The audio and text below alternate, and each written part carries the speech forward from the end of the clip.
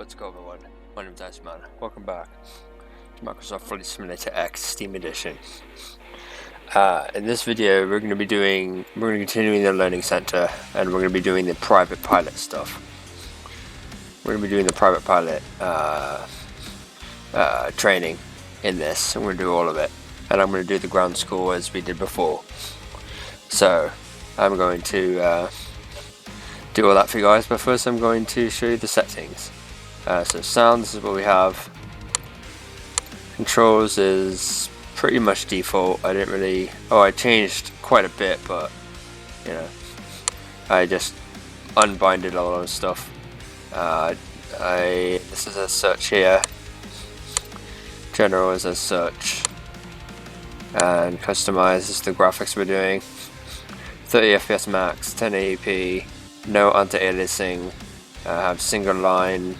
Aircraft is what we got, scenery is what we got, max, weather is what we got, and traffic is what we got all the way up. So, Learning Center. I'm feeling a little bit better, so I'm not really sick anymore, so I'll be able to do this a little bit better, but my tics are pretty shit still. So we're going to be doing the private pilot lessons, all these here. That's what we're going to be doing here. So, private pilot lessons overview. Let's do it. Let's make sure you guys can see real quick. There you go.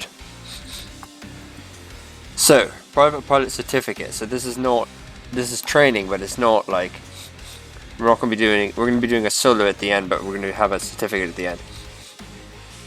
So the first step after completing your student lessons is to earn your Flight Simulator Private Pilot Certificate. A Flight Simulator Private Pilot training extends your foundation of fundamental piloting skills. You'll fly a Cessna 172 and learn basic flight maneuvers and radio navigation. So this stuff's a little bit harder. So basic flight maneuvers and radio navigation, meaning VOR. Mastering these skills will help you progress more smoothly through the rest of your training. Private Pilot Lesson 1, Stalls. Flying an airplane slowly is required to land, so learning about stall, when a wing stops developing enough lift, is among the most important skills you'll need, and how to recover from a stall.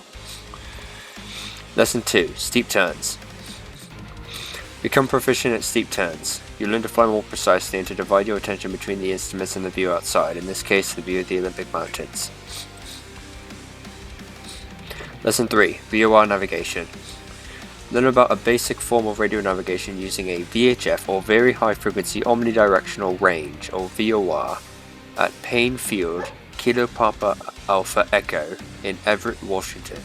This radio navigation aid will help you find your way to many places in the world. Lesson 4, Traffic Pattern. Learn to fly a standard traffic pattern around Bremerton National Airport. Lesson 5, Air Traffic Control. Navigating your way through complex airspace and crowded skies requires talking to Air Traffic Control, ATC. This lesson will help you learn the Flight Simulator ATC system. Solo flights. Practicing how to taxi, steep turns, and flying the traffic pattern will go a long way to helping you convince the examiner that you deserve a Flight Simulator Pilot Certificate. I'm not going to do the solo flights. I've decided I'm not going to do the solo flights. Because I really don't need to. I just want the training for you guys. I want you guys to get the training, and plus to show you how you can put it all together at the end with the check rides and stuff. Then finally, the private pilot check ride. Taking the big step from student pilot to Flight Simulator Private Pilot requires you to demonstrate all the skills needed to take off, climb, level off, turn, navigate, descend, and land safely. It's a lot to learn, but the rewards are worth it. It's time to put it all together for the examiner. Meet high standards, you'll be awarded a Flight Simulator Pilot Certificate. Did it once, can do it again. Alright, so solo flight is taxiing. I already know how to taxi. Let's see if I click this, what happens. Oh. So it does do a little bit of training. So I actually never saw this before. I never saw this training lesson before, so this is so you know what I'm going to test this and see how it works.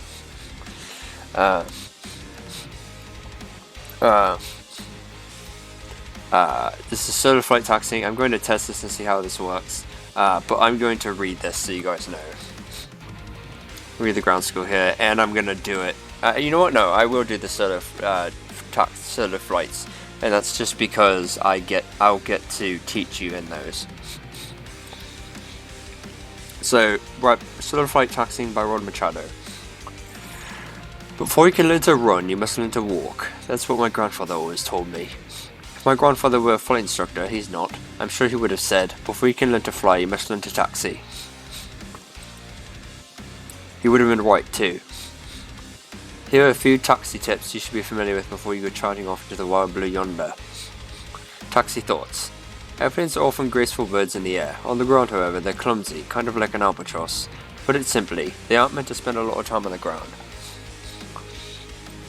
Therefore, engineers don't design them with all the creature comforts you'd expect of a ground-bound vehicle. You shouldn't expect to find power steering in a Cessna 172, for instance.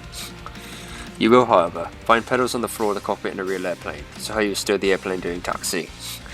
And that's not entirely true. Some airplanes, like airliners,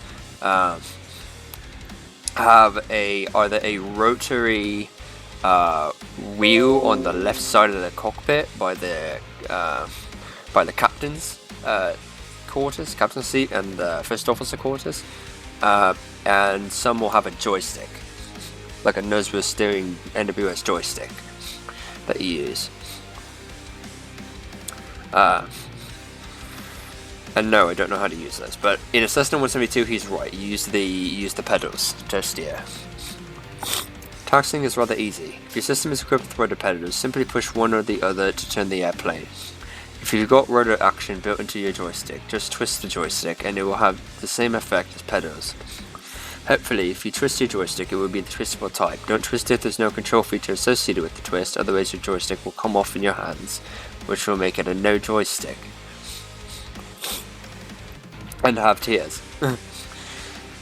Assuming that your joystick does not twist, use the 0 key on your numeric keypad for left rudder and the keypad's enter key for right rudder.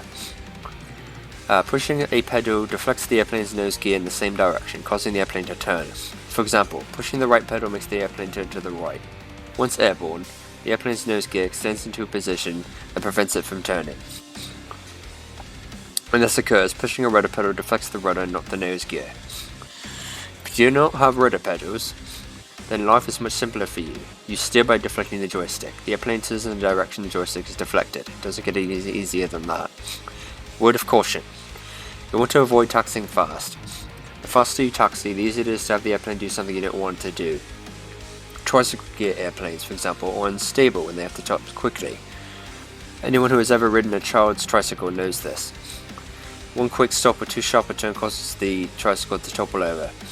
It's the same with airplanes. As a general rule, you don't want to taxi faster than you can walk.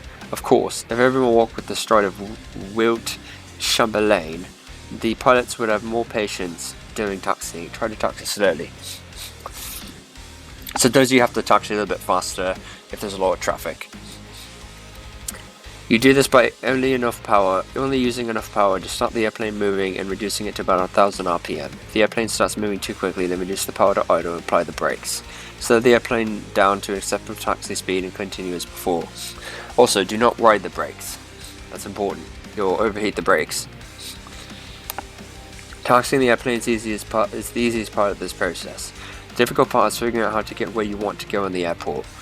You can't just head out across the airport unless you know something about taxiway and runway markings. If you're at an airport with an operating control tower, then you need to contact ground control for permission to taxi. Airport markings. These are very important. Have you ever wondered what all those small trucks at airports, the ones with flashing yellow lights, do? I thought I knew. For a long time, I was convinced they brought sandwiches to the student pilots who became lost in the airfield. After all, even students need sustenance while attempting to navigate from taxiway to runway to parking spot.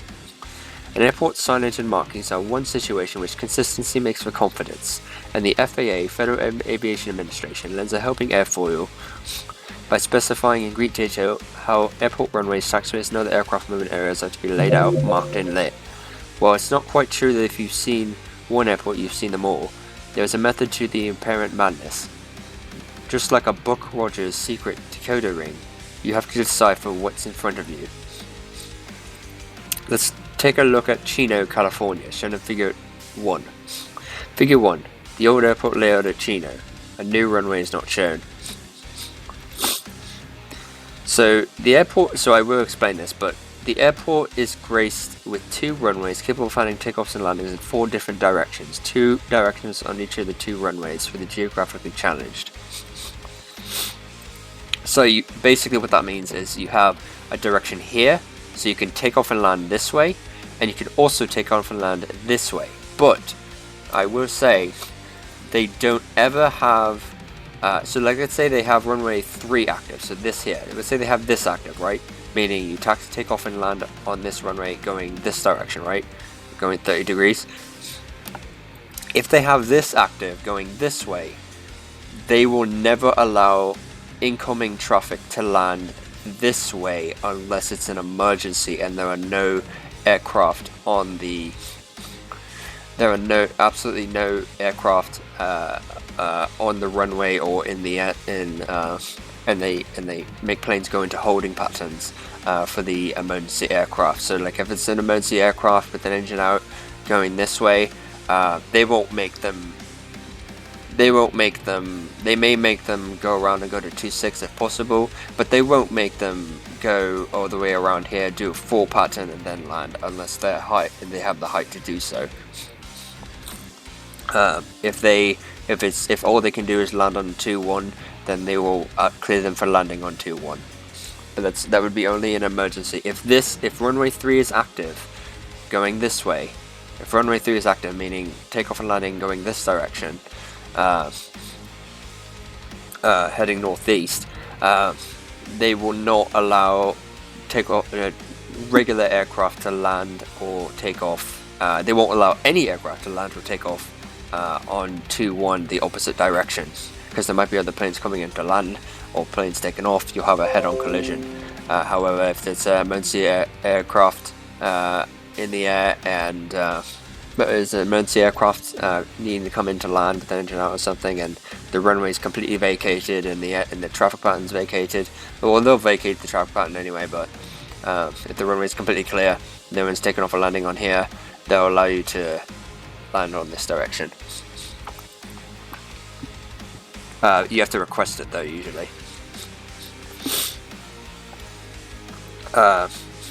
Since Chino's a tower airport, and since controllers get upset when you land a different runway from the one they had in mind, it's helpful to know they do get upset unless you request it. You have to request and get permission, but they won't be mad if you request and get permission. It's helpful to know that runways come with numbers, which are always large and painted in white. One-way numbers and their markings help distinguish them from the airport's non-landing surfaces. Chino's runways are numbered 8, 26, 21, and 3. You think they just make those numbers up, don't you? I had a student who thought runway numbers were based on some sort of speed limit, or seismic record. The numbers represent the first 2 digits of the runway's actual 3-digit magnetic direction. And it's never exact either. It's never exact, so 30, it's never exactly 30. And keep in mind, it's magnetic direction, not true direction. So it's based on magnetic north, not true north. Or at least based on what he says here. That's what it implies. Essentially, a runway's numbers are its direction, rounded off to the nearest 10 degrees. A runway oriented at 211 degrees becomes runway 21. Or 210, so 210 degrees is also runway 21. Pronounce runway 21 when speaking to controllers and other aviation savvy people. A runway pointed 076 degrees becomes runway 8, rounding up. And if it's runway 075, it's runway 8, I would think. They would round up, so it's runway 8.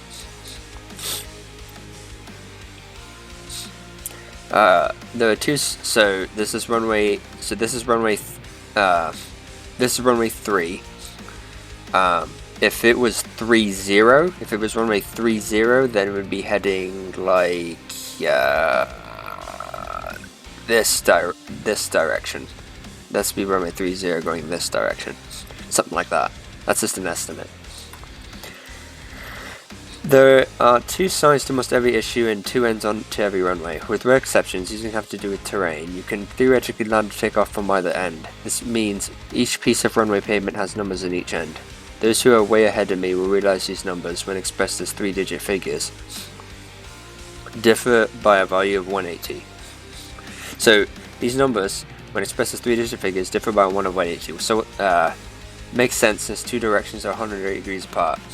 So he makes it a little bit complicated to understand. Basically what that means is if you take 30 degrees and you add 180 to it, so take 180 degrees, add 30, so 30 degrees, add 30 degrees, what do you get? 80, 180, 190, 210, 200, 210, and that's this here, 210 degrees. So that's runway 210. So it's a straight line, 180 degrees. You can also look at it like a straight line is 180 degrees. If half of a circle is 180 degrees, so a straight line is like 180 degrees if you do half of it. So what he means is that 210. If you take 210 and you subtract 180 degrees, you'll get 30 degrees. So runway 3. And the reason you subtract when you do 210 is like when I said when you start from 210 and you subtract 180, the reason you subtract here might not be very obvious.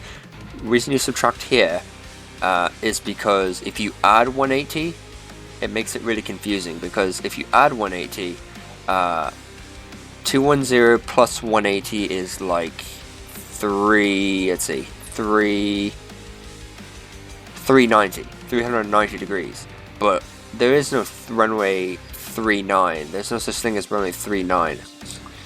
There's no 390 degrees in a circle, so that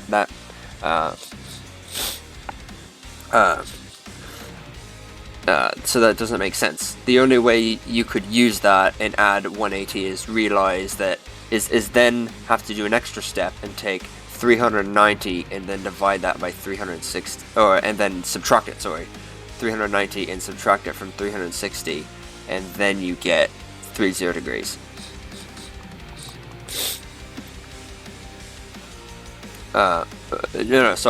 You take 390, subtract 360, and then you get runway 30, but that's an extra step you don't want to have to do, you know. So just the most important thing to remember is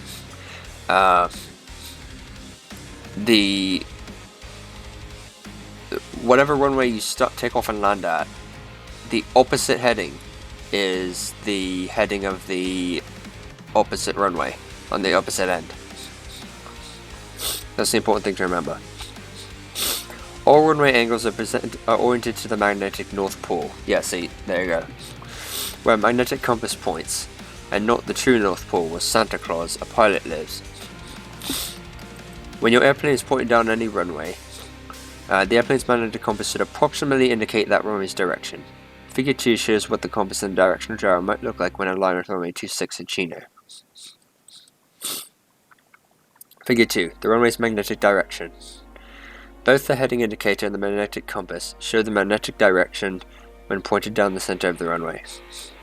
So what this means is you have runway 26, so you have 270, so it's 240 here, right? Magnetic compass is a little bit harder to read, but it's 240, then 245, 250, 255, 260. It's never going to be exact, but this is 260. This is ideally what it would be, 260. It's going to be a little bit off most likely, but might be here, or might be here, but it might be a little bit off, and it usually is not exact like this, but this is the perfect world, perfect scenario type thing. So this is 260. If you want to look at the heading indicator, it's 240, 245, 250, 255, 260. There you go. And that's runway 26. So it's the same heading. Roughly the same heading.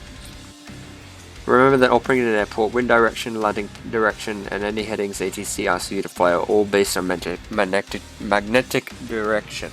So that's very important. Runway lighting. Painted white, runway markings are easy to identify during the day, but what about at night? Don't look for fluorescent orange anytime soon. The airport is an image to maintain. Besides, the airport would become a magnet for rock stars and flower-painted Volkswagen buses if those colours were used. The answer at night is light. As the sun sinks slowly into the west, the airport often lights up like one of those amusement park parades. All kinds of colours and lights, some flashing and some steady, are there to amuse and confuse you. Think of it as colour-coded hints and you'll be on the right track. White lights, as shown in figure 3, border both sides of the runway. These are the figure 3 basic runway lighting. Runway edge lighting, white lights. So here. Red on this side indicates the end of the runway. So green on this side indicates the runway threshold. So basically, this is, and it's the same thing here. Yeah, notice red here, green in there, green there.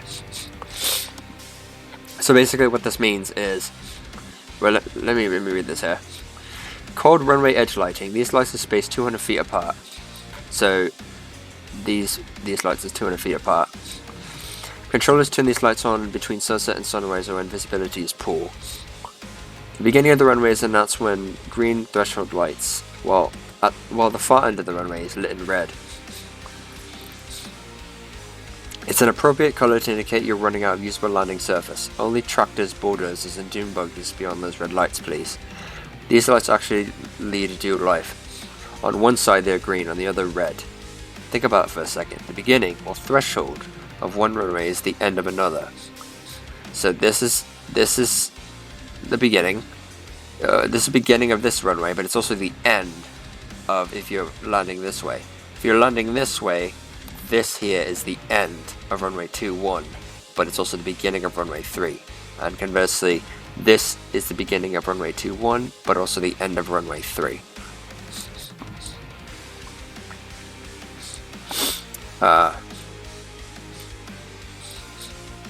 The lights on the threshold of runway 21 are also at the terminus of runway 3, meaning it's where the runway terminates.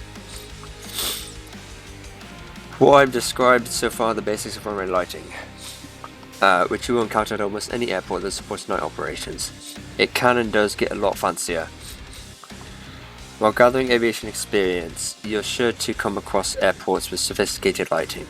In fact, airports with precision instrument runways can have such detailed lighting that it's impossible to mistake it for a prairie fire. Some runways have centerline lighting with embedded lights running the entire length of the runway centerline. Some have brilliant sequenced flashing strobe lights leading to the runway threshold. Others have touchdown zone lighting, which looks like a gigantic Christmas tree was squished into the first 300 feet of the runway. One of my students said it was so pretty he wasn't sure he should land on it. You can. See the US Department of Transportation's Aeronautic Automation Manual, known by pilots as the AIM, for additional information on these lighting systems. I'm not going to get into that, I'm just doing the ground school. So green on this side in case the runway threshold, red on this side in case the end of the runway. Adapted from Rod Machado's Private Pilot Handbook. So that's that. So taxiway marking. So yeah, so runway 3 is here, 21's here. Yeah. Taxiway markings. There are few things as pitiful as a pilot on the ground, even in the daytime. The king or queen of the airways can easily become the lost platoon when the gear hits the ground. It's a common misconception when the pilots are endowed with some superior ability to find their way around airports. This is demonstrably untrue. Most pilots can find a vending machine blindfolded, but many of us have trouble getting from the runway to the tie-down spot in an unfamiliar airport. pilots and their airplanes have been extracted from some unusual places, like the time a fellow pilot accidentally taxied into a secret military hangar at a combo civilian military airport. Oh god. Obviously it wasn't much of a secret, since they were in the habit of leaving their doors open. That has happened before. And it's kind of scary, but yeah.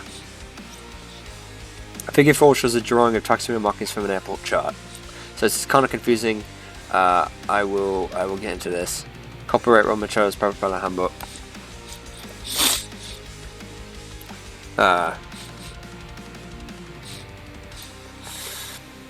So what this says is Figure 4, taxiways are a typical airport. Taxiways, each having their own name, allow variable access to different runways.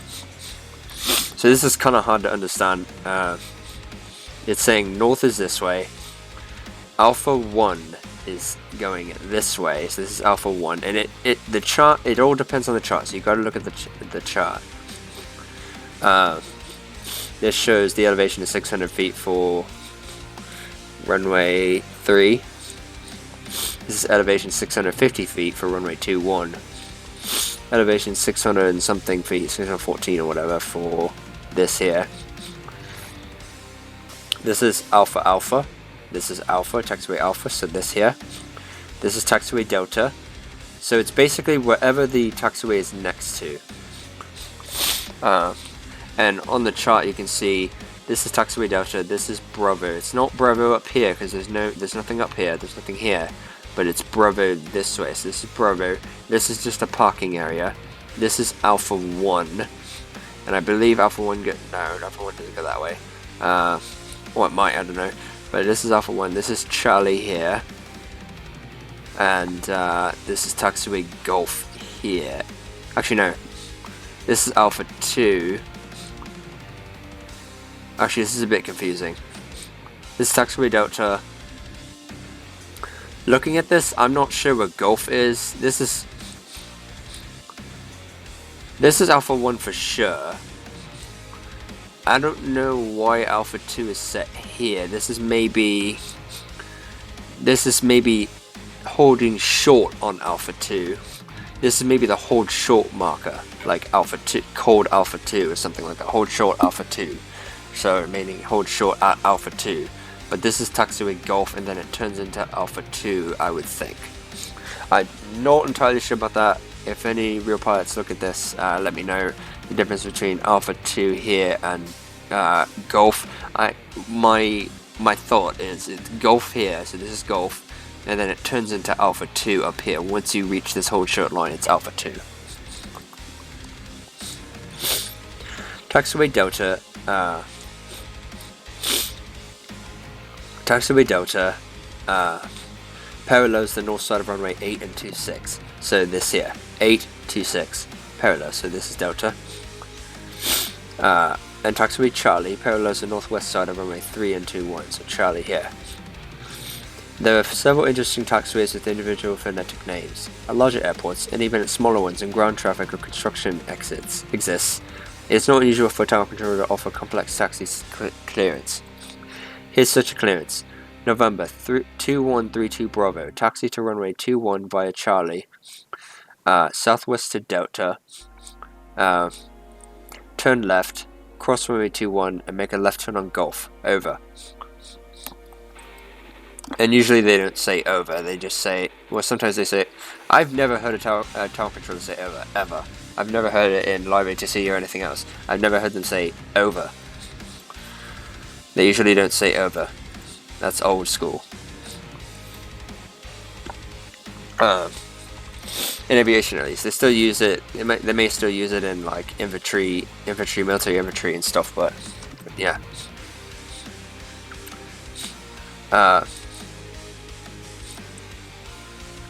Students normally respond to this clearance with a huh. If you had an airport chart, you can easily navigate from position Alpha 1 to position Alpha 2 in Figure 4 without getting lost. Yeah, that's really fucking confusing. Alpha 1 to...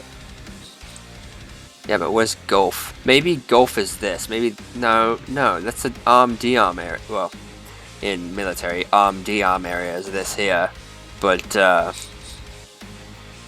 it's the run-up area for civilian stuff. It's run-up. It's the run-up area here. This taxiway. Maybe this is. Oh fuck! I don't know. Maybe this is Gulf going this way, but Alpha 2. I don't know. That's really fucking confusing. That's really fucking confusing. Many varieties of airport charts, similar to the one in Figure 4, are available to make airport ground navigation easier. So Alpha 1 Charlie, Southwest John Charlie, cross runway 21, taxi on Delta, Southwest to Delta, sorry.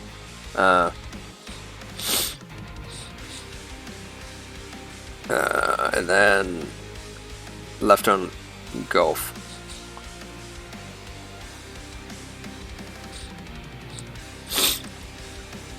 So this is position Alpha 2, but this is taxiway Gulf. Yeah, I was right.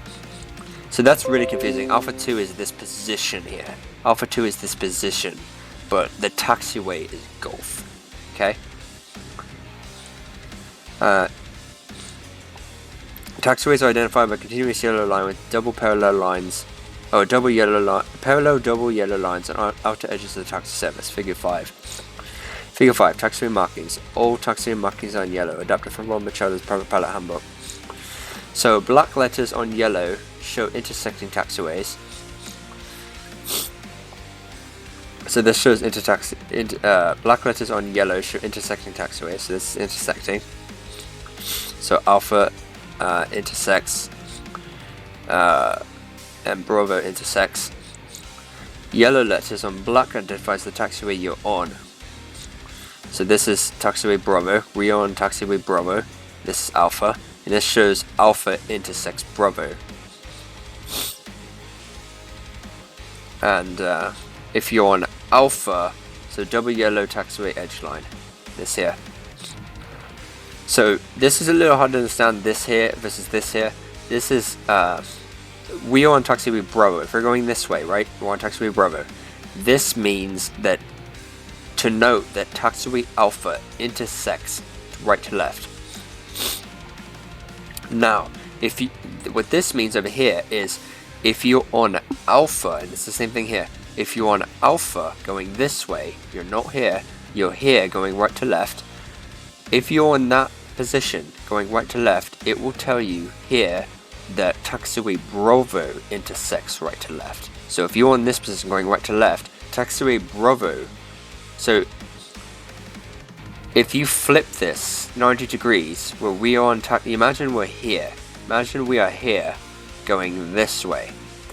Then you look at this right here and this here, which shows that taxiway Bravo intersects right to left. Same thing here. And the black and yellow means you're on taxiway Alpha. But it's always easy to see here, taxiway Alpha intersects Bravo.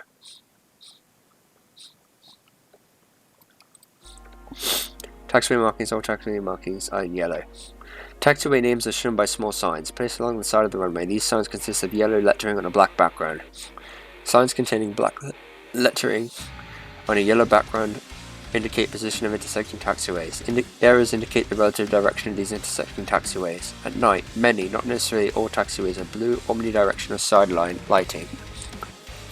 Figure 6. Taxiways may have blue edge lighting. So here, green centerline lighting identifies the center of the taxiway at some airports.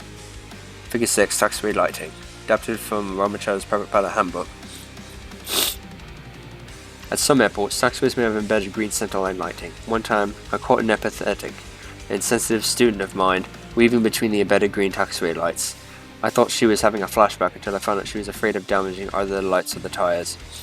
You won't hurt the lights or the tires, but feel free, if you wish, to keep the nose wheel a few inches to the side of the embedded lighting. As a pilot, you must be able to identify the point where the taxiway ends and the runway begins. This transition is identified by 4 yellow lines. It's very important. 2 solid and 2 dashed.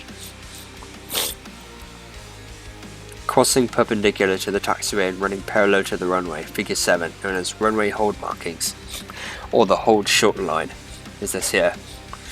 Runway 7, taxiway markings, after Rod Machado's private pilot handbook. So it says white numbers on red indicate mandatory hold points for all tower controlled airports. They indicate that you're about to taxi onto a runway, possibly an active one, meaning traffic is taking off and landing on it. So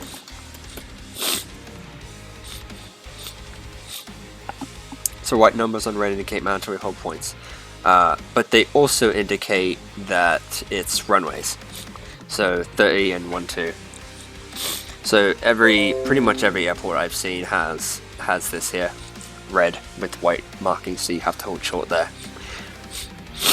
Runway hold markings, and that's another thing. If you're not cleared to cross the runway, you stop at the hold short line, and you request clearance to cross. Runway hold markings, this here. Double solid yellow lines require clearance to cross at a controlled airport. Solid double yellow lines, these here.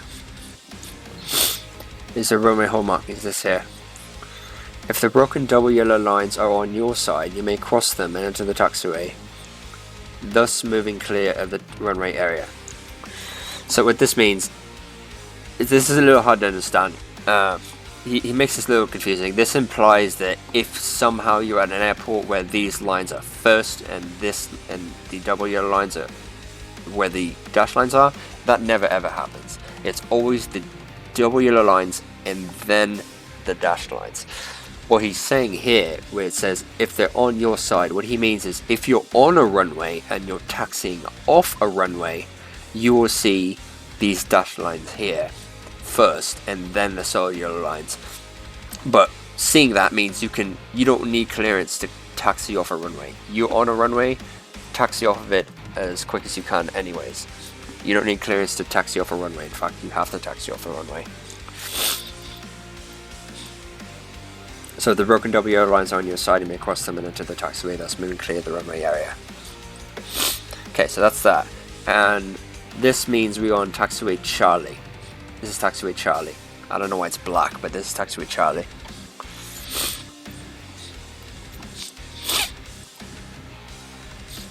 If the 2 solid lines are on your side, then at a tower controlled airport, a clearance is required to enter the runway. If the double dash lines are on your side, then you should cross those lines to clear the runway and enter the taxiway. From now on, we'll assume that a controlled airport is one having an operating control tower. Assuming you have just landed and are taxiing off the runway, you should taxi across the double dash lines and clear the runway. The FAA assumes that your airplane hasn't cleared the runway until the entire airplane down to the last rivet is on the other side of those double dash yellow lines. The reason for this is to prevent the tails of long airplanes like a stretched DC-8 from poking out onto the runway. This could make landing quite challenging for another pilot and possibly give him or her an extra EKG blip.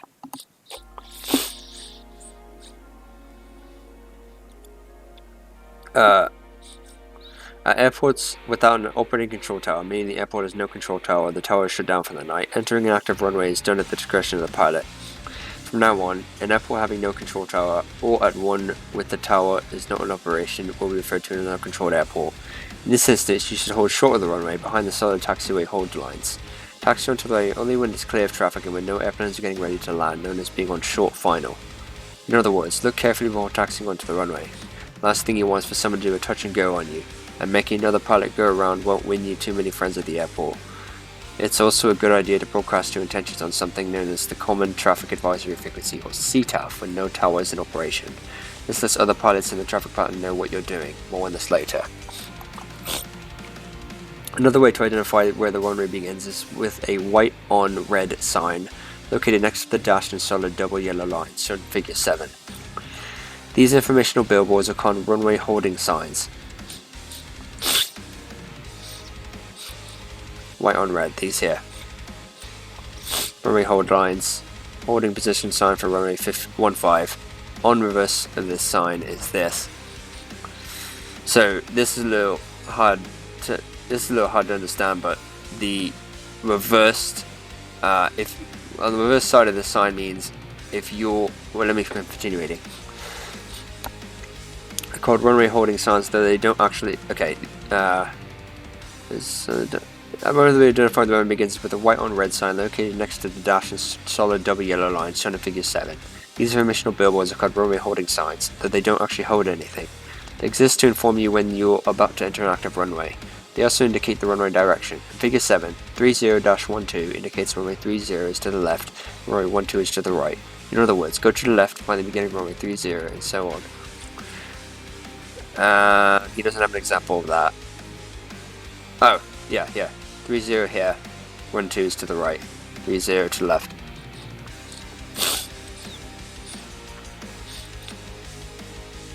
They exist for the at controlled airports.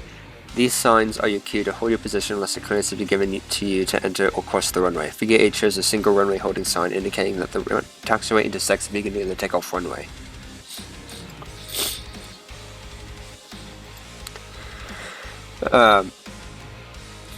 Figure 8, taxiway lighting. Data from Rod Machado's Propeller Handbook. Taxiway hold lines here.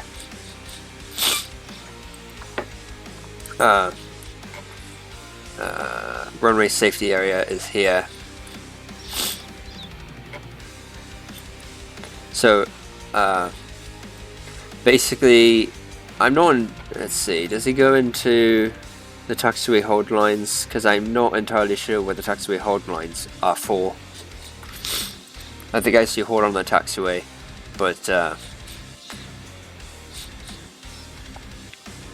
yeah, so this means runway 15 is right there, runway 15 is right there, you're on taxiway Alpha, this is taxiway Delta, runway safety area, and this is 15 approach. And on reverse of this sign, holding sign for position for a moment, yeah. On reverse of the sign, this means that if you're coming off the runway and exiting the runway, you'll receive this.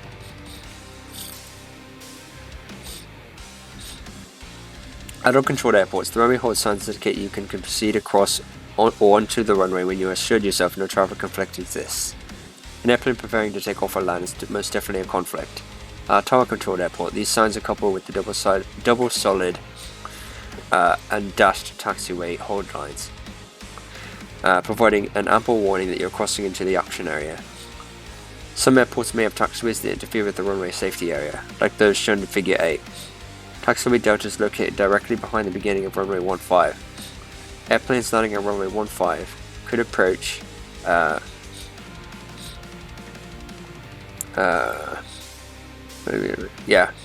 airplanes landing at runway 15 could approach low enough to present a problem to both the approaching and taxiing airplanes. This is more likely to be a problem for big airplanes, but the rules take into account the worst case scenario. Holding position signs for this peripheral runway are shown by white on red lettering. The term 15 approach next to the solid double yellow lines indicates a mandatory hold point at tower controlled airports. This means any aircraft on the following taxiway might affect aircraft on approach to runway 15. On the opposite end of the runway, on taxiway Delta, on the back side of the runway hold sign, is a runway safety area sign. Oh, it's this here. Rest of this sign, yeah. That's really fucking confusing.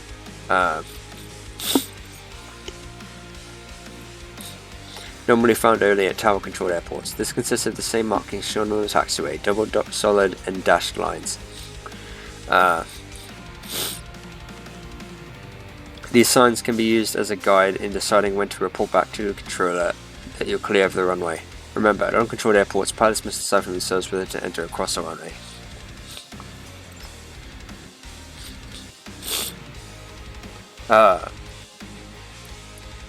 So, on the reverse of this sign is that.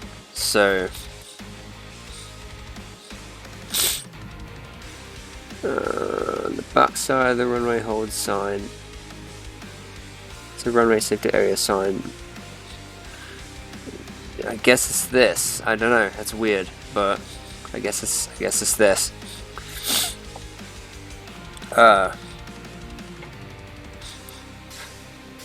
You clear the runway. Remember, uncontrolled. Let's say It's the same markers on the taxiway, double solid and dash lines. These signs can be used as a guide in telling when to pull back to control that you clear the runway. Remember, at uncontrolled airports, pilots must decipher themselves and then enter across the runway. It's difficult, but not impossible, for pilots to accidentally taxi onto an active runway at a tower-controlled airport.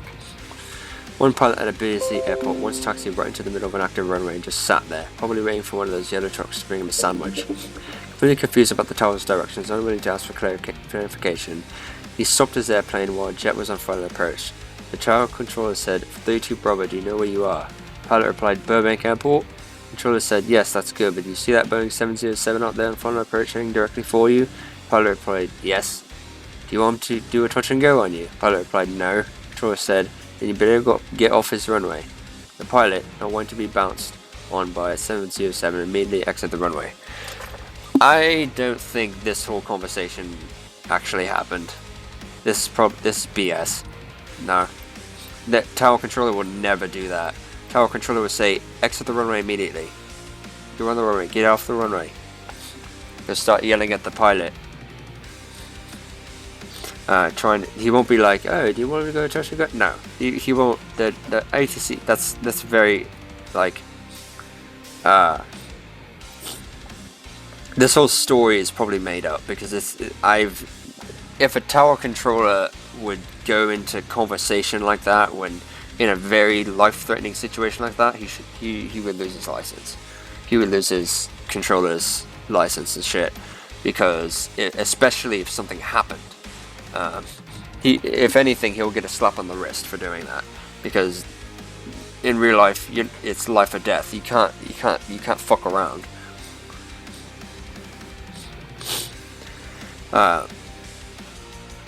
So I'm not entirely sure what this sign means. I know this is the runway safety area, but I'm not entirely sure what this sign means. I think what this is saying is this is the runway safety area sign, and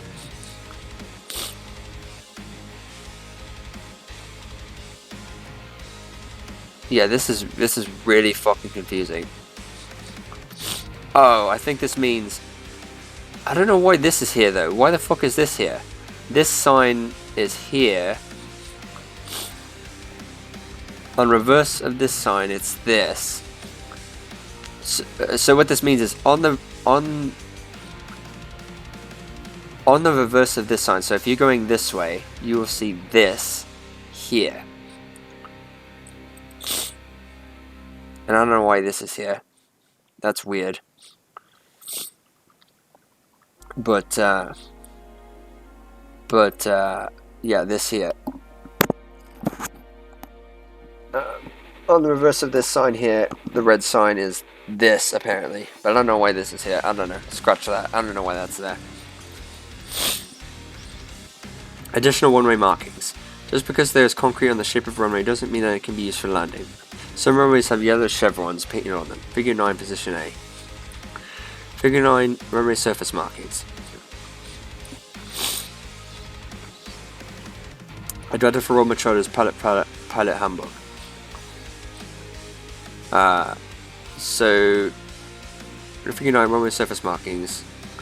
Yellow chevrons indicate that this portion of the runway is unusable. This is the threshold. On B, large white X's indicate the runway is closed permanently. So this is closed. A displaced threshold is indicated by white arrows. You can use this area for taxiing and taking off, but not for landing.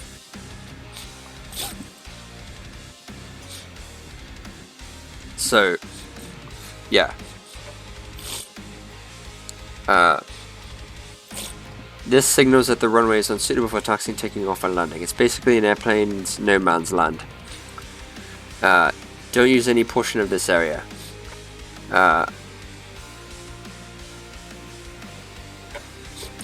Yeah.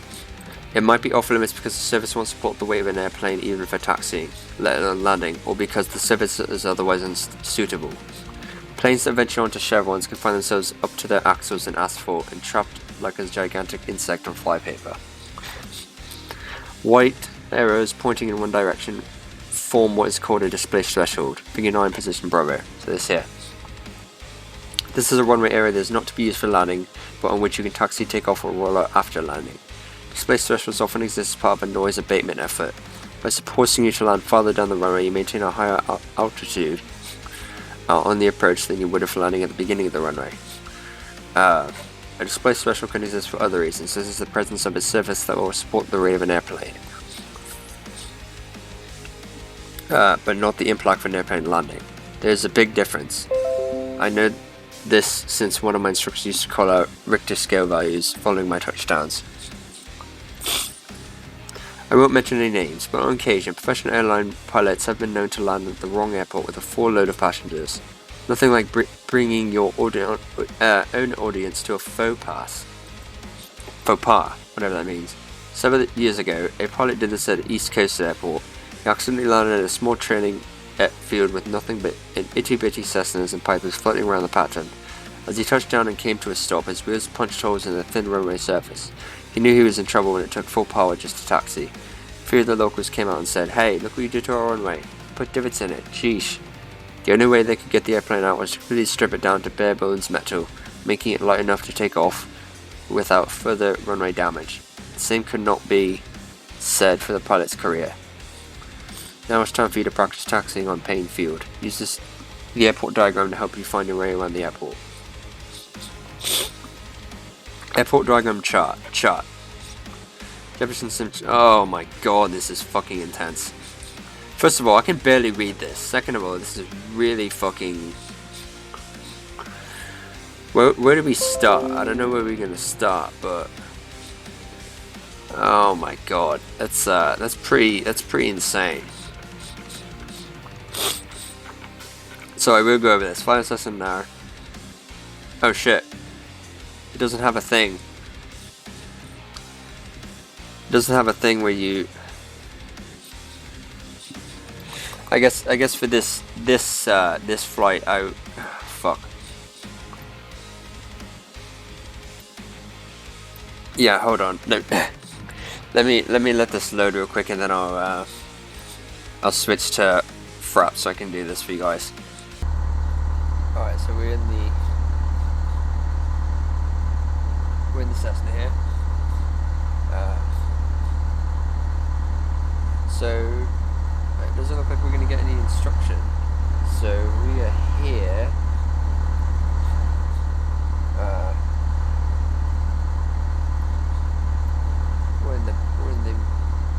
We're over here.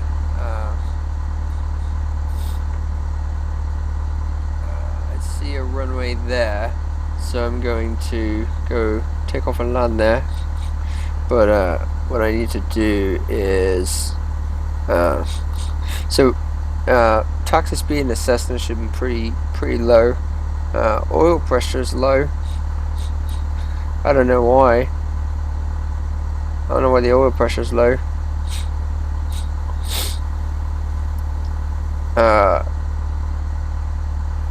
That's not good. I don't know why it's giving me failures. Shouldn't be giving me failures.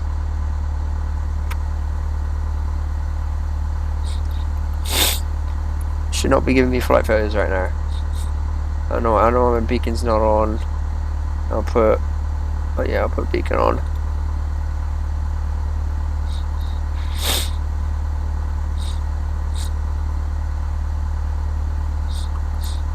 Well, oil pressure is a little low, but I'm just going to show you how to taxi. So first you release the parking brake, and then what you do is you just give it a little bit of throttle, just about this much, just enough so you start moving forward a little bit, and then you go back to idle and you test the brakes. Make sure the brakes work, and do it one more time if you want. Test the brakes, and then you give it a little more power again, just so you start rolling, and then you go to idle, and then you just taxi this way. I'm going a little slow, but yeah, that's what you do. You just use the rudder to turn, right rudder to go, right rudder to left, rudder to go left, right rudder to go right.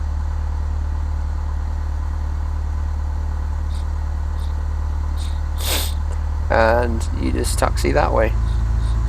That's how you taxi.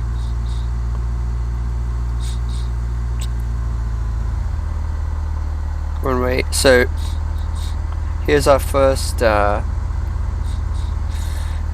runway marking. I don't know why it's in the middle, but you have runway. We're on Alpha 8 right now, so we are on Alpha 8. That's what the black and yellow means. Alpha 9 is this way. Alpha 9. So what I'm gonna do is I'm gonna go to the end of the runway, which is to the left here. So I'm going on Alpha 9 here. Also, by the way, that Alpha there, right there, means Alpha is this way. So if you go on this taxiway, if you would have went on this taxiway, we'd be on Alpha. We would be on Alpha. We'd be on taxiway Alpha. I would think. Oh no, sorry. Alpha is this way. So to the right this is Alpha, not this. This is Alpha 8. This is Alpha. And you can tell because there's Alpha 8 there, and Alpha is this way. So we are on Alpha 9 right now.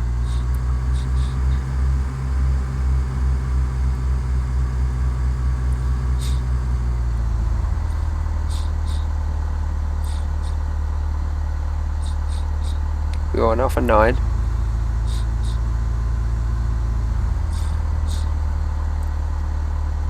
So here's the whole short line. So you brake. You stop here. So you have the solid dash lines there that we were talking about. So that means you hold here, and those are the chevrons, meaning you don't go on that. So this is Alpha 9, and this is runway 34 L. The L means left.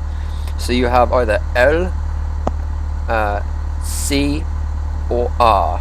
So L means left, C means center, and R means right. So Lima is left, Charlie is center, Romeo is right. So you look both ways. If it's uncontrolled, if it's controlled, you get clearance from the tower, and then you taxi onto the runway. You give yourself flaps or whatever you need.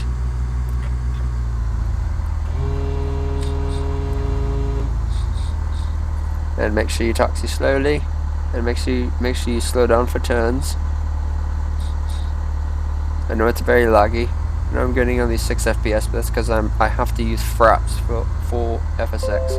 Plus FSX is not optimized, so I have to do that. And then 3-4 left, as you can see there, and full throttle.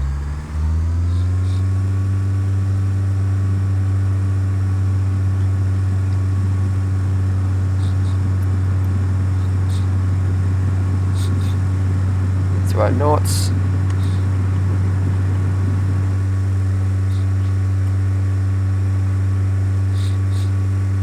And we do not have takeoff trim set right now. Oh, trim's really low.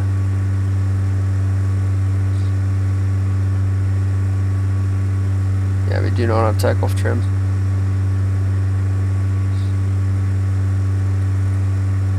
But that's, yeah, our trim is 0, right? What is our God, what is our trim at?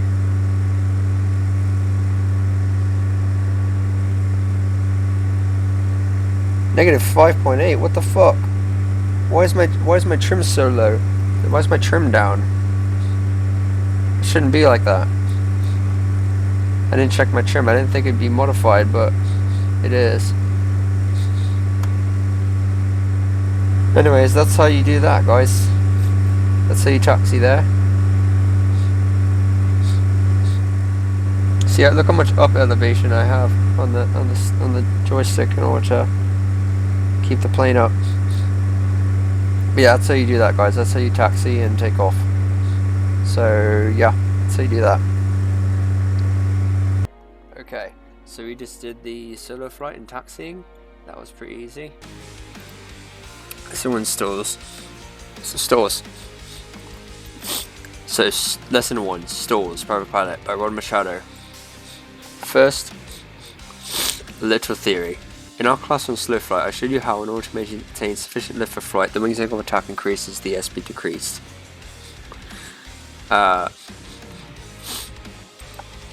Perhaps if you've wondered if there's a limit to how much the angle of attack should increase. After all, common sense suggests there are limits to all things. The ancient Egyptians had common sense limits, especially regarding the size of pyramids they could build.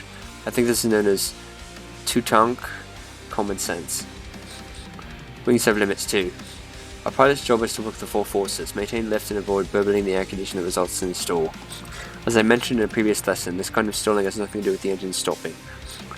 Air begins to burble over the top of the wing when the wing reaches a large angle of attack, about 80 degrees for most airplanes. This burbling disrupts the flow of air over the wing, interfering with lift and causing a stall. Now the angle at which the air begins burbling followed by the wing stalling is known as a critical angle of attack. Okay, here comes an idea that is like the biggest fish you've ever caught. It's a real keeper. Since wings always stall when they exceed the critical angle of attack, you can recover from the stall by decreasing the angle of attack to lessen the critical value. Everybody got that? PD2 serves 10 times fast. So, one thing I will say is, air begins to bubble over the top of the wing. That only happens if you don't have enough thrust. That only happens if you don't have enough thrust over the wings. If you don't have enough airflow over the wings. If you start going so slow, if you start going too slow and you have a too high angle of attack, then you'll start to stall. You could have a low angle of attack and still stall if your speed is too low. So keep that in mind. Stall, angle of attack, and how the nose knows. To get a handle on how a stall happens, think of air molecules as little race cars moving over the wing. Figure 1-1. Wing, low angle of attack. Everything's smooth. Critical angle of attack. Everything's all turbulent. Figure 1-1, angle of attack. Each car and air molecule has one objective: to follow the curve over the wing's upper cambered surface. Of course, if the wing is at a low angle of attack, the curve is not sharp, and it's a pretty easy trip. Figure 1-1. But look at the curve made by these cars and air molecules when the wing is attacking the wind at a large angle of attack. As the angle of attack exceeds approximately 18 degrees, known as the critical angle of attack for the reasons you'll soon see, these speed racer air molecules can't negotiate the turn. Figure 1-1. When this happens, they spin off or burble into the free air, no longer providing a uniform high-velocity laminar airflow over the wing. Figure 1-2, and the wing stalls. Figure 1-2, a wing that is stalled. Wings stalled. Angle of attack 20 degrees. When the wings exceed their critical angle of attack, airflow over the upper surface becomes chaotic and starts to burble. It is no longer smooth, high-velocity airflow, consequently, lift decreases, and it starts to burble. Remember, according to Jacob Bernoulli, lower velocity airflow over the wing produces less lift. There's little impact lift provided by air molecules striking the underside of the wing, but we've already learned this doesn't provide nearly enough lift to sustain the airplane. When there's less lift than weight, bad things happen to good airplanes. The wing goes on strike and stalls. Abandoned by Bernoulli, gravity summons the airplane to Earth on its own terms. All wings have a critical angle of attack. The angle varies slightly among airplanes. Beyond this angle, the wing and the wind don't work and play well together. All the whispered theory in your heart won't overcome the laws of physics and aerodynamics. The wing police are always watching. Exceed the critical angle of attack, and the air molecules won't give you lift. Sounds serious, and it can be. Fortunately, there's a readily available solution that's not screaming. Here, you take it to the instructor. At this point, I'd like you to put your finger in your ear. Why? Because I'm about to say something really important. I don't want to go in one ear and out the other. Oh my god, this guy's annoying. Here comes the important stuff again. You can unstall a wing by reducing the angle of attack. You do this by gently lowering the nose of the airplane using the elevator control, figures 13A and 13B. Figure 1-3. Stalling and exceeding the critical angle of attack. A. Pilot raises the nose too steep during a climb. The critical angle of attack is exceeded and the airplane stalls. B. The pilot lowers the nose, adds full power if not already so, and reduces the angle of attack to less than the critical value. This action re-establishes smooth airflow over the top of the wing. C. Once the airplane is no longer stalled, the pilot raises the nose slowly, keyword slowly, because if you do it abruptly you can get what's known as a secondary stall. Basically you get into a stall again. And D. Pilot now resumes climb without exceeding the critical angle of attack. Easy does it here, Tiger. Once the angle of attack is less than its critical angle, the air molecules flow smoothly again over the top of the wing and production of lift resumes. It's as simple as that. Now the airplane can resume flying and doing what airplane is supposed to do, figures 1-3C and 1-3D. Please don't ever forget this. Okay, you can take your figure out of your ear now. Why am I making such a big deal out of this? Because in the moment of stress, having the wing stop flying creates stress for many pilots. You will be inclined to do exactly the opposite of what will help. Pilots have a natural inclination to pull or push on the elevator control to change the airplane's pitch attitude. During a stall, as the airplane pitches downward, your untrained instinct is to pull back on the elevator control. You could yank that critter back into your lap and the result will not be good. The wing will remain stalled and you, my friend, will have the look of a just gelded bull. If the wing stalls, you need to do one very important thing: reduce the angle of attack to less than its critical value. Only then does the wing begin flying again. Adding full power also helps in the recovery process by accelerating the airplane. The increase in forward speed provided by power also helps reduce the angle of attack.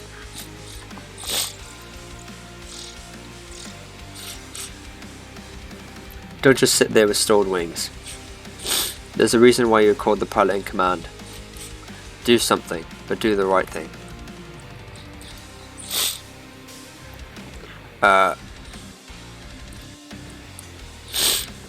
Stall at any altitude or airspeed. You should realize that airplanes can be stalled at any altitude or at any airspeed. Put your finger back in your ear. It makes no difference whether the nose is pointed up or down or whether you're traveling at 60 knots or 160 knots. Whether an airplane exceeds its critical angle of attack is independent of altitude or airspeed. Figure 1-4A shows one instance of how this might happen. Airplane A. This airplane is stalled with its nose pointed downward while doing 150 knots. The only way to recover is for the pilot to release back pressure on the elevator control, which caused the stall in the first place. Aircraft motion is this way. B. This airplane is moving horizontally at 100 knots and stalls because the pilot pulled too hard on the elevator control. Aircraft motion is this way. Recovery from the stall is accomplished by reducing the back pressure in the elevator control and decreasing the angle of attack to less than its critical value. And keep in mind, you may also need to push forward on the stick as well. Figure 1-4. Stall recovery when exceeding the critical angle of attack. Airplanes have inertia, meaning they want to keep on moving in the direction they're traveling. Airplane A is pointed nose down, diving at 150 knots. Don't try this at home. The pilot pulled back too aggressively, forcing the wings to exceed their angle of attack.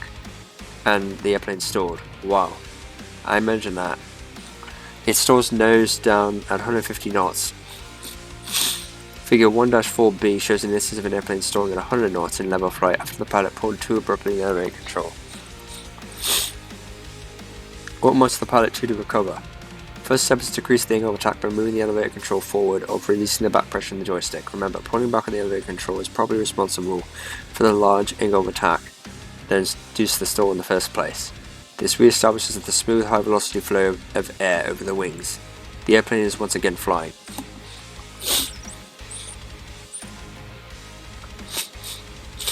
The second step, if necessary, requires applying all available power to accelerate the airplane and help reduce the angle of attack. Once the airplane is no longer stalled, it should be put back in the desired altitude while making sure you don't stall again.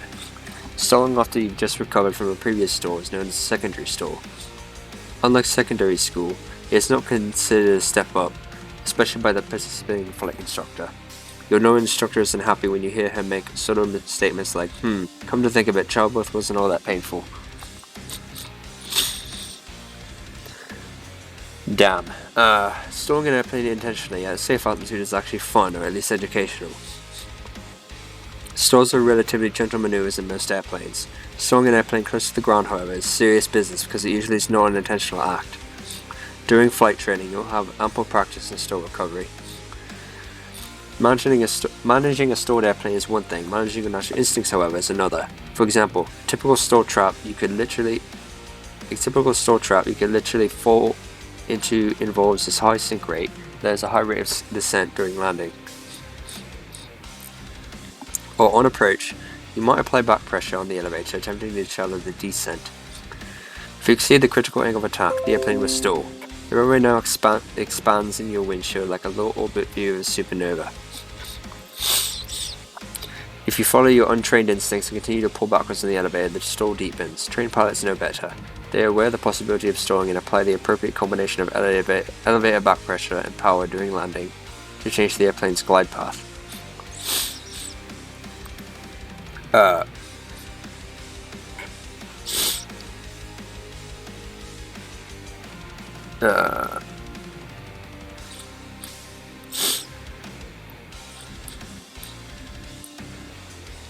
Let's see. Follow into the back pressure and power during landing, change the airplane's glide path without exceeding the critical angle of attack.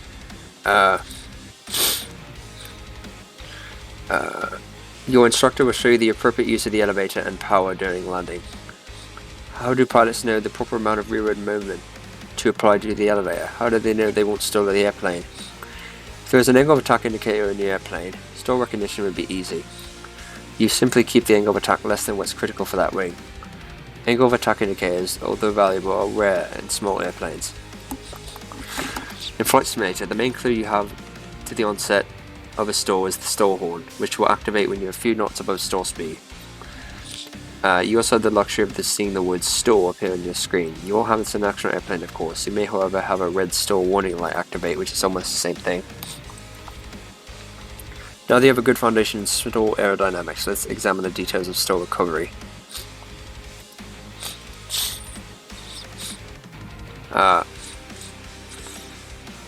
Stop flying, start stalling. Pulling way back on the joystick causes the wings to exceed their critical angle of attack and stall. During the stall, airflow burbles instead of flowing smoothly over the top of the wing. This results in insufficient lift for flight, causing the airplane to pitch forward, provided that the baggage, passengers and fuel are loaded properly in the airplane. This automatic nose down pitch is somewhat like doing the Heimlich maneuver on yourself. The airplane reduces its own angle of attack to less than the critical value and regains its ability to fly. If airplanes are built to recover from stalls themselves, why do you need to learn any of this? The problem is that pilots often do things that prevent stall recovery. You need to know what these things are. Also, an accidental stall close to the ground requires that you know how to quickly recover in order to minimize your altitude loss. Let's try another stall, but this time let's see what happens if you prevent the airplane from pitching forward on its own. Doing the wrong thing in a stall. What happens when we stall and prevent the airplane from recovering from the stall? The answer is that the airplane remains stalled and the joystick held fore aft that's all the way back. It will not climb no matter how hard you pull on that joystick. Think about this carefully. You could remain stalled all the way to the ground where the joystick is pulled fore aft, which doesn't bring you much joy, right? Holding the joystick fore aft keeps the wing's angle of attack at or beyond its critical value. Unfortunately, this is what some pilots do after stalling an airplane. Doing the right thing in a stall. That's why we learn that you must release any back pressure on the joystick and move it forward while the wings are at less than the critical angle of attack. The proper attitude for recovery is subject to many variables, so in the interactive lessons, we'll use a 5 to 10 degree nose down pitch for simulator stall recoveries. You don't want an excessively steep nose down altitude since it results in excessive altitude loss and airspeed increase. How do you know if you decrease the angle of attack sufficiently? In a simulator, you should experience these things. The stall horn stops blaring and the word stall disappears from the screen. The airplane begins to fly again. The airspeed begins to increase and the flight controls become more responsive. If your instructor were on board, his or her voice would also reduce in pitch. And whales will no longer be inclined to beach themselves. With a few exceptions, this is the way pilots have always recognized stalls and recovered from them. You also want to add full power immediately after reducing the angle of attack. This helps accelerate the stall recovery process. Be careful not to let the nose pitch up as you add power. This might once again increase the angle of attack sufficiently to induce another stall. When the airplane is no longer stalled, that is, the stall horn stops blaring, raise your nose to climb altitude, and establish climb airspeed. Departure stalls. Departure stalls are extremely dangerous. What happens if you stall with full power already applied? Let's say you just lift off from an airport and you're climbing with full power as you normally do in this airplane. Suddenly you find a big bumblebee in the cockpit. You distract and forget to fly the airplane as you swat the critter with both hands. Of course, all your flailing in the air makes the cockpit look like a set of a kung fu movie as the airplane stalls. What do? Rogue grasshopper. Get rid of this. All the kung fu in the world won't help you now unless you do one thing: reduce the wing's angle of attack to lessen its critical value. Once the airplane is no longer stalled, you can recover back to climbing altitude. Don't worry about touching the throttle, since full power is already applied. There you have it, your first introduction to the aerial theme park known as Stall World. The only problem, however, is that you didn't visit one corner of the park called Reality Land. Here's what you missed. It's easy to remember that airplanes stall because they exceed the critical angle of attack, but don't forget that this can happen at any altitude, at any airspeed, at any power setting. Time now for more truth. In reality, if the airplane was pointed straight down and you pull back hard enough on the controls, the airplane would stall. Of course, we wouldn't do this in the actual airplane, even if it was a rental. Remember, this is a simulator. We can do things you'd never dream of doing in a real airplane. It's like visiting Fantasyland in that we're not exposed to great risk in a demonstration, so we can take advantage of our technology and see what others only talk about and never actually do. Now it's time for you to practice stalls. Click the Fire Lesson now link to practice what you just learned. Have fun. This will be fun. Lesson 1, stalls.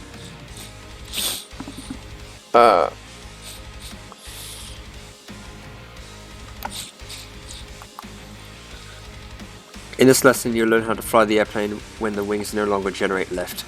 Estimated time to complete, 15 minutes. Required knowledge and skills. You should complete the student lessons before beginning this lesson. Reading the ground school material before starting this lesson will help you better understand the skills being taught. The weather. The sky is clear and the winds are calm. Recommended charts. None. About the flight. You start in the air at 4,000 feet. You learn to recognize early indications of a stall, 2 different types of stalls, and the proper ways to recover from a stall. Key commands to remember. None. Flight criteria. You'll be asked to maintain airspeeds with 5 knots as assigned, pitch altitude within 5 degrees as assigned, and power settings within 150 RPM as assigned.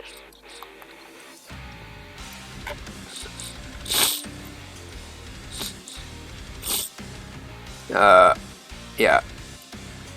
Let's listen now.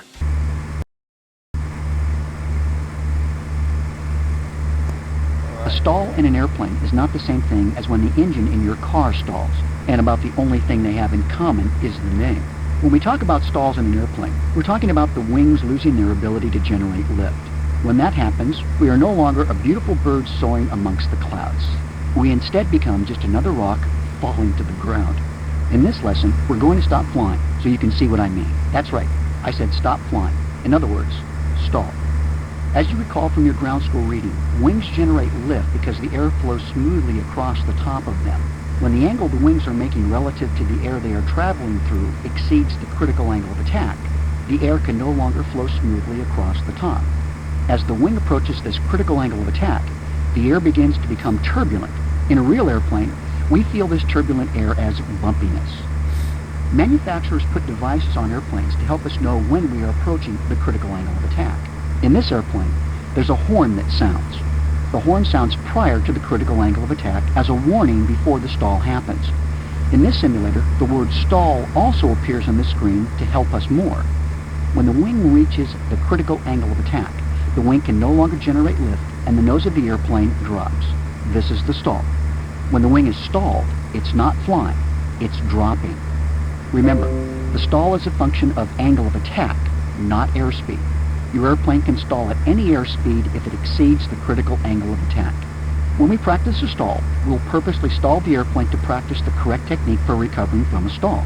There are only 3 things to remember about stall recovery. First, push the nose over. This points the nose down so that we can gain some airflow back over the wings. Second, get or keep the wings level. There is nothing more annoying than a sudden, unexpected spin on short final. Third, apply full power and raise the nose back up slightly so we don't lose too much altitude. The goal of a stall recovery is to get the airplane back under control and lose as little altitude as possible. Now, most stalls occur near the ground on approach. Typically, we get distracted by things outside the airplane or sometimes even inside the airplane, and we forget to fly the airplane. That's the problem. It's important not to raise the nose back up too much or too fast, or we'll go into a secondary stall, which is really just a stall that happens while we're trying to recover from the first stall. I want you to slow the airplane and stall it, then recover. Reduce the throttle to flight idle and maintain 4,500 feet to enter the stall. Slowly allow the airspeed to decay by increasing the pitch. Pull back on the stick to slowly increase the airplane's pitch. The idea is to slow down but maintain altitude as a means of entering the stall. As soon as the stall warning sounds, begin the recovery by allowing the nose to come down gently and apply full power. Be careful to keep the wings level and not to allow the nose to fall too far below the horizon. You're too low. Climb. I'm trying to stall, mate. I can't climb. There's the stall warning, so let the nose down and apply full power. Now raise the nose above the horizon for just a second to gain a little altitude, then resume straight and level flight.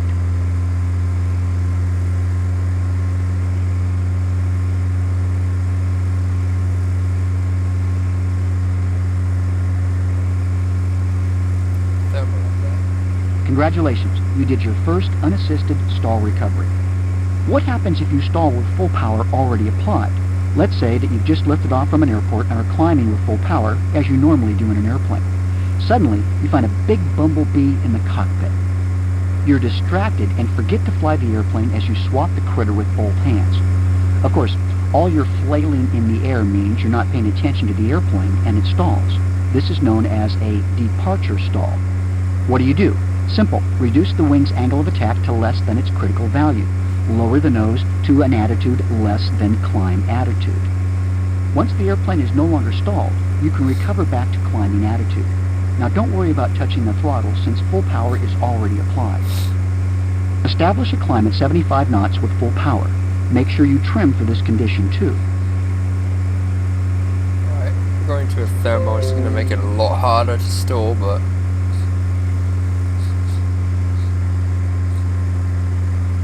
yeah.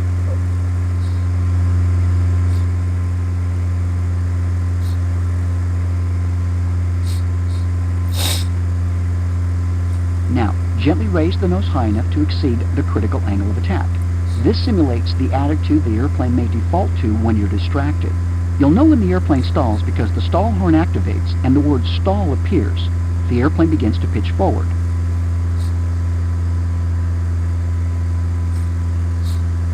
Bank the wings less.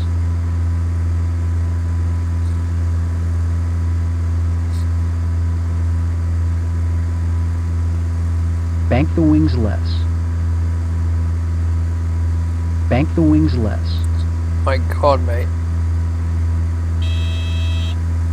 Recover from the stall by lowering the nose sufficiently to decrease the angle of attack. When the airplane is no longer stalled, raise the nose and resume your climb. Be sure to avoid a secondary stall by not raising the nose too fast or raising it beyond the normal climb attitude.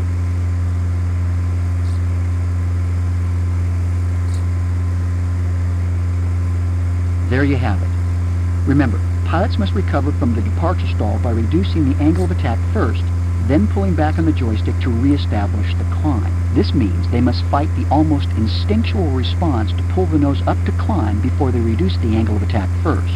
You must actually go against your natural inclinations and push forward slightly or decrease the back pressure applied to the joystick to reduce the angle of attack to less than its critical value. Simultaneously adding power also helps assist in the stall recovery, unless you're already at full power. Then, and only then, will the airplane recover from a stall, at which point you can select a nose-up pitch attitude and climb. One of the key things to remember about stalls is, if you sense one coming on, an imminent stall, you do the things necessary to prevent a stall from occurring in the first place. This is just common sense. In other words, if you hear the stall horn, which typically activates 5 to 7 knots above a stall, you immediately apply stall recovery procedures. If you understand this point, you understand the most important thing about stalls. Okay, so we did the stalls. So that's what we did. We started there, went through a thermal, and went there. So that's what we did. That's our thing there. So we did it. It worked. So we did a stall there, and then oh no, we did a stall there, and then did another stall. I don't remember exactly what we did, but yeah, that's what we did. And it worked. Lesson 2, steep turns. Lesson 2, steep turns. By Rod Machado. I like steep turns. They're fun, challenging, and in many cases they're a good test of a pilot's ability to recognize the limits of an airplane performance. And if you play Microsoft Combat Flight Simulator, they're useful to get away from a bandit who's trying to shoot your tail off. Steep turns, those typically done between 45 and 55 degrees of bank, used to develop flight proficiency. Practice them often, and you'll find yourself becoming smoother on the flight controls. Steep turns also help you learn to handle natural division of attention that accompanies such a high-performance maneuver. There's another benefit, of which you may not be aware. Steep turns demonstrate that airplanes have limits exceeding those limits as a cost. Making too steep a turn can result in a stall. This isn't necessarily dangerous if you're 7,000 feet above the ground. However, don't try making a steep turn to align yourself with the runway when you're at a low altitude with insufficient airspeed. It's a surefire way to get into a line of work, like geology. You'll really get into it, about 6 feet deep into it. Steep turn aerodynamics. First, a little review. In an earlier lesson, you learned that banking the wings allows lift to pull the airplane sideways.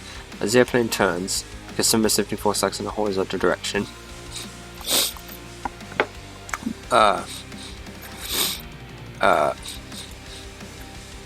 course, once an object is set in motion, it wants to remain in motion. A fellow named Newton said that. That's Isaac, not Wayne. When an airplane turns, its entire mass still wants to maintain its original direction. That's why you feel yourself forced down your seat on a roller coaster in the shark changes direction. The roller coaster is changing directions, but your body wants to continue moving straight ahead. Coupled with the downward pull of the earth, you feel like you go right through the roller coaster seat. Although airplanes don't fly on tracks, you'll feel a similar force pulling you down your seat and making a steep coordinated turn. The steeper the turn, the greater the seat pulling force. This force is sometimes called the G-force or load factor. The G in G-force is derived from the word gravity and has nothing to do with the sound passengers make when they feel themselves forced down their seats during steep turns. G. G-force is a predictable force for all airplanes. Figure 2-1 shows a graph representing the increase in G-force for a given bank. Figure 2-1 load factor chart. Bank angle in degrees is this here. Load factor G-force is this here. A 60-degree bank possesses a load factor of 2 or 2 Gs.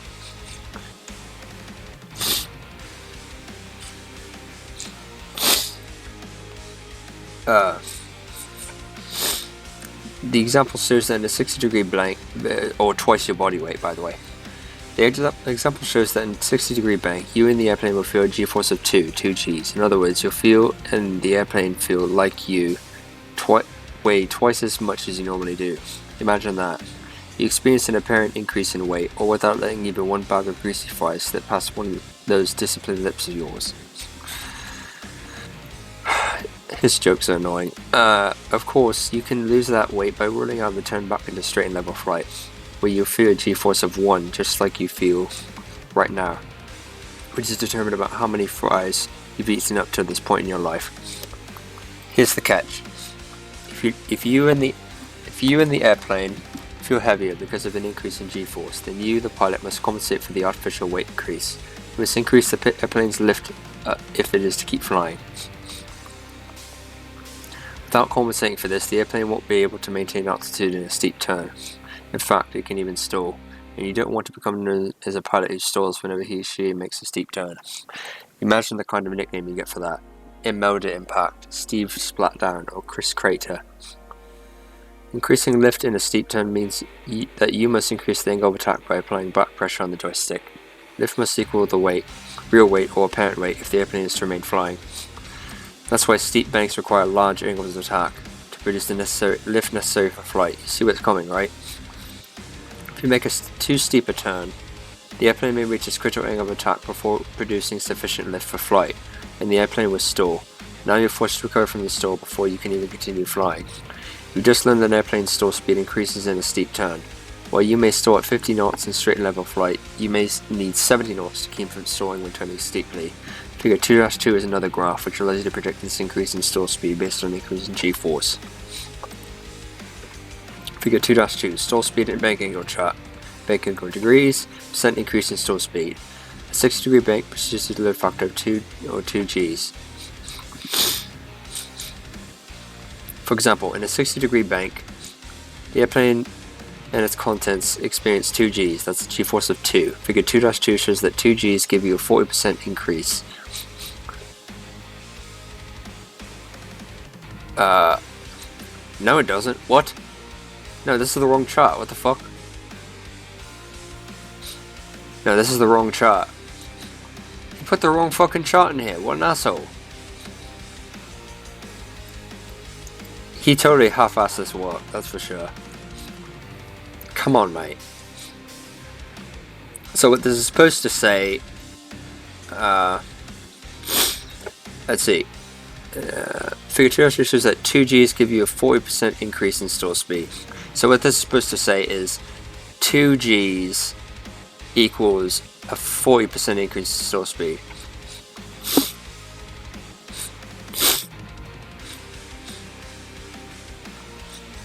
Therefore, an airplane stalling at 50 knots in level flight was stall at 50 knots in level flight was stall at 70 knots in a 60-degree bank. 40% of 50 added to 50.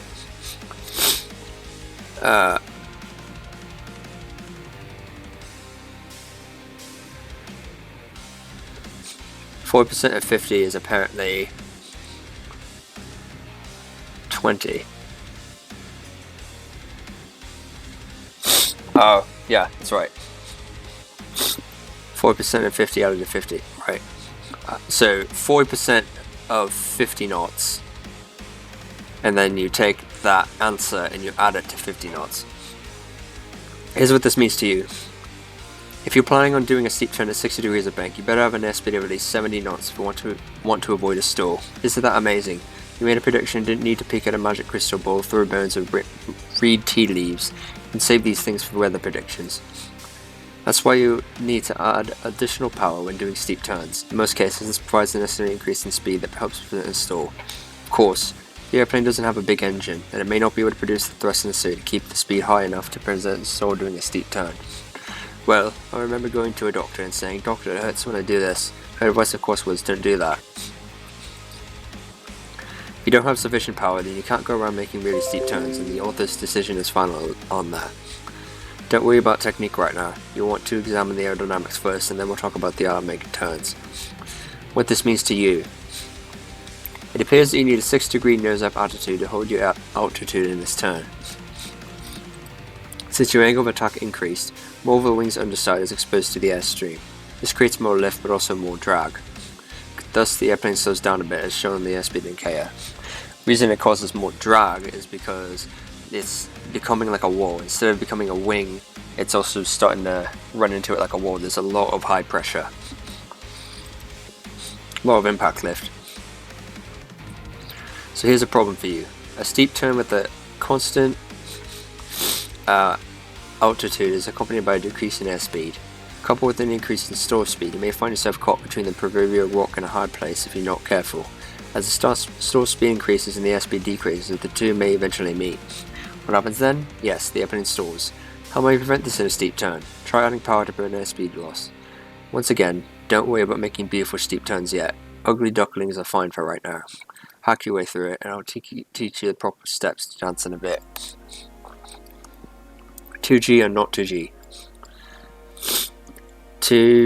Suppose you roll into a 45-degree bank and add full power. What will happen? You notice that the increase of power allows the airplane to maintain its airspeed. There you have it. A nice steep turn without a decrease in airspeed is possible as long as you have sufficient power. Suppose the turn is really steep, let's say at 60 degrees of bank. At this bank angle, your stall speed increases from 50 to 70 knots. The question is, do you have enough power to keep the airspeed above 70 knots to the 60-degree bank turn? The only way to find out is to try and experiment with this at a safe altitude. When you do this experiment, you'll find that the airspeed will decrease, even with full power. Why? Because small airplanes just don't have extra power to overcome the enormous increase in drag associated with the required increase in angle of attack. The tough part. Here's where pilots often get themselves into trouble. When maneuvering for landing with power idle, they make steep turns to align themselves with the runway. Given the slow speed and steep bank, the airspeed and stall speed converge. In other words, while in a steep turn, stall speed increases because of the increasing g-force, and the airspeed decreases because of the increasing drag. When the airspeed and stall speed meet, the airplane stalls. This happens close to the ground, it's a really bad deal. You often hear this type of stall called an accelerated stall. It's accelerated because of the high g-force caused by a steep turn. Okay, enough science, Mr. Spock. Time for artistry. Let's talk about how to make classy steep turns. Touch of class before you're out of gas. One secret to making a good steep turn is to have a predetermined area of the attitude necessary to hold altitude in that turn. While there are many variables affecting this, you can still approximate it. Normally, you'd also use outside visual references for doing steep turns in an airplane. This allows you to keep a lookout for other airplanes as well as to identify the airplane's attitude. Using outside visual references for steep turns, however, is a little tough to do in a simulator, so you focus on the attitude indicator instead. Figure 2-3. Take a look at Figure 2-3. Figure 2-3. This is the approximate attitude necessary for a turn at 45 degrees of bank.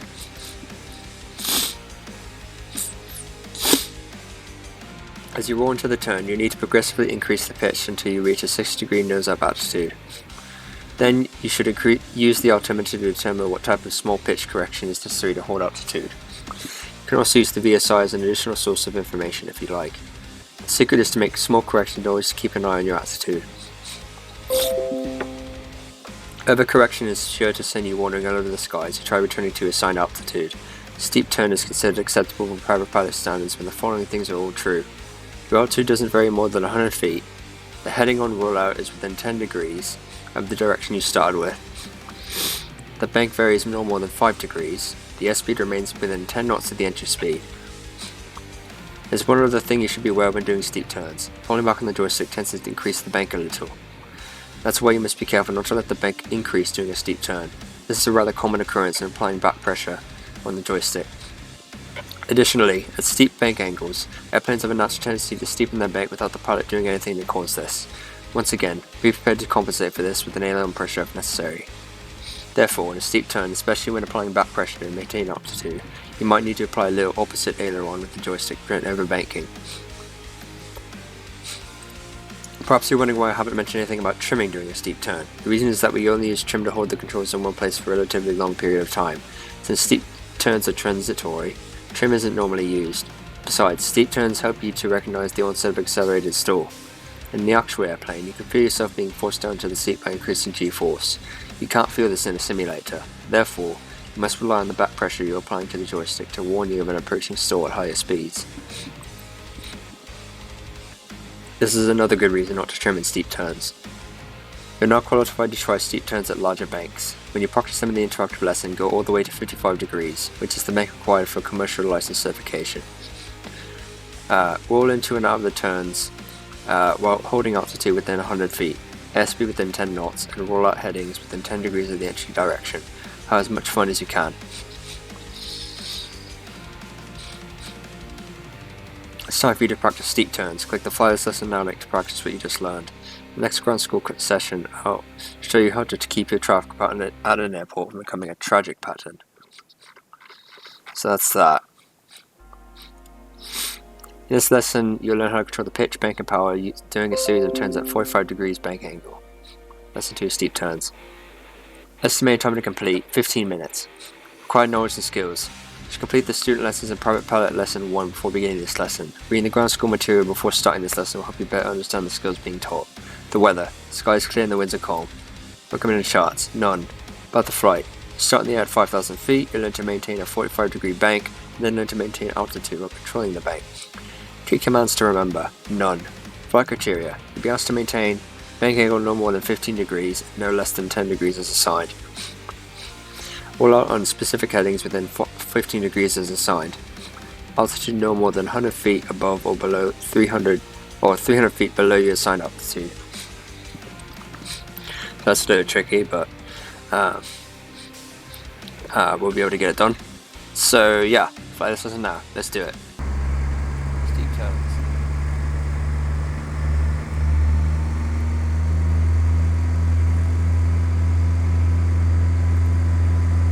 In this lesson, you'll experience a turn for the better, otherwise known as a steep turn. If you're not able to maintain a bank angle within 5 degrees of the desired value, or have trouble rolling out on a heading within 5 degrees, I suggest you go back to the turn lesson and practice until you can. Remember that each lesson builds upon knowledge and skills obtained in earlier lessons.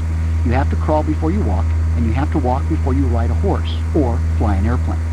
Steep turns are typically done between 45 and 55 degrees of bank. This maneuver is great for helping you develop your flight proficiency, as well as demonstrating that airplanes have limits, and exceeding those limits always occurs at a cost. Therefore, we'll practice them to better understand these limitations. Making too steep a turn may result in a stall. That's why you practice stalls before you started this lesson. The actual maneuver is rather simple. Roll the airplane into a 45-degree bank and hold it at 45 degrees for either 1 or 2 complete turns around the compass. Remember, as the airplane's bank angle increases, the load factor also increases, so it's necessary to increase the power to maintain airspeed and pull back on the yoke to maintain altitude. Steep turns in this airplane are performed at 100 knots with the airplane trimmed for level flight. We do not change trim during the maneuver. Because the turn rate in a steep turn is greater than in a normal turn, rolling out on the desired heading must begin significantly earlier than normal. I'm giving you control of the airplane. I'll help you control altitude and throttle so you can focus on bank angle. I'm giving you control of the airplane. Ready? I want you to make a left turn now. I'll help you with altitude and throttle so you can focus on bank angle. Be cautious not to increase the bank when you apply back pressure on the joystick. Sometimes, when pulling back to maintain altitude, you might even need to apply a little aileron in the opposite direction you're turning to keep the bank from increasing. Keep scanning the instruments. Don't become fixated on any one. When your safety pilot, that's me, calls 30 degrees, start rolling the wings level. This is as difficult as rolling into the turn. That's 45 right there. See how fast we're turning? It's very dangerous. I'm going more than that. There's 30 degrees from our heading. Oh god. I cocked that up. See, it's tough.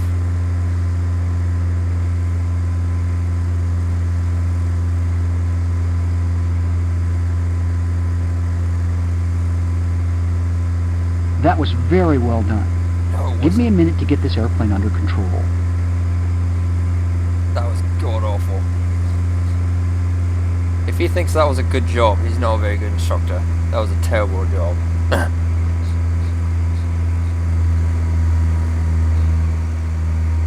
I know it's a script, but I'm just trying to be funny. What is that down there? Oh, it's an airport. This time, I want you to control everything, including altitude and throttle. Oh god. So be sure to add a little power to maintain the desired airspeed. If you have the auto rudder turned off, you have to keep the ball in the inclinometer centered using the rudder. Keep scanning the instruments. Don't become fixated on any one. It's gonna be hard. I want you to make a left turn now. Oh god, maintain 4,000 feet, here we go. When your safety pilot, that's me, calls 30 degrees, start rolling the wings level. This is as difficult as rolling into the turn. You must reduce power, reduce back pressure, and maintain altitude, airspeed, and find the right heading all at once. Oh god, this is hard. The ball is centered. No, I need a little right. Oh god. God, this is hard. Oh. Oh, I'm losing altitude too. There's 30 degrees from our heading.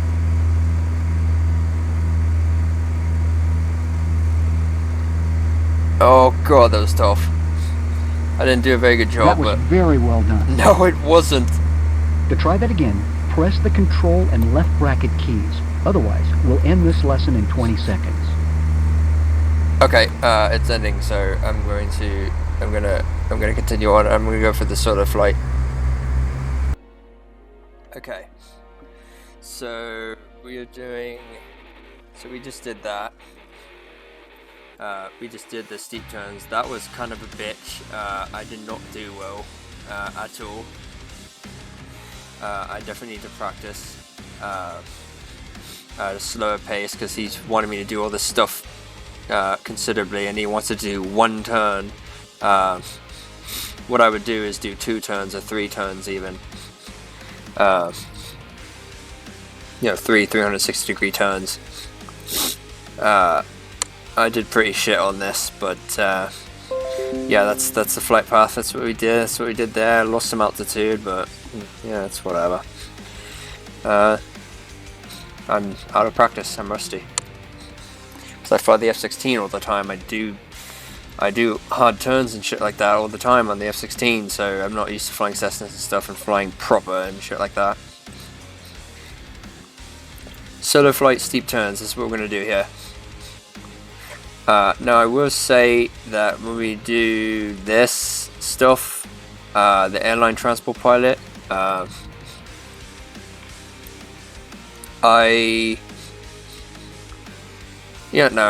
still do the solo flights, even though I don't know anything about what I'm doing when it comes to the airline transport pilot stuff, because I don't fly airliners really.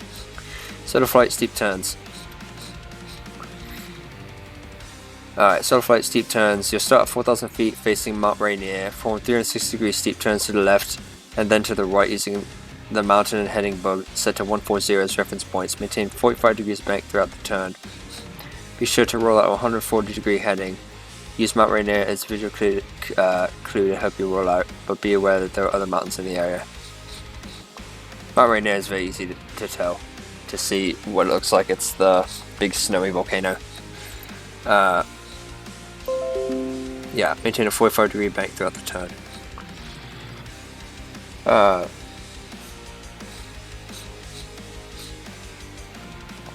Right, so that's what I'm going to do. So let's do it.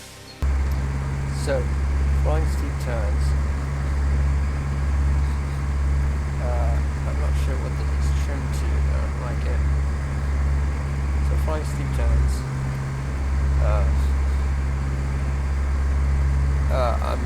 There's Mount Rainier, by the way.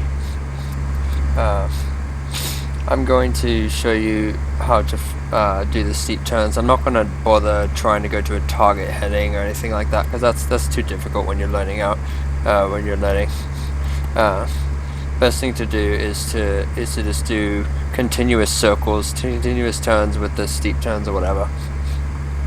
So what I'm doing is I'm trimming for like 100 knots or whatever, and I'm gonna do, and also I know the FPS is really bad, I apologize. FPS is really bad, I know, but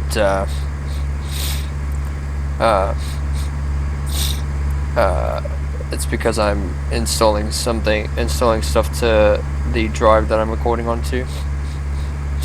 But anyways, so what you do is, when you do a turn, let's do 15 degrees. So 15 degree turn is that there. Also known as a standard rate turn. It may or may not be coordinated. I don't care about coordination right now. I just want to show you what happens if you do a turn and you do not give back pressure. If I'm at 15 degrees and I don't give back pressure, you see the nose is dropping. Same power setting, you don't see the nose is dropping. So what you need to do, let me roll out. What you need to do, let me do a turn to the right. What you need to do is, actually let's do the left. You need to turn and make the little orange ring on the 15, and then you need to give a little bit of back pressure, just a little bit. Just enough to keep the nose up and to keep your altitude. And you can adjust power as necessary. As you can see, the vertical speed indicator down here is near 0. It's near 0, and that means I'm doing a good job. I'm descending just a little bit, but I'm still near zero, so I'm doing a good job. Just keep the bank there, and it's a 15-degree turn. Now, also when he says that you need a lot of power, you need a lot of speed to keep the plane in the air.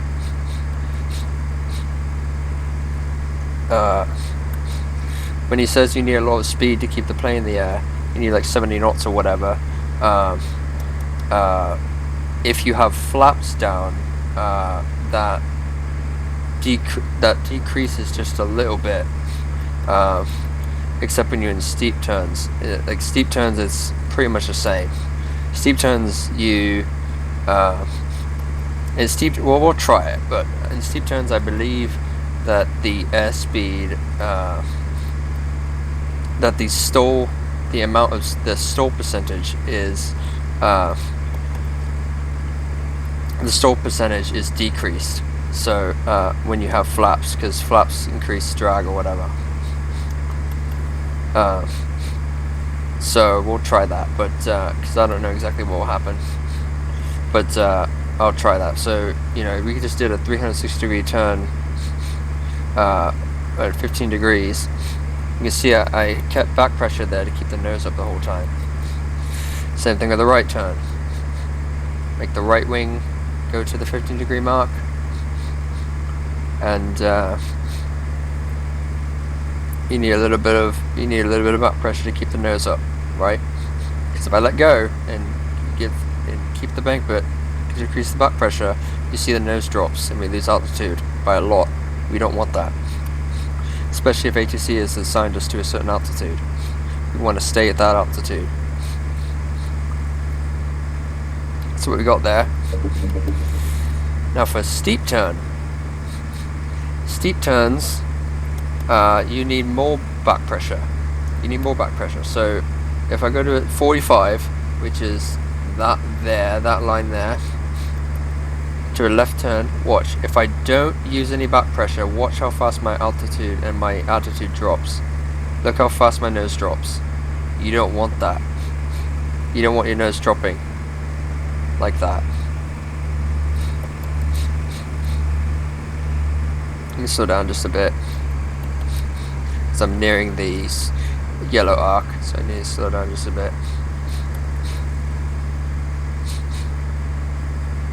So when you go to 45, you need more back pressure. As you can see, you need much more back pressure to keep the nose up. So what you can do is, if you go to a 15-degree bank, you need this much back pressure, right? You just need just a little bit. Watch my yoke. When I go to a 45, I'm going to need to pull back more. So more, even more. There you go. Look how much back pressure I have on the yoke to keep the nose up. And even still, it's not completely up. I need to go up here to keep the nose up. See, the VSI is nearing zero. It's not a coordinated turn. That's fine. I don't care about that right now. But look how much back pressure I need on the yoke. Look how much back pressure I need on the yoke to keep the nose up and to keep from losing a lot of altitude. I need a lot of back pressure. Okay? Need a lot of back pressure. And to roll out, you release the back pressure and slowly, simultaneously bank like that. Or level out, shall I say. So that's how you do a steep turn to the left. Steep turn to the right is the same thing, except you need to use the same. It's to the right, so you need to use the same amount of back pressure. See, I'm 45, using a lot of back pressure, as you can see there. Constantly looking at the altitude indicator. Need more back pressure in the VSI, need more back pressure. This is a 45. 45 degree. It's a steep turn. It's really a big turn. But you see, I'm at 80 knots, so I'm good with the speed. Do one more 360. I know I'm not coordinated, but that's okay. I don't care about that right now. You can fly coordinated if you want. It's much harder, but you can see that's what I need to keep VSI at 0.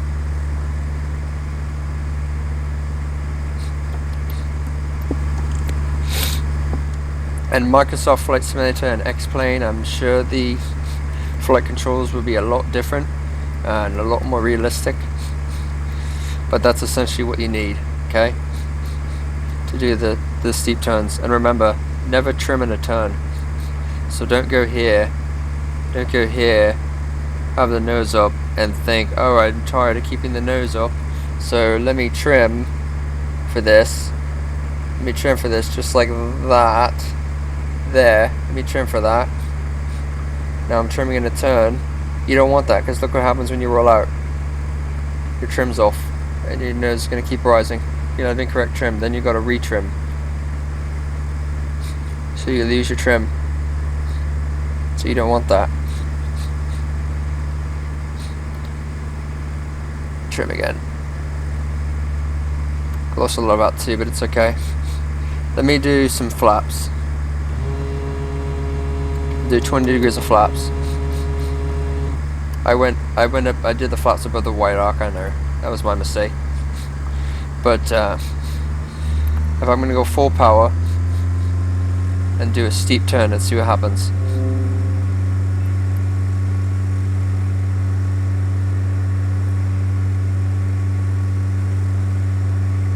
I can do it, but I lose a lot of altitude. And it's way more dangerous. But it's possible.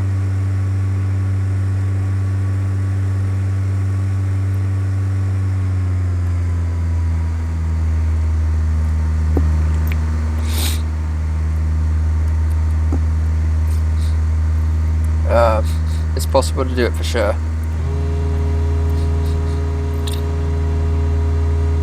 So yeah, with flaps you need with flaps it doesn't look like you require as much airspeed. The flaps will keep you in the air, and you can do steep turns slower, but you still got to be very careful. And also, when he was talking about stalls, and he said you can stall at any airspeed, what he means is if you pull back on the stick like you do in a fighter jet. If you pull back on the stick all the way like this, you'll stall. See? Now we just stalled. Now I gotta lower the nose. Need some airspeed. Slowly raise the nose.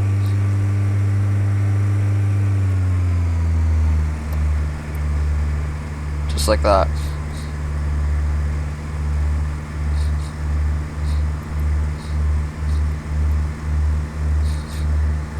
So yeah, there's the steep turns, that's how you do it.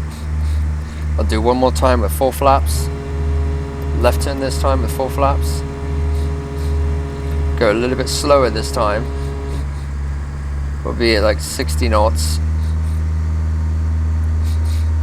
With full flaps. And we'll do a steep turn, see what happens. Airplane's a lot more sluggish. You can do it below 70, let's see. Let me lower the power.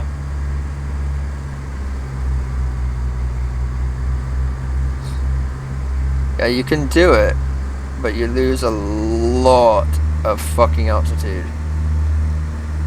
And you begin to stall. As you can see, you begin to kind of stall. You get into like a wing stall. So you don't want to do that with full flaps. It's too dangerous.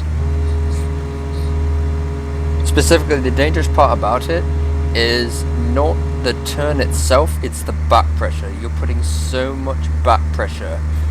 You're creating so much angle of attack from the chord line to the relative wind. You're creating so much angle of attack that the wings just stop producing lift at that point. Look how much altitude I lost. Look at this. I'm right at the tree line. So that's what you don't want. So I can do the turn but lose a lot of altitude. I can do the turn and lose a lot of altitude, but that's just it. You lose a lot of altitude, and that's not good. You don't want that. To keep the same altitude with 4 flaps in a steep turn is pretty much impossible, it seems. So I just tried it, and look how much altitude I lost, and I pretty much almost had a wing stall there. And by a wing stall, I mean like I probably would have just I would start rolling over like that. Ooh, that was not smart.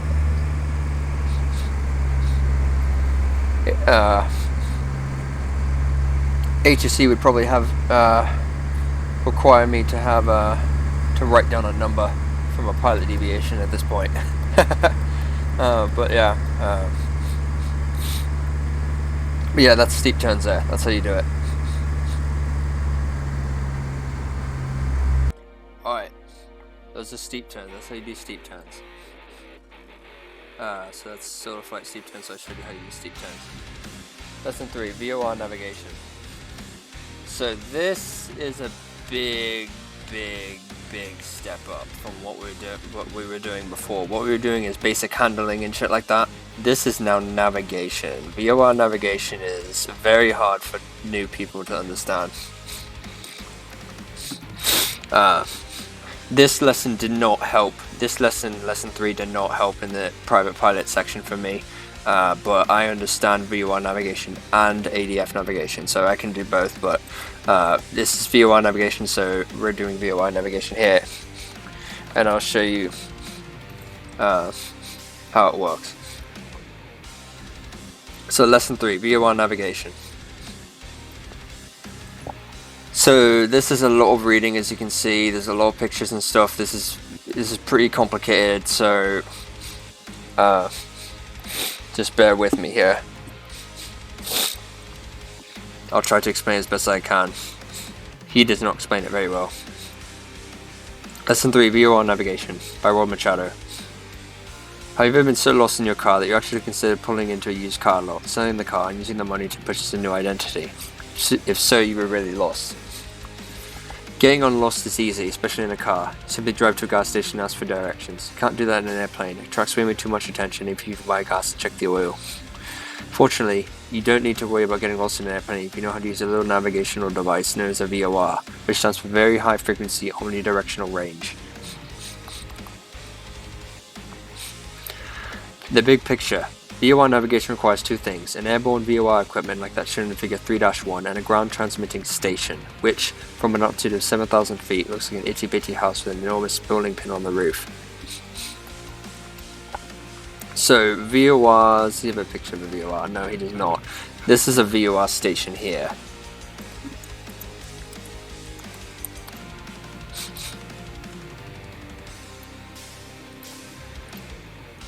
Come on. Like that. These are what VOR stations look like. This is a VOR station. VOR station. Usually pretty big. So that's a good image of a VOR station.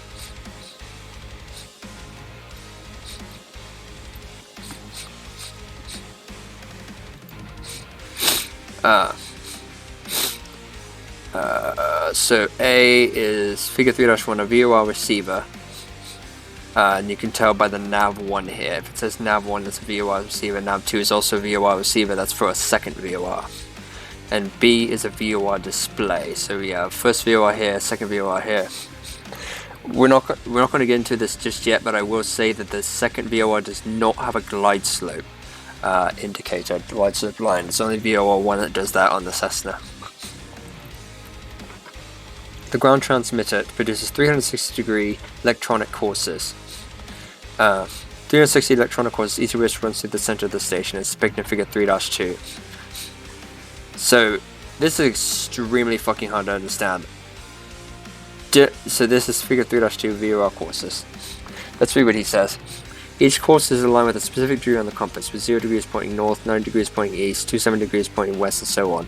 Using your airborne VOR equipment, you can navigate on any of these 360-degree courses, or going directly to or from a VOR station. So yeah, this is very hard to understand.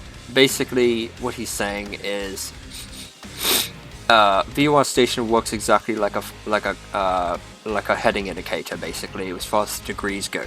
And what he's saying is, you can be right here where my mouse is. You can be right here, traveling this way, and home in. This signal going to 09 or 0 here. These lines show where the direction the signals are going out. So it goes out in all degrees. So what he's saying here is that it goes through all degrees. All 360 degrees is available on the VOR. They're very, very powerful. So what that means is if you are direct east, you can home in on the VOR, and the VOR indicator up here will essentially tell you, well, not how to do it, but it will tell you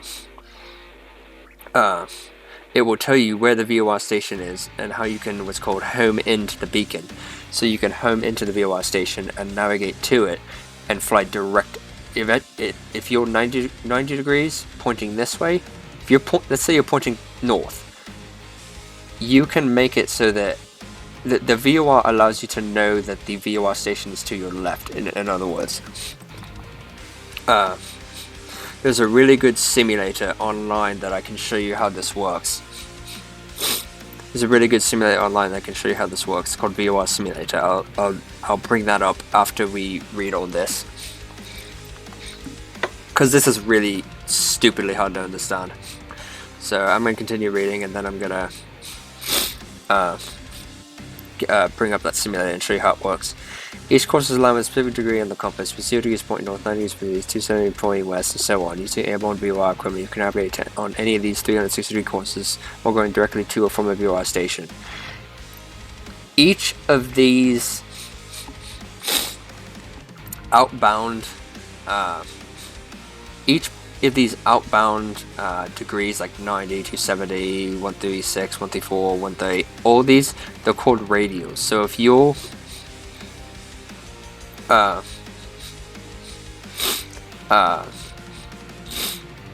if you are homing to the station, meaning you're going towards the station, and you are direct east of the station. Let's say your position is here, and you are direct east of the station. If you're going directly to the VOR, you are on what's known as the 090 degree radial you're on the 090 degree radial to the VOR. Sorry, you're on 090 degree radial to the VOR. Towards the VOR, you're going to the VOR on 090 degree radial. If you're heading away from the VOR and you're direct east of it, you're heading 090 degree radial from the VOR.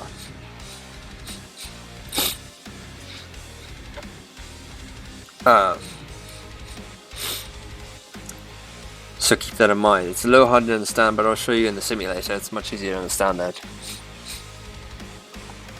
Of course, navigating to or from a VOR station does no good unless you know where that station is. Fortunately, pilots always fly with aeronautical sectional charts. Figure 3-3, which depict the locations of VOR stations. I hate that this is in black and white. It makes it so hard to understand. Figure 3-3. VOR station, position A. I can't even read where it is. Oh, it's right there. It's right there, right in the center. That's the VOR station. It's that little icon there. And these are the degrees. So that's direct north, and it goes around. That's the VOR. VOR station position A is located in the middle of the compass rose, which has small markings every 5 degrees, larger markings every 10 degrees, and numbers every 30 degrees. A box in the vicinity of the compass rose lists the name, Morse code, so name, Dallas, DES, Morse code identification, which is DES, Delta Echo Sierra, and frequency of the VOR ground station, position B. Frequency is this here. Oh no.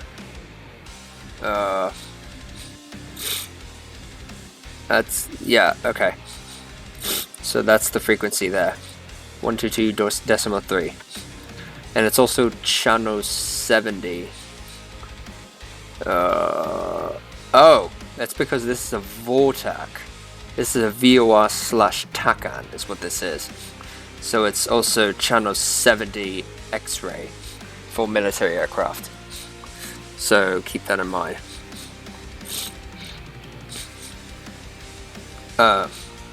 Let's go down the frequency of the VOR station bits and B. In figure 3-3, the VOR frequency is 122.3. Don't worry about the channel 70, that's frequency for military pilots, nothing to do with cable TV. Yeah, it's the TACAN channel, Tactical Air Navigation. DCS, we use that. Your VOR equipment. Most airplanes have one or more VOR receivers on board. Each one is connected to a VOR display that looks similar to the one shown in figure 3-4.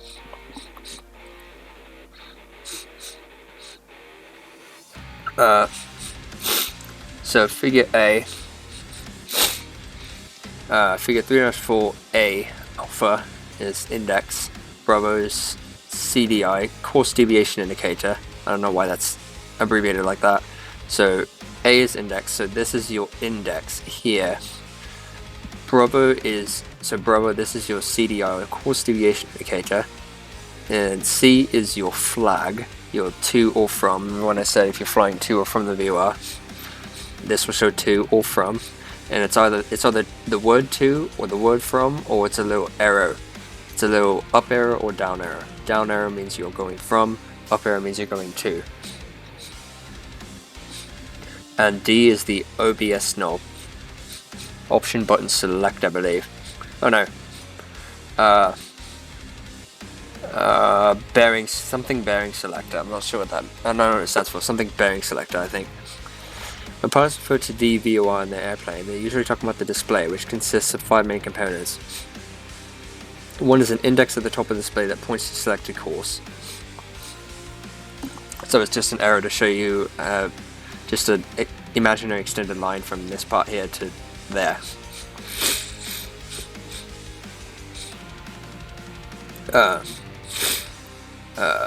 Vertical needle, also known as the course deviation indicator or CDI, that swings left or right. So this swings left or right.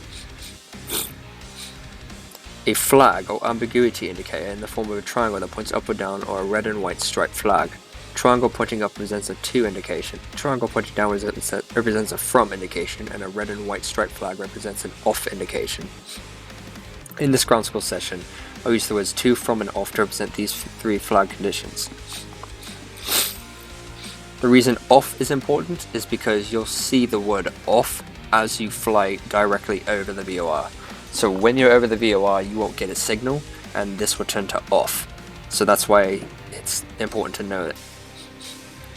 An Omni Bearing Selector, that's what it stands for. Omni Bearing Selector, OBS. This is the knob you turn to select a course. So you turn this is D. You turn this to change. You move the rows around. You move this entire compass rows around, and you do that to select a course, which is, let's say you want to. Well, we'll get into it, but let's say you want to fly west to the VOR. Let's say you're east of the VOR and you want to fly direct west to the VOR. You'll turn your OBS to 270 degrees, which is direct west, and you'll see a 2 indication. You should anyway. If I remember correctly, you should see a 2 indication because you're flying direct west to the VOR. I was incorrect when I said if you turn it. If you're flying 090 degrees, if you're 090 degree and you're flying this way towards the VOR, you are on the 090 degree. I believe you're on the 090 degree radio. It's either the 090 degree radio or the 270 degree radio. It's one of the two. But regardless, you're flying to the VOR.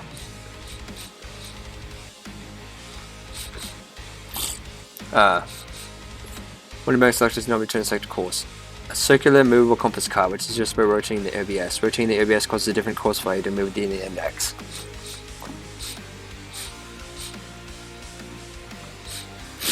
How to navigate using VOR. To navigate by VOR, you must first tune and identify the VOR station which you want to navigate. With the appropriate frequency in the navigation receiver, you will just select a course to fly, a highway in the sky. So what he means is you need to first input something here, a correct frequency here, and then you may or may not listen to the Morse code to identify it, and then you'll get a received here.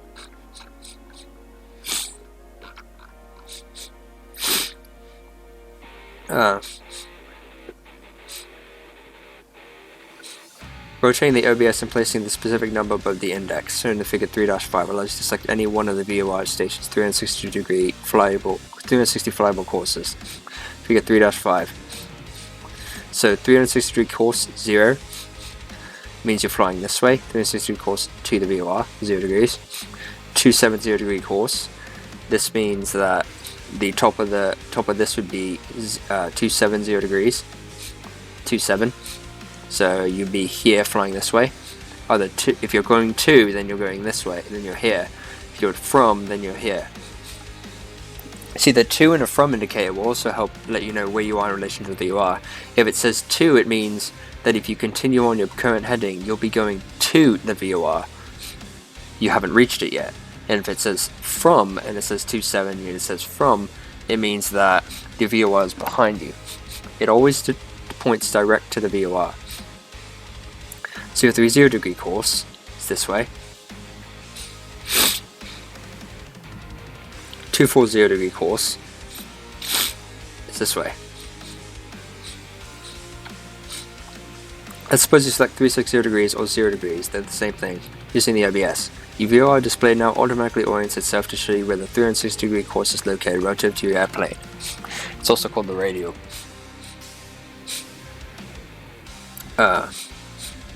As you can see, the 360 degree course runs completely through the VOR in direction of 360 degrees. If you had selected the 270 degree course, your VOR display would orient itself to the 270 degree course as shown in figure 3-5b, so this here. Selecting 030 degrees using the OBS orients the display to the course shown in figure 3-5c, this here. Selecting 240 degrees orients the display to the course shown in figure 3-5d. So it's it's these, or it's wherever you have the VOR heading set to is the radial or course that you're going to fly to the VOR.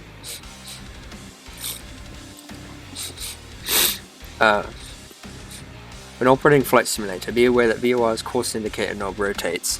Place your cursor on it, and when a plus sign, plus or minus sign, minus comes into view, select a specific course by clicking the mouse button. Let's say you've selected a 360 degree course, 360 is shown above the index. To fly this course, you turn to a direction of 360 degrees on the heading indicator. Assuming you've done this, the VOR indicator should show a centered needle with a to flag, upward pointing triangle indication is shown in figure 3-6a. So, if you select a 360 degree course,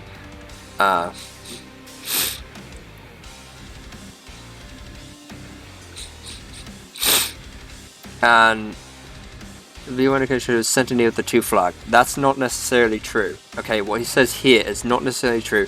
It's only true if you're on the correct radio, if you're in the correct position, GPS position. If you're in the correct position and bearing from the VOR, then the needle will be centered. See, this is where he doesn't explain this shit properly.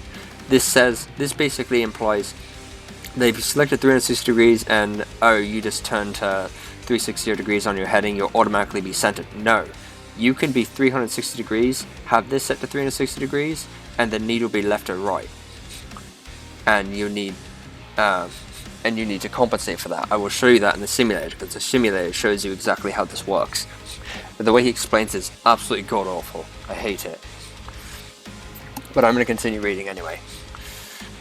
When you're directly over the station, figure 3-6b, the flag reads off, red and white stripes. That's true, indicating that you are neither going to nor from the VOR at the time. Simply stated, if the airplane is headed in the direction of the selected course and the needle is centered, keep that in mind, and the needle is centered, the to or from flag tells you if you're going to or from the VOR station. Actually, it doesn't matter if the needle is centered. It doesn't matter if the needle is centered. It's got like a 180 degree, it's got an automatic 180 degree, like grace period, grace window. So that's not, this is true, but it's not all of it, you know. So if the airplane is heading in the direction of selected course and the needle is centered, the to or from flag tells you if you're going to or from the station. And if the needle, so it says, it should say, if the airplane is heading in the direction of the selected course,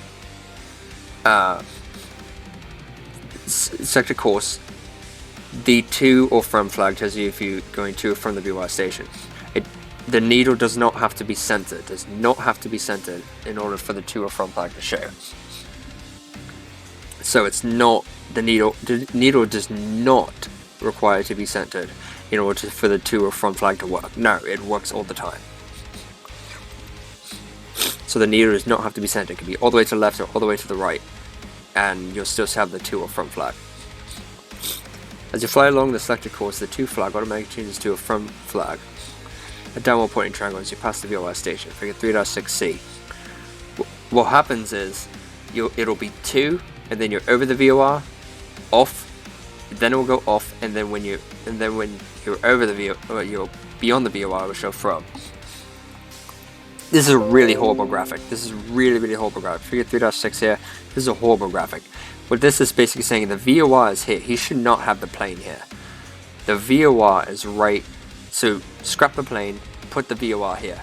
The VOR is right here. This is the VOR with its degrees, okay? That's what the graphic shows. This shows that if your position of your airplane is right on this line, then you'll have the needle centered, have a 2 indication if you're here, and you'll be flying direct north towards the VOR. If you're directly over the VOR, you'll see off, no matter what direction you're in. Whether you're pointing this way, doesn't matter. It'll show off if you're over the VOR, no matter what degree you're at. And once you pass the VOR, if you pass the VOR and your airplane is right on this line, or basically what you do is you take whatever degree your VOR is set to, extend an imaginary line this way and this way. And if you're on that line in relation to the VOR, meaning your position has to be in relation to the VOR. So if this plane was right here, the needle will not be centered. The needle will be pointed to the left. The needle will be pointed to the left. If this plane was just over here, you just take this plane and move it over, just right here where my mouse is, this needle will not be centered. Only if the plane is on the exact line.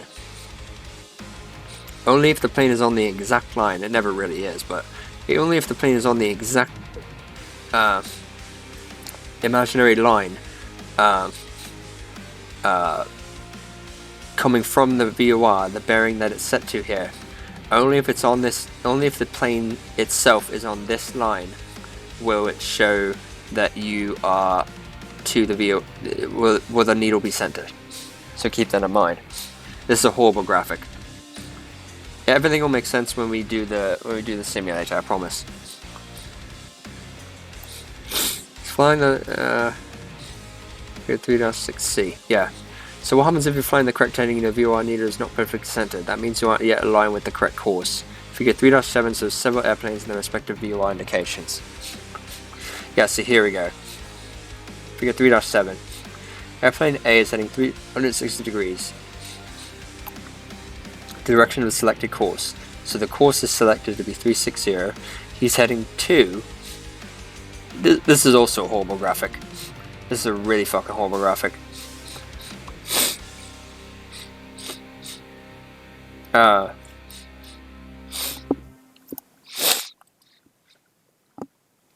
This is a really horrible graphic.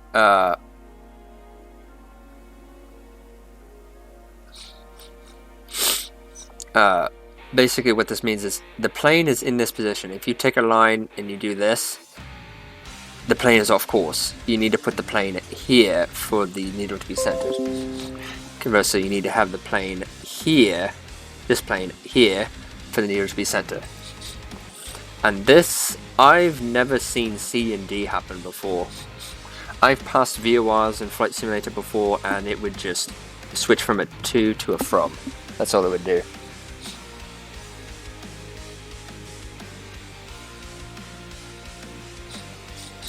It would switch from a to a from. That's what it would do. It would do it automatically. But it wouldn't necessarily go off unless you go over the VOR.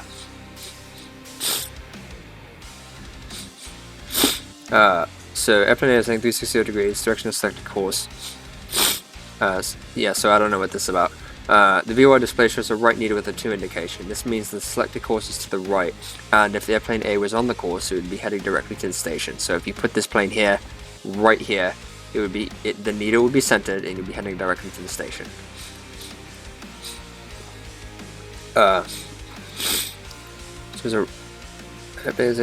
Its VOR display shows a right needle to the 2 indications. This means that it's such course to the right, airplane is on course, heading directly to the station. Airplane A must turn to the right to intercept the selected course. So must airplanes C and E. So C and E.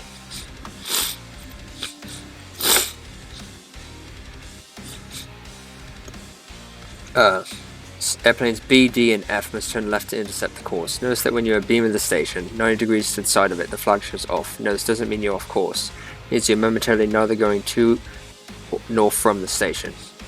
Remember, the needle leaning one direction or the other is telling you to turn that way. But when it's off, don't trust it, basically.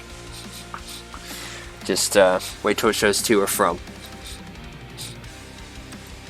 So these guys need to turn left, not to go to the station, to go on the radial from the station. You're not always going to a station. You sometimes are going from a station, because not every airport or area has a VOR station. So sometimes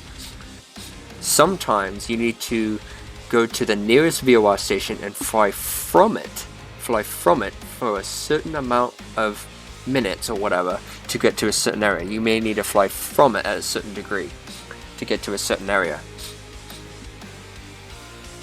And this is how you can do VOR triangulation, by the way.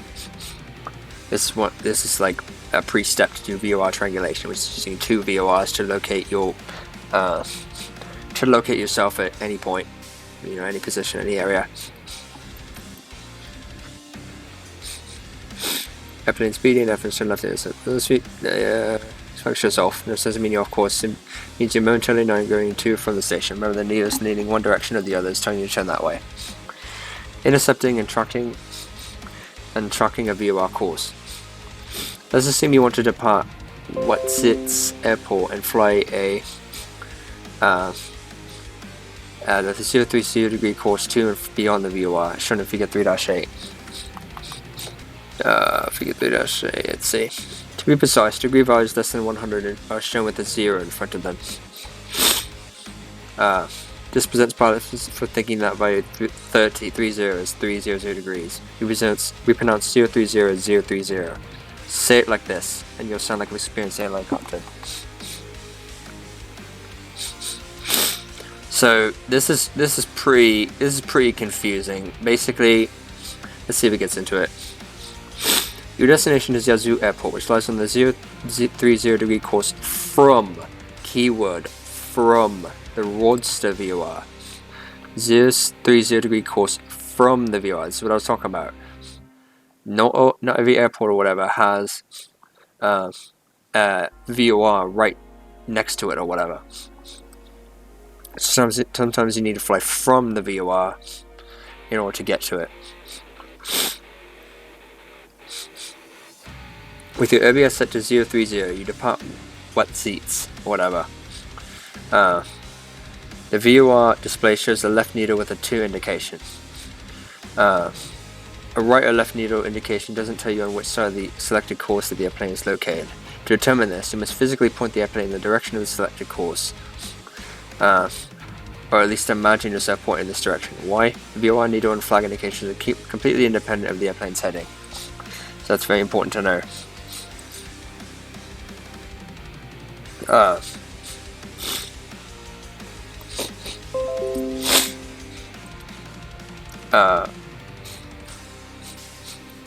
So what that means is, it doesn't matter what direction, where in the heading you're pointed.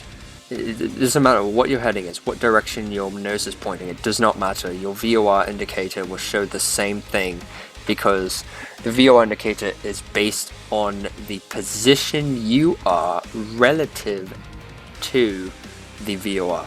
So wherever you are in relation to this 360 degrees, whether you're here, whether you're here, whether you're here, whether you're here, whether you're here, or whether you're down here, the VOR needle, the VOR receiver and stuff only gets data from the VOR, not from your heading. It doesn't, you could be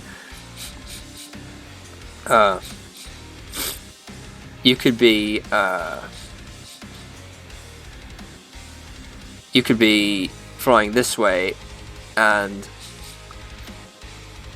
what this means is you could be flying south, let's say. You could be flying south, and it will still show the needle as to the left when it's not to the left. So you need to, I'll show you an easy way to determine the direction of the direct direction of the VOR, exactly where to go direct to the VOR. I'll show you exactly how to do that when we get to the simulator, but what that means is your heading does not matter. Your heading is irrespective of what the needle shows in the VOR. The VOR, no matter what heading you go to, it's not going to change. The VOR is not going to change unless your position relative to the VOR changes. So if your plane is here, it will change. If it's here, it will change a little bit. If it's here, it will change a little bit. Not in this example, but you know, but in this example, whether you're here or here or here, it's still going to be to the left. It will change if you go here. If you're over here, it'll be to the right. If you're here, it'll be to the left. If you're here, it will be from and to the left. If you're here, it'll be from and to the right. I can't emphasize this point enough. VORs don't know which way your airplane is heading. That's because airborne VOR display is programmed to think of itself as always pointing in the direction of the selected course. The display only knows if it's to the right or left of the selected course, and whether that course will take it to or from the station. So that's important. Obviously, the 030 degree course is not to the left of the airplane, but if you turn the airplane to the direction of the selected course, 030 degrees, then the needle and flag properly orient you to that. So that's kind of confusing. What that means is, if you're here and you turn to 030 degrees, as you see here, then and only then will it show an accurate direction towards the radial. So that's what that means. So the needle flag points you to that. Now and only now can the needle be said to tell you that the selected course is physically to the left of the airplane. The 2/from flag tells you that once you're on the course and heading in a direction of 030 degrees, you'll be going directly to the VOR station. We'll assume there's no wind to blow you off course in this example. I know there's a question burning your mind. If you must turn to the left to intercept the 030 degree course, how many degrees to the left should you turn? The answer is more than 0 degrees and less than 90 degrees. And you can turn 90 degrees if you want, but it's stupid doing that, so don't do that. It all depends on how fast you want to intercept. For practical purposes, the VOR needle is fully deflected. You won't necessarily know if the selected course is 1 mile away or 100 miles away. In these situations, your objective should be to get on the course as quickly as possible, therefore intercept at a 90 degree angle. Ask yourself, what heading is 90 degrees to the left of 030? Just look at the compass and count 90 degrees to the left of the selected course, figure 3-9. Figure 3-9. So it's 3, 300 degrees. And you don't need to count, you just need to look left or right. So you don't need to count, just read the number. And if it's, let's say it's somewhere here, let's say if this is lopsided a little bit and this is here, you just do 90, 95, 100. There you go. Flying heading of 300 degrees. This is perpendicular to the selected course. Allows you to intercept in the shortest time. Looking back at figure 3-8, airplane B must turn to the left to intercept a 030 degree course. So this one is turn left.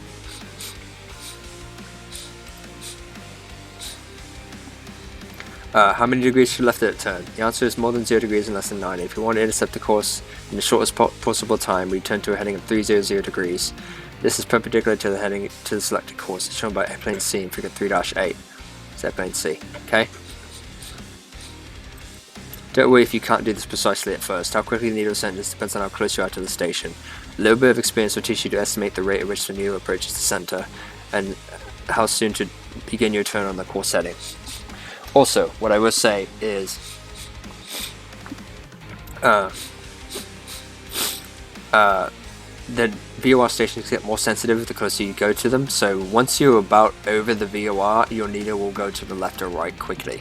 So if you're right here to the VOR station, your needle is going to be deflected fully to the left or fully to the right, and then it will turn off as you fly over the station. So don't be worried about that. If you're on the needle and it's correct, and you're on it for a long time and it's correct, and it suddenly does that, goes to left or right, and then says off, it means you can pass the station. And you can also tell based on distance measuring equipment or DME equipment on the plane, if planes have it equipped. The Cessna does. Some Cessnas do, some Cessnas don't. But the Cessna in Flight Simulator does.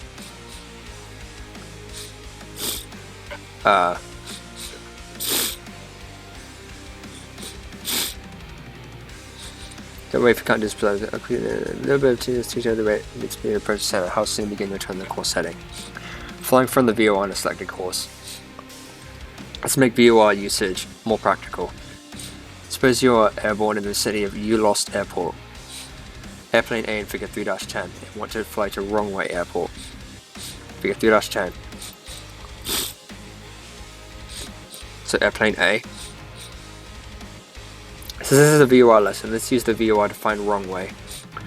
Ask yourself, what's the best way to get to the Bigfoot VOR? There's a Bigfoot VOR here. It's reasonable to assume you're always on some course that goes to a VOR, but how do you know which course this is? Here's how. Tune in the Bigfoot VOR frequency on your navigational radio, and rotate the OBS until you get to 2 flag with the center needle, as shown by airplane B in figure 3-10.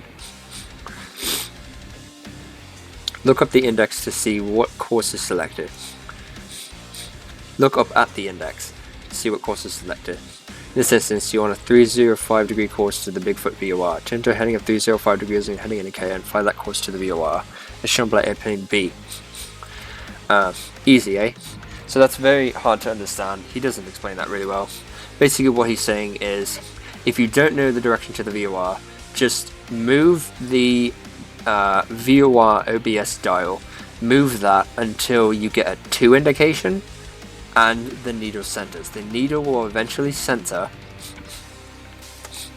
I'll show you what happens but in the simulator, but basically if you just keep turning the OBS knob to the right, let's say, you will have 2 instances in which the needle will center. It will center once in the 2 section, 2 indication, and it will center a second time in the from indication,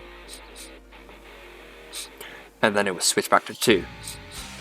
So I'll show you with the simulator. Everything will make sense in the simulator. As you approach the VOR, ask yourself what course runs from the center of the station through Wrong Way Airport. Draw a line or eyeball the value to determine this course. It appears that the 255 degree course runs from the VOR through the Wrong Way Airport. So here. Therefore, when you're over the station, turn the airplane in the direction of 255 degrees, then rotate the OBS to 255 degrees. Now your VOR display is set to track the 255 degree course from the airport, 255 degree course from the VOR, not the wrong way airport. Oh, sorry, not the airport. Not the airport. From the VOR, not the airport. This is wrong. From the 255 degree course from the VOR to wrong way airport is shown by airplane C. Here. So 255 degree course from the VOR, not the airport. Wind correction while tracking a VOR course. I hope you aren't blown away by all this, but then again, how could you be blown away since I haven't talked to you about wind?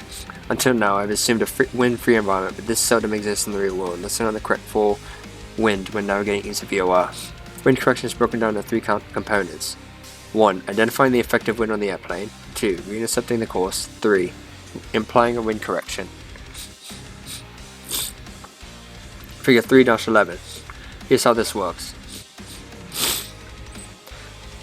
1. Identify the effective wind. Airplane A in figure 3-11 has just intercepted the 030 degree course to the VOR. Under a no wind condition, airplane A could hold a 030 degree heading and fly to the VOR with a centered needle. With little wind, however, airplane A is sure to drift off course. Determining the wind direction and making the proper corrections, first step to successful navigation. 2. To determine the effective wind on the airplane, head the airplane in the direction of the selected course, 030 degrees in this example. Now you must wait a bit. If there is no wind, the needle should stay centered, or nearly so. If a crosswind exists, this is a crosswind, it's going across you, the needle will eventually slow the deflection, as depicted by airplane B. So you're on 030 still, but it will essentially slow the deflection because the wind's pushing you. See how the position of the airplane is now away from this line? This is the course deviation line. So if the airplane's over here, it's to the left, so it's still going 030 degrees, but it's no longer on the 030 degree radial to the VOR. So the plane has to turn left to get back on course and then crab into the wind in order to keep the needle centered, flying 030 degree course to the VOR. But we'll get into this here. I kind of got carried away there, but let me. It's depicted by airplane B. Yeah. How much of a needle deflection should you allow before you center the course? Perhaps the best advice in this is to let the needle move just a little, perhaps less than one dot on the VOR's display, and then make a correction. 3. Re-intercept the course. If the needle moves to the left, then the selected course is to the left, as shown by airplane B. The airplane was blown to the right of the course, implying the crosswinds from your left. Once you've identified the wind direction, you need to get back on course before applying a wind correction. You can get back on course by intercepting at a 20 degree angle, as shown by airplane C in figure 3-11. Strong winds sometimes require that you re-intercept at a 30 to 40 degree angle.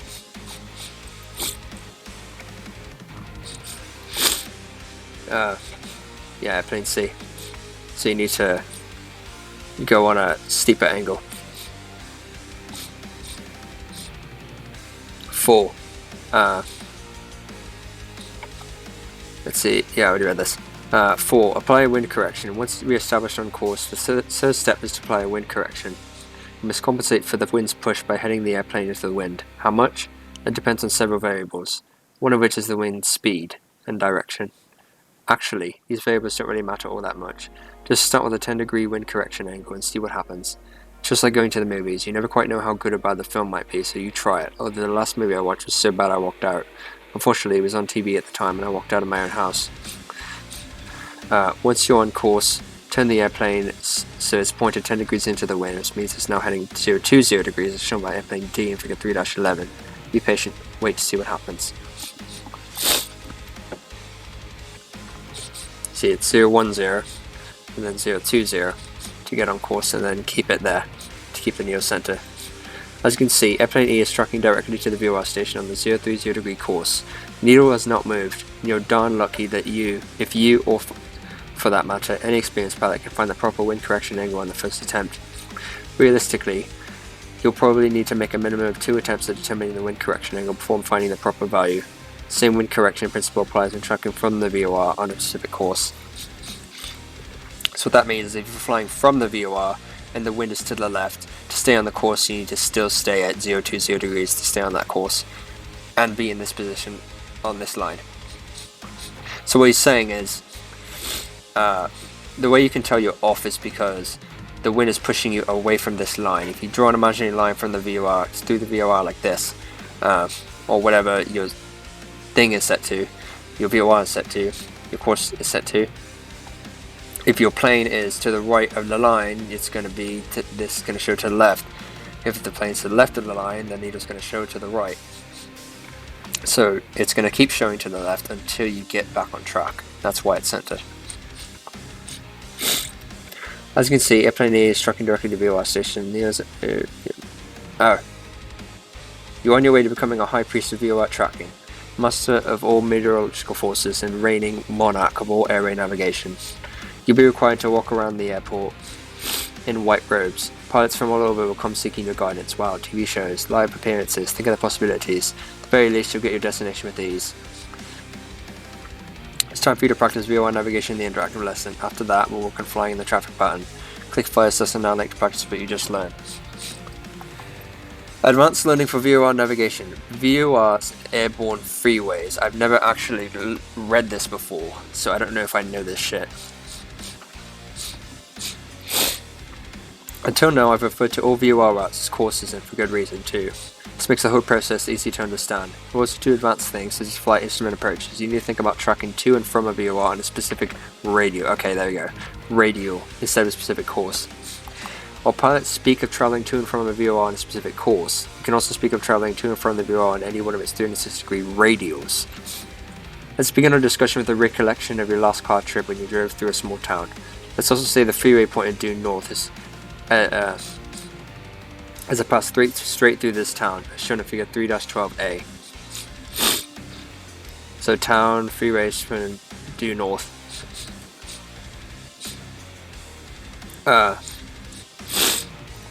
While entering and leaving the town, your car pointed north 360 degrees in the same direction as the freeway. If the portion of the freeway exiting this town have a different name than the portion entering the town, will this affect the direction your car pointed passing through the town? Of course not. So let's call the portion of the freeway exiting the town to the south, Freeway 180, and the portion exiting to the north, Freeway 360. So this is the town here. This is 360. He's calling this 360, and he's calling this 180. I should have figured 3-12B. So this here. So he's calling it. Now we can say that we went to town on Freeway 180 and exited on Freeway 360. Your direction never changed despite giving the freeway different names. So you're going. So here would be 360 degrees. This would be on the 360 degree radial from the VOR.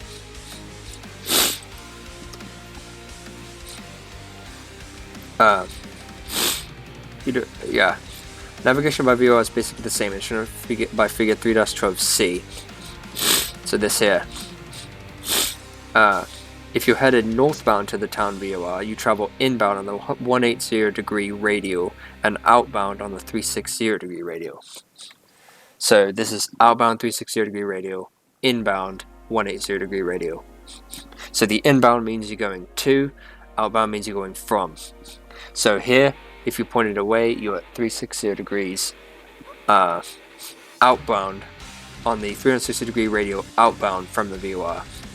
You have to use those words, outbound 360 degree radial. So this is a 360 degree radial, this is a 180 degree radial. Radios go in opposite directions, so the radio goes this way for 360, radio goes this way for 180. But if you're going to, so if you're going from your, it depends on what you want to say. People say it both ways. You could say I'm going to, inbound to the VOR on the 360 degree course, or I'm going to the VOR. I'm going to the VOR on the 360 degree course to the VOR. But normally pilots say I'm on the inbound 180 degree radial, inbound on the 180 degree radial to the VOR, and outbound on 360 degree radio from the VOR once you pass the VOR. Either way, your airborne freeway points to the direction of 360 degrees, just like the ground-bound freeway. Referring to it as a single freeway by radios going to and from a VOR station is sometimes awkward. But this is the way instrument pilots are required to think of VOR navigation. Therefore, when you're asked to intercept and track to a VOR station on the 180 degree radio, you must think of setting your OBS to 360 degrees, or the 180 degree reciprocal. So, reciprocal meaning opposite. 180 degree reciprocal of the radio on which you'll track to the station. So what that means is, if you want to track to a VOR station on the 180 degree radio, on the 180 degree radio, what this means is, the radio is 180 degrees. You need to get the 180 degree opposite to that, which is 360 degrees, which you'll track to the station.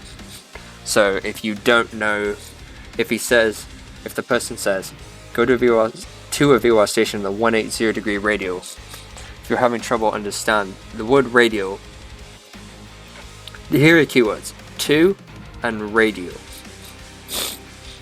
To and radio, or inbound. 180 degree radio. What that means is you will be going on the 180 degree radio, you will be going to the VOR. So you're on the 180, again, the 180 degree radio goes this way, 360 degree radio goes this way. So you're inbound to the VOR at 180 degree, on the 180 degree radio. So you have to set your OBS to 360 degrees. 360 degrees to the VOR. Not 180, because 180, if you set it to 180, it will show that you're flying from the VOR, I'm pretty sure, yeah. It will show you flying from the VOR.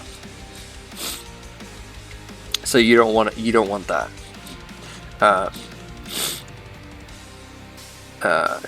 The 180 is typical of the radio which you track to the station. Until you start to fly instrument approaches, just think of all VORs as routes as courses. Let's not do that. Let's think of them as radios. So, like he said,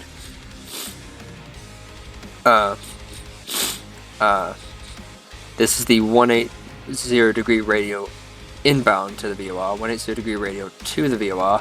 This is a 360 degree radio outbound of the VOR. So if they say go outbound, fly outbound Mercy VOR on the flight outbound Mercy VOR outbound Mercy VOR on the 180 degree radio, your plane will be going this way and you'll be over here past the VOR on the 180 degree radio from the VOR, from Mercy VOR. I'm just giving that as an example. The hardest thing to understand is to know that you're going the same direction, but the VOR is the name is different. So 180 degree radio, you're on the 180 degree line, basically. You're on the 180 degree line traveling to the VOR, but if you're flying away from the VOR, you're outbound, or flying from the VOR on a 360 degree radio. So this is outbound on 360 degree radio. So to fly to the VOR, if you track to the VOR station on the 180 degree radio, they're not saying fly 180 degrees to the VOR. No, they're saying fly the reciprocal, or the opposite of 180 degrees to the VOR, so 360 degrees, because remember, radios go out this way. When you're flying, you're generally flying to, so the course, when they say fly the course to the VOR, they're flying this way, so the lines go to the VOR. But with radios, they start at the VOR and they go outbound from the VOR. That's why they're called radios, because they're the opposite of courses. Courses go to the VOR. Courses go to the VOR. Radios start. Courses start at wherever you are, the airplane, and goes to the VOR. And the radios start from the VOR and go out. So for example, this here is 090 degree radio. This is the 090 degree radio. So if we're going this way, if we're flying this way, the direction of my mouse, going this way, we are on the inbound 090 degree radio. Inbound 090 degree radio, because we're at 090 degree radio. It goes this way, right? For here, we are inbound. We're going inbound. We're going to the VOR using the radio that is 090 degrees, direct east from the VOR. But for your VOR, what you set it to, you would set it to 270. You would set it to 270 to get on the 090 degree radio inbound to the VOR. And conversely, once you pass the VOR and you go over here, you would then be on the 270 degree radio outbound. So you're in to from indication which you're from. So that's how that works. So yeah, that's VORs. It's very hard. It's hard to understand. He does a horrible job of explaining it. I never really understood this when I read it, so that's why I'm going over this for you guys. I'm gonna go to that VOR simulator now. Alright, so let's get to that simulator so I can show you how this works. Hey guys, I want to I'm doing this after that. I want to take this time to teach you guys the VOR simulator. So I got the standalone version of it. So I got the standalone. This is what it's supposed to look like. So this is the VOR simulator. So what we got is so it kind of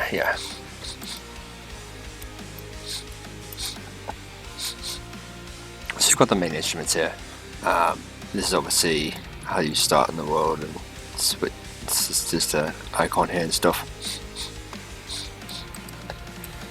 So this is the standalone version. You got the different settings here.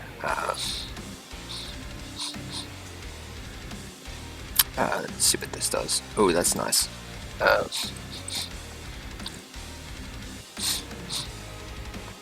That's nice. But yeah, so let's see, registration. Okay, yeah, so it's not registered.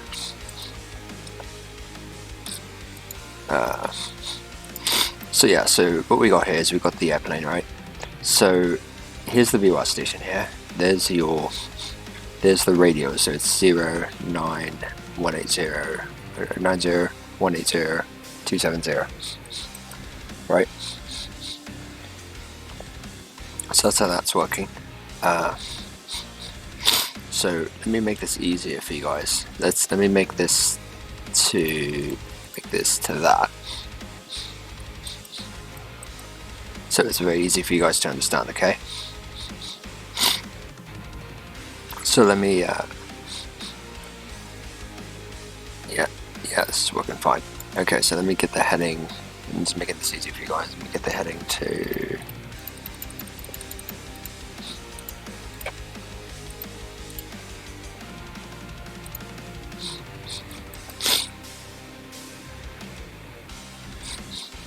How do I change the heading? How do I change the heading of the plane?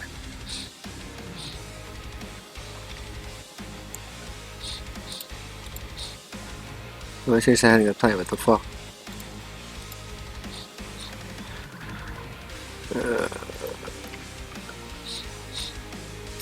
I can't change the heading of the plane apparently.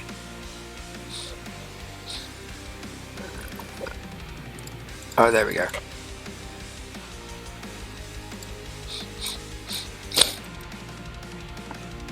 Okay, so let me move the plane here. make it easy for you guys to understand. So this is the VOI here. So this is 360, right? So this is the 360. So this means this is the 360 degree radial from the VOR. This is the 180 degree radial from the VOR. Now we have a course set here. Our course is 0 or 360 degrees, and what we set our course to, let me see if I can do something here real quick. Okay, so I don't know what the reciprocal of 220 is. I don't know what the reciprocal of 220 is. It's something over there. Let's see. Well, anyways, the 220 minus 180 is 40. So 40 degrees. So 40 degrees here is the thing. So let's say you're here and you're heading here. So the reciprocal is 40 degrees, right? Let's say you don't know the VOR is here. You're here and you're in clouds and you don't know the VOR is there, right? How would you get direct to the VOR? How can you fly direct to the VOR? Oh, you have your 2 from indicator, right? This is 2 and your arrow is pointing up, meaning you're going 2, right? Watch what happens if I change the course to 40 degrees, which is the reciprocal of 220. Watch what happens when I change the course to 40 degrees. 1, 2, 3, 4. Needle centers. Watch the needle. I'll do it again. Watch this course deviation indicator. It will center. 1, 2, 3. I'll do it slowly. There you go.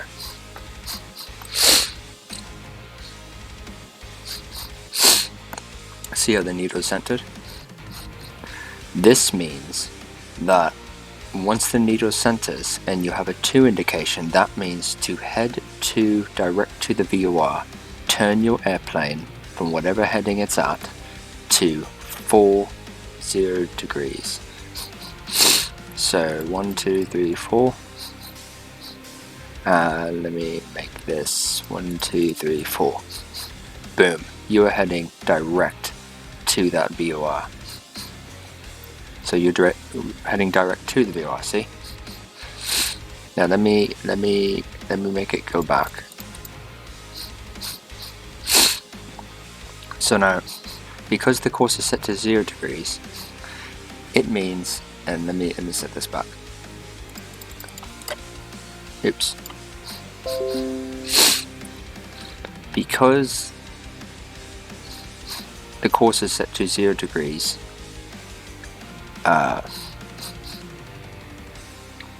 the course deviation indicator is looking for you to be at the 180 degree to be intercept the 180 degree radial inbound to the VOR, meaning going to, or go outbound on the 360 degree radial to the VOR, or from the VOR. So watch what happens when I move the plane. It doesn't matter what heading I'm at. I could do this. The course deviation indicator is not going to change. It all depends on where your plane is, where the aircraft is in relation to the VOR. So, watch what happens when I move the plane to the blue line. This needle is going to center. See? See how it's centering? And when I go right over it, the needle's centered. Now, this is a VR simulator, so it does not simulate glide slope, so you can't do that.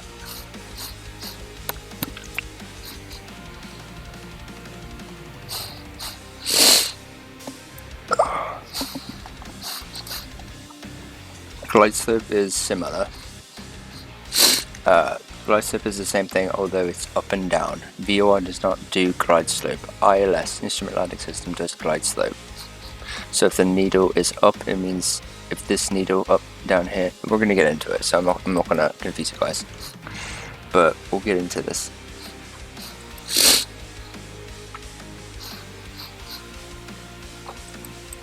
I was looking for an ILS simulator. I found a shitty one online, but you know, what are you gonna do, you know? There's not much I can do for that. Found a shitty one online, but it's gonna have to do. So let me bring this back. Type. Oh shit! It has glide slope. ILS, so I can do that. You got a Vortac, VR, DME. Fuck yeah, dude. So you can do glide slope. So we'll come back to this. We'll come back to this later. Okay.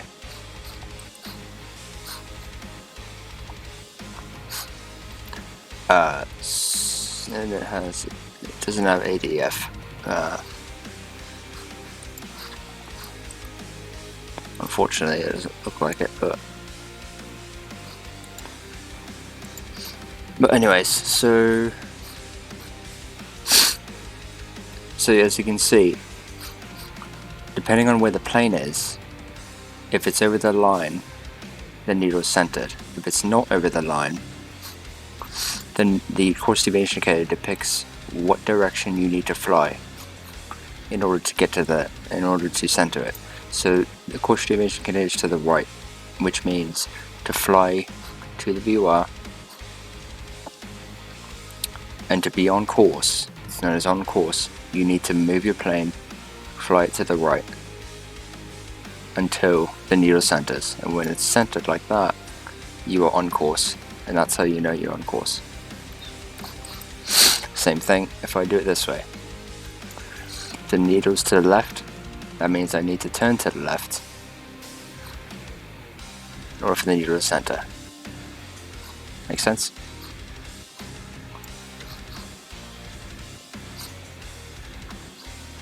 Now, watch what happens when I go over the VOR. Your to from indicator is going to flip. Now we're going from the VOR. Come on. Now we're going from the VOR. If I put my plane up here, you can see we're going away from the VOR.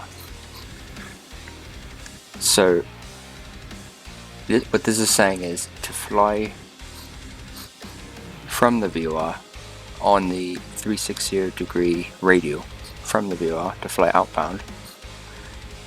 This means you need to turn to the left, and if you turn to the left and you go to the left, that needle is going to center, and then you're on course outbound from the VOR on the 360-degree radial outbound from the VOR.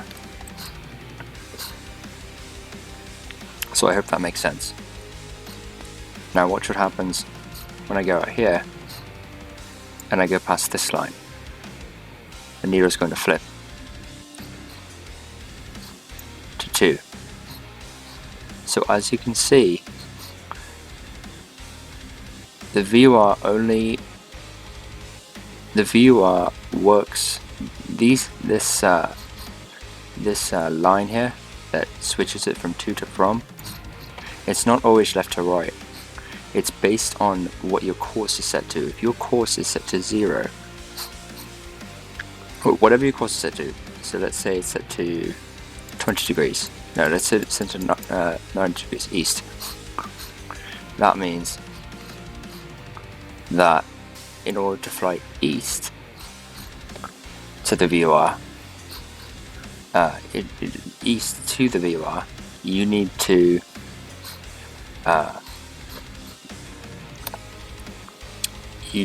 fly to the left. So the best way to do this would be to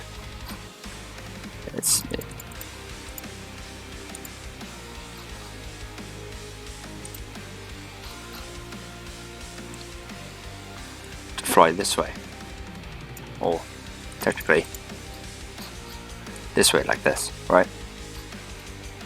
Fly this way, and when I pass this line, you'll see this needle's going to go from the left to the right. See? But you notice I'm way out here, right? The needle still says 2. So although I'm north of the VOR, it still says 2 because I am west of the VOR. See, wherever the course is set to, whether it's 9-0 or 6-0 or 3-0, the left and right, so 120 degrees and 300 degrees, the left and right radials, those are the, so 120 degrees, 300 degrees are the those radials from the VOR is the decision point that dictates whether or not it's going to show to or from. So these 300 degrees and 120 degrees is what creates the divider line. But you'll see, basically what this means is if you're perpendicular to the VOR, if you're directly over the VOR and you're perpendicular to the VOR, you're not going to show anything. The to and from indicator will be turned off, and that's because you do not get a signal. You see this little white line here, kind of this white little cone here that comes out like this here. This cone, this white cone here, or grey cone or whatever, is the lost signal zone.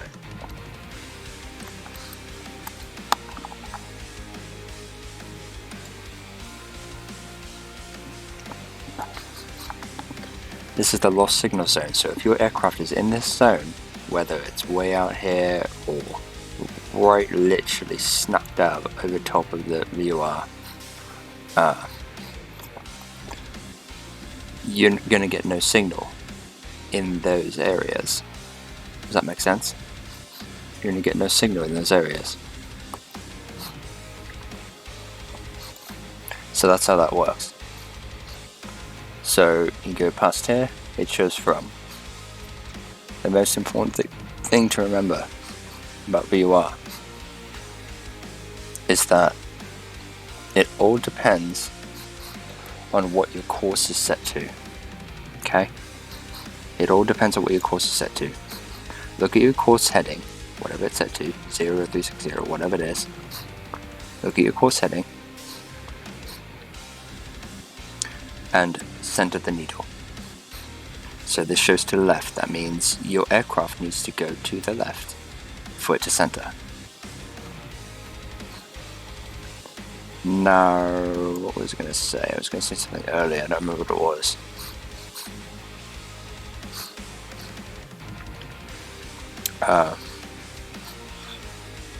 So like I said, let's say you're here with a 40-degree angle, right? 40-degree heading. Your heading is 40 degrees. And you don't know, you want to fly just direct to, you don't have to worry about centering the needle. Like I said, what you can do is you can move the OBS knob slowly until the needle centers, like that. And once the needle centers, then you know you're on then you know fly direct, just fly the same. Basically means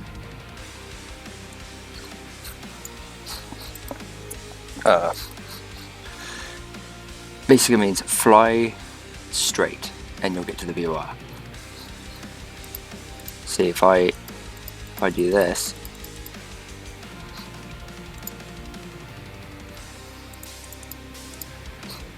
this means turn left to 346 degrees to fly to the VOR, because this is 346. This heading is 346. You can see it here, 346 degrees. Make it easier. 340 degrees. That means to fly direct to the VOR. Yeah, let me do it again. Hold on, I kind of fucked it up. Just, if you want to fly direct to the VOR, do this until you center the needle. Turn the OBS knob until you center the needle in the 2 category, and then whatever heading this shows, turn your aircraft to fly that heading. So let's make it easier. 030 degrees. That means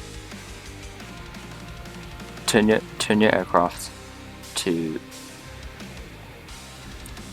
would be here at that point, 300 degree, 30 degrees, 030 degrees, to fly direct to that VOR. Does that make sense?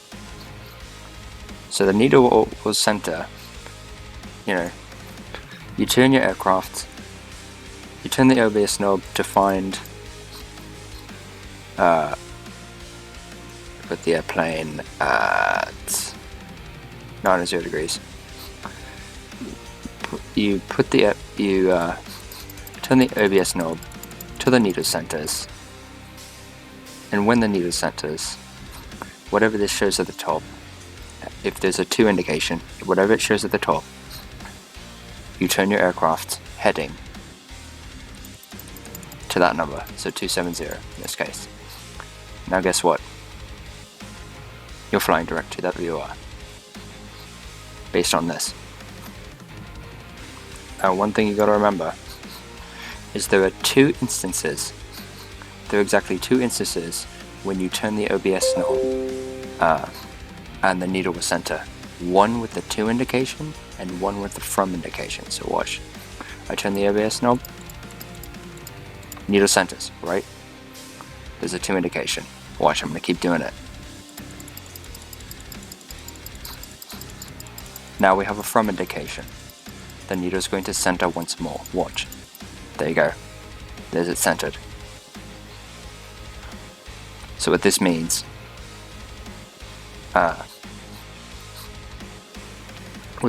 is you need to fly, it means it's reversed. So to fly direct to the VOR, you actually need to use this radial, 125 degrees. You need to actually turn your aircraft to fly 125 degrees to go direct to the VOR. So if you turn your aircraft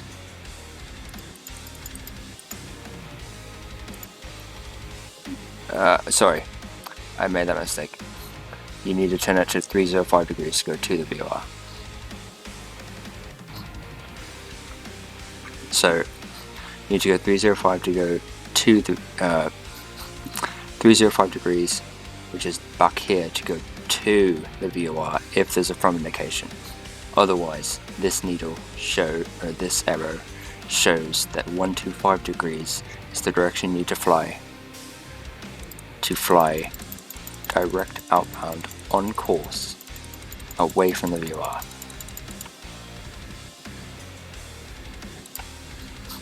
There you go. So remember, if you're here, alright, there you go. If you're here and you're centered to the VOR, 125 degrees, you need to turn to 125 degrees to go to the VOR. If you're over here, it means you need to fly 125 degrees. If you're here, it means you need to fly turn your aircraft to 125 degrees. 125 degrees with this needle centered. Remember, 125 degrees to fly outbound on the 125 degree radial. But if you want to fly to the VOR, it's 305. You need to use the opposite if you want to fly to the VOR, if you want to use the from indication instead. But people generally don't do that. People don't want to do the math like that. So they just center the aircraft, fly 125 degrees, and continue on outbound. And when they want to fly to the VOR, all they do is wait till it goes to 2, like that, the error,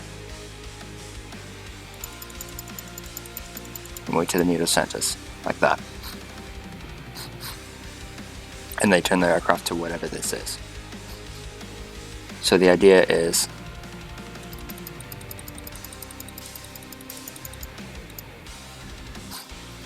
the most important thing to remember is the to indication and the from indication.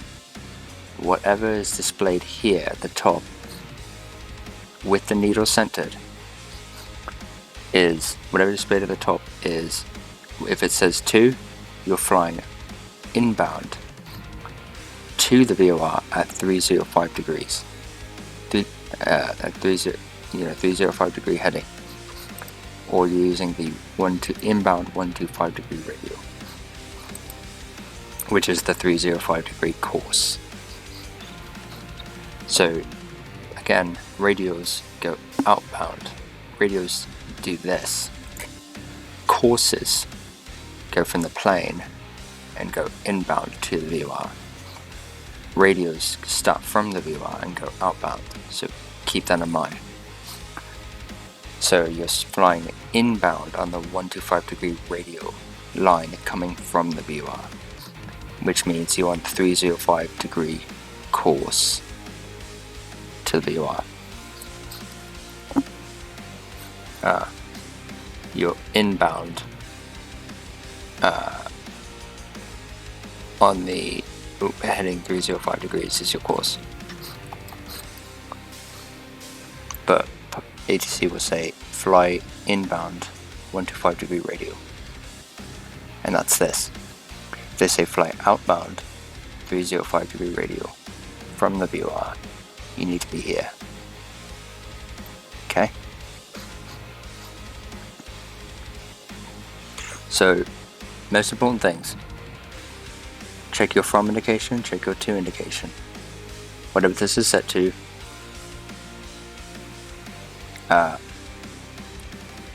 first and foremost, check your to indication, check your from indication. If you want to go from the VOR,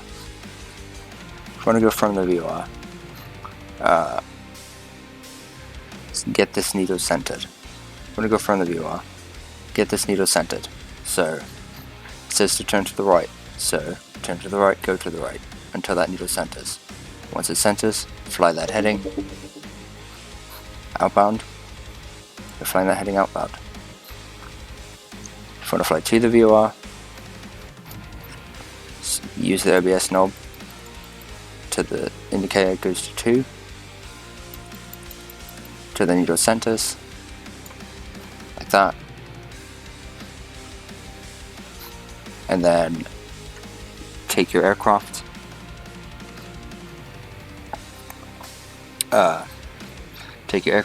and turn it to whatever heading this is, 085 or 086 or whatever it is. 085. Turn it to 085, and you turn it to 085, and then you're flying direct to. And again, when you pass over, the needle's going to flip. And keep in mind, the needle gets extremely sensitive the closer you get, okay? So do not chase the needle when you're close to the VOR. your DME or distance measuring equipment, this here, this nautical miles will tell you, this will tell you if it's really small, like 1.9 miles, 1.8 miles or whatever.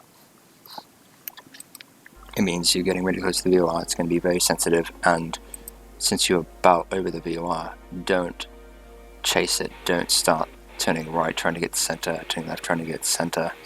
Don't keep doing that when you're really close to the VOR, because when you get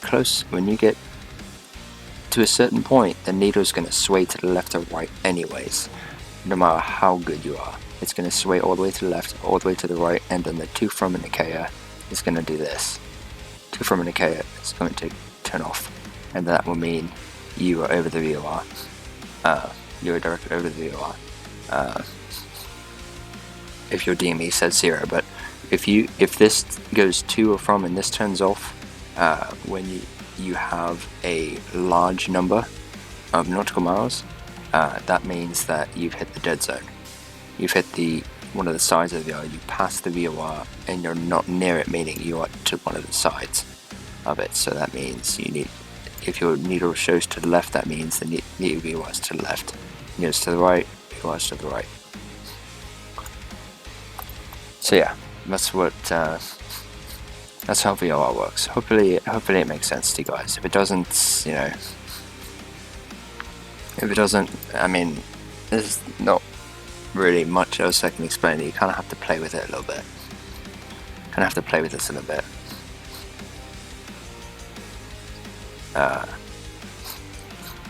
I like how this has glide slope ILS. That's pretty fucking nice. But yeah, so that's how that works, guys. So yeah, let's continue on with the training. But yeah, so that's for VOR. That's what VOR is. Let's listen now. Lesson 3, VOR navigation. This lesson you learn about navigating with the aid of very high frequency omnidirectional range VOR station. Estimated time to complete 15 minutes. Required knowledge and skills. You should complete the student's lessons and the previous private pilot lessons before beginning this lesson. Reading the ground school material before starting this lesson will help you better understand the skills being taught. The weather. The sky is clear and the winds are calm. Recommended charts, none.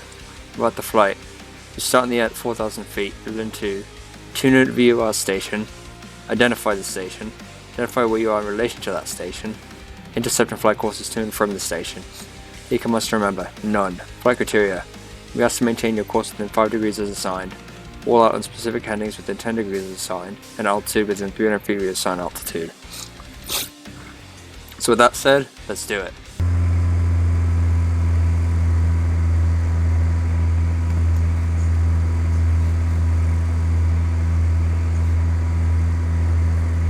In this lesson, we're going to learn how to use the navigational aid called VOR.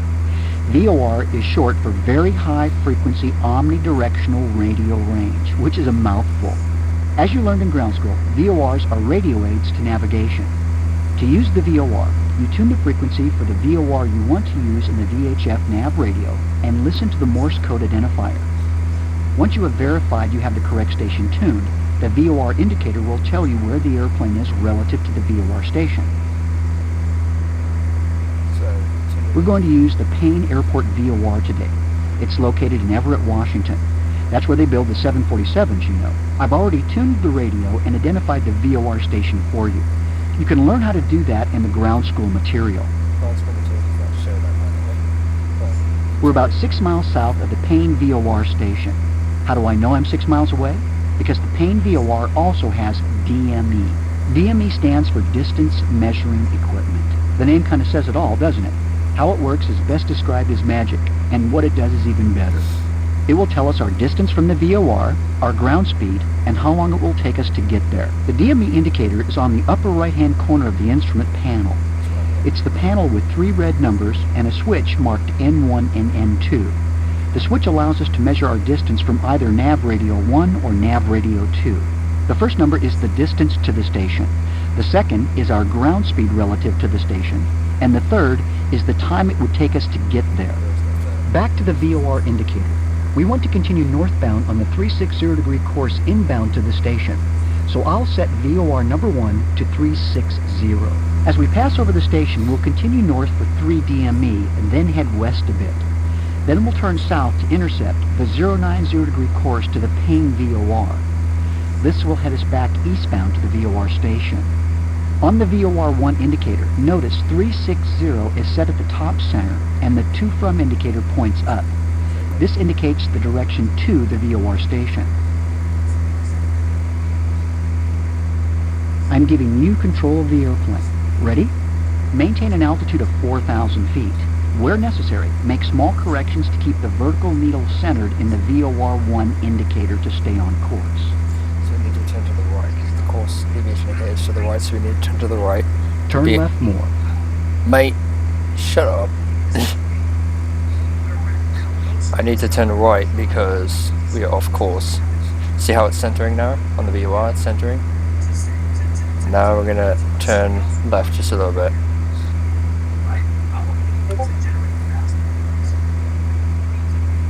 And now we're Remember turning. to fly towards the needle to get it to center. I know. The needle gets more sensitive as we get closer to the station, so make small corrections.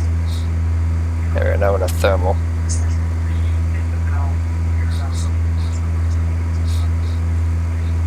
But it's more sensitive as we get closer to the station. That's why You're it's too high. Descend. that's why it's going this way.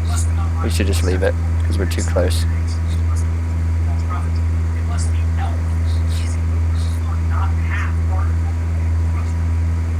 After we cross the VOR, continue outbound on the 360 degree course from the station. Turn left more. Oh my Slow god. down. Mate, be quiet.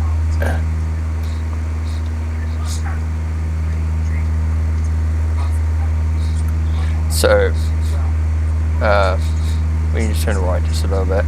Now it's centering, so now we need to go to 360, and we're going to miss it because it's, you know, now we're flying inbound 360, and we're just going to keep it here.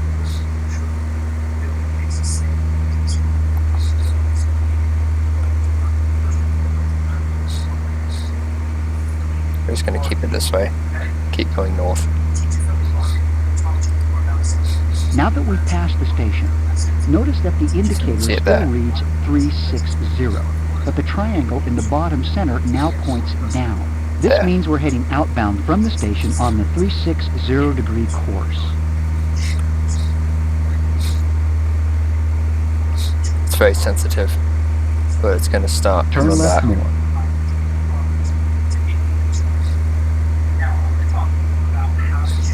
You're too low.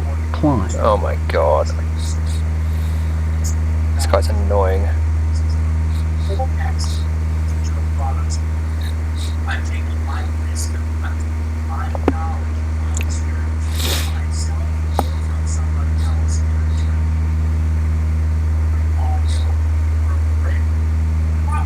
You're too low. Climb. I'm only 100 feet off, mate. That's acceptable. Tricky ass.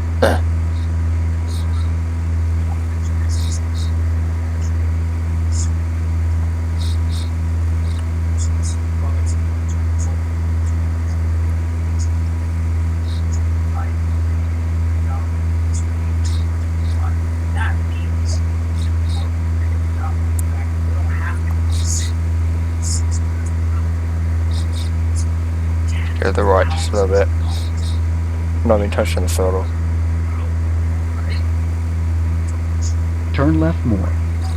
I I want know. you to turn west now. Maintain 4,000 feet.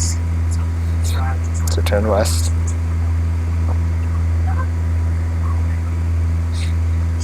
I'll do a standard rate turn.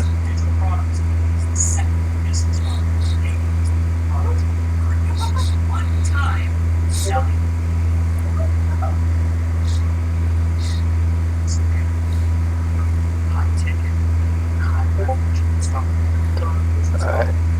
There we go. You're too low. Climb.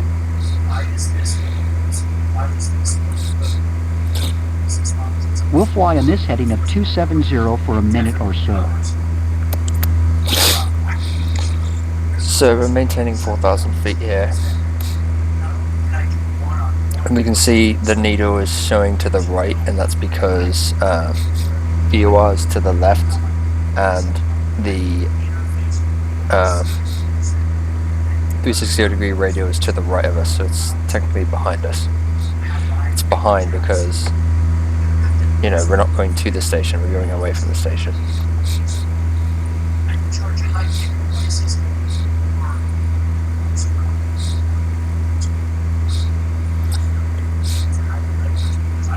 I just reset VOR1 to show an inbound course of 090 degrees. This will be our final course as we head back to the Payne VOR station.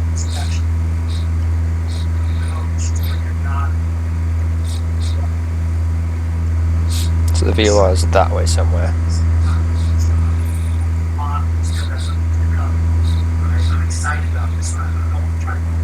So for navigation we're using the heading indicator and this VOR indicator and this course deviation indicator there. Most important things to use.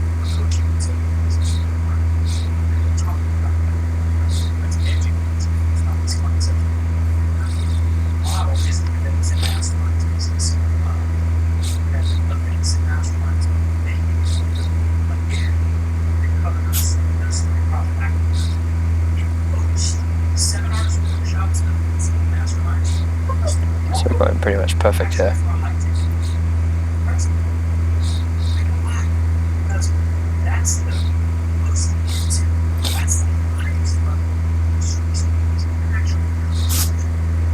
Okay, time to head south. Turn left heading 180 and maintain 4,000 feet. Okay. Use 20 degrees of bank in the turn.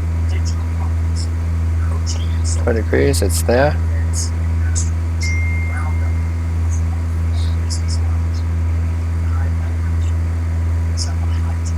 Maintain 4,000.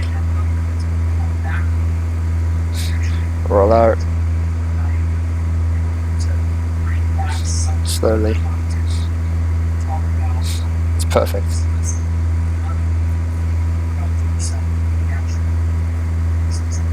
We'll fly this way for another minute or so until we close in on the 090 degree course. Absolutely perfect.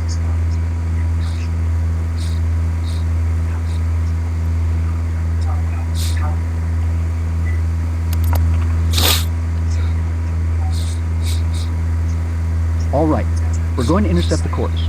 We'll approach it from an angle that makes it easier to intercept. Make a 30-degree bank turn to the southeast to a heading of 135 degrees. Look for needle movement as we approach the course. So 135 degrees. So there.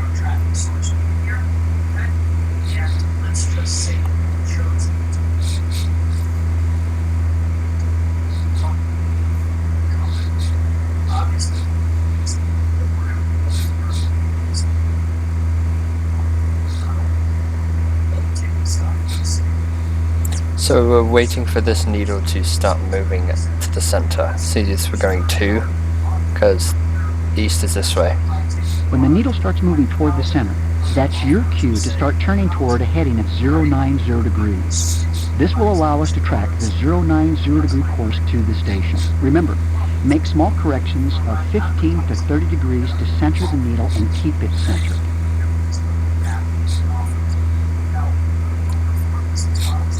Alright, so the needle's starting to center, we're pretty close to it, so it's going to be quite erratic, so we need to start turning.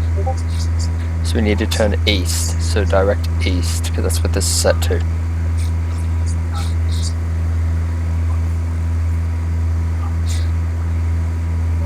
We'll turn a little bit sharper.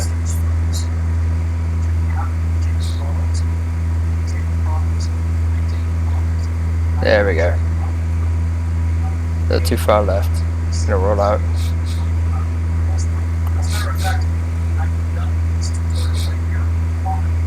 Keep going to the right, just level out here just a little bit and wait for it to center. And as it centers, it's gonna be slow. But as it centers,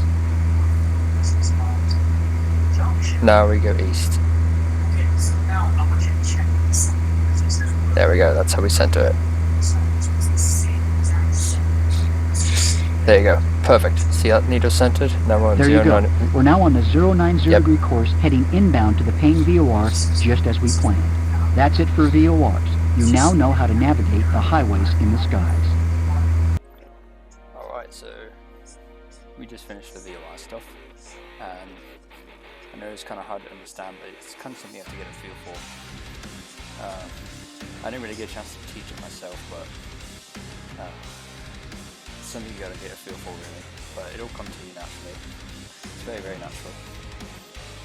So yeah, this is what we got here. We started here, and we started doing this, and then you can see this is the VOR here, right here, and you have north, south, east, west, right?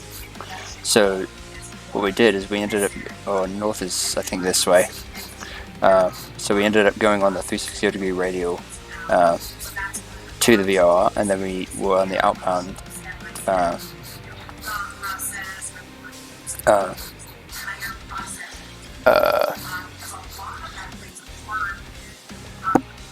we were on the inbound 180 degree radial, sorry, and then we went to the outbound 360 degree radial from the VOR. 360 degree from the VOR, we went west, and then we went south, and then we intercepted. We did like a 30 degree intercept into the 090 degree radial here. This is the 090 degree radial. That's what we got there.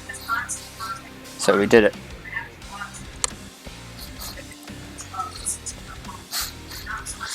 So yeah, that's VOR navigation. It's a little hard to understand. I'm really pissed off that the web service doesn't work anymore, because I can't really show you how VORs actually work. But if you noticed when we were, it depends on our position to the VOR.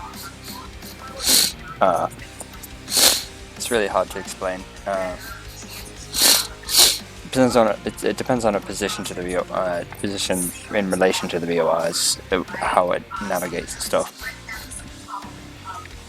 So that's VOR navigation.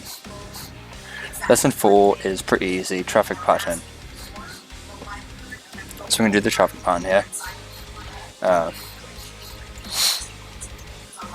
So lesson 4, the traffic pattern, by Rod Machado. Airplanes are like homing pigeons. They all have a particular place to go. In the case of airplanes, it's the airport. For homing pigeons, they head home. Though there's airplanes heading for airports, in some cases the same airport, it's amazing they don't bump into one another more often. In the spirit of the homing pigeon, I guess you could say that pilots pull off quite a coup in how they manage to do this safely. The fact is, pilots are highly organised when they operate at airports. They don't fly around in a chaotic manner like miles around surf lights. They fly a rectangular pattern relative to the runway, and they do it at a specific altitude. This pattern is formally called a traffic pattern, and it allows pilots to know where to look for and expect other aviators that are operating at the airport. It's also the pattern you'll fly when you want to practice your takeoffs and landings. Let's have a closer look at how to fly the traffic pattern. Flying around an airport is done in precise, careful ways so we don't run into each other, and so we set ourselves up for good landings, aligned with the runway. This approach in alignment with the runway is called a traffic pattern. We're taking that pattern is shown in figure 4-1. So, figure 4-1, the traffic pattern.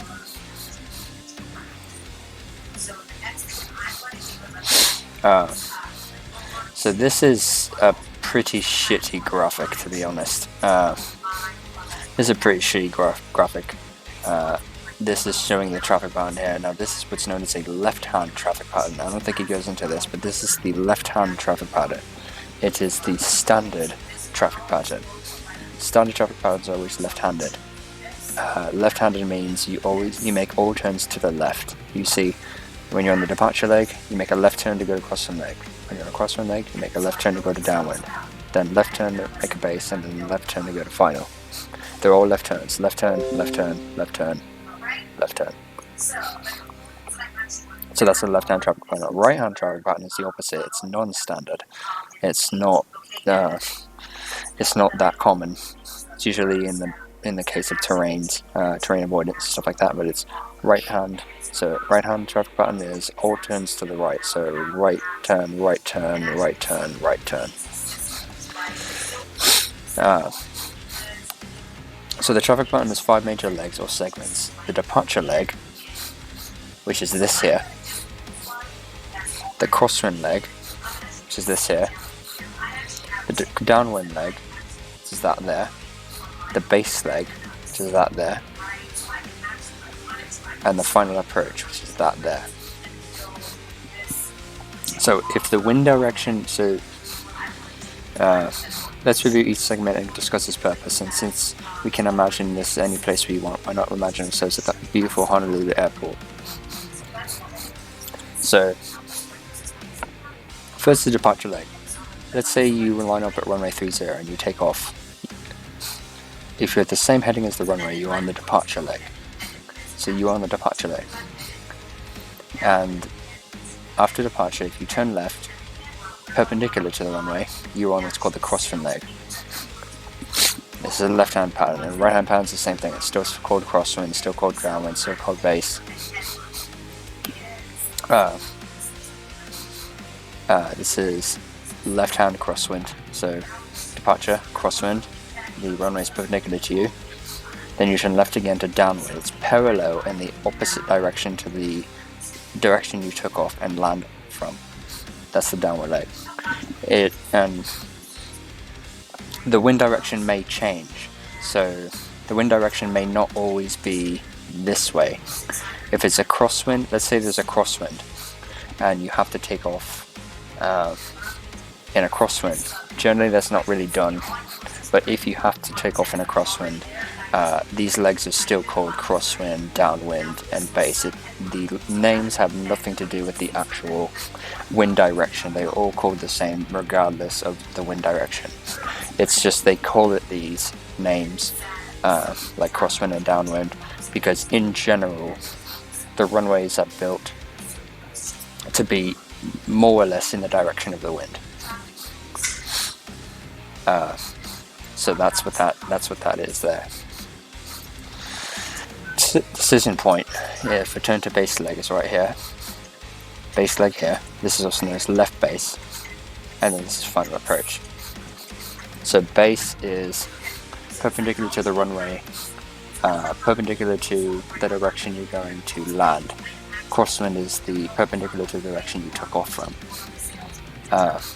This is perpendicular to the direction you're going to land. So the departure leg, upwind leg, sorry. The upwind leg is parallel and offset. So this is really horrible graphic.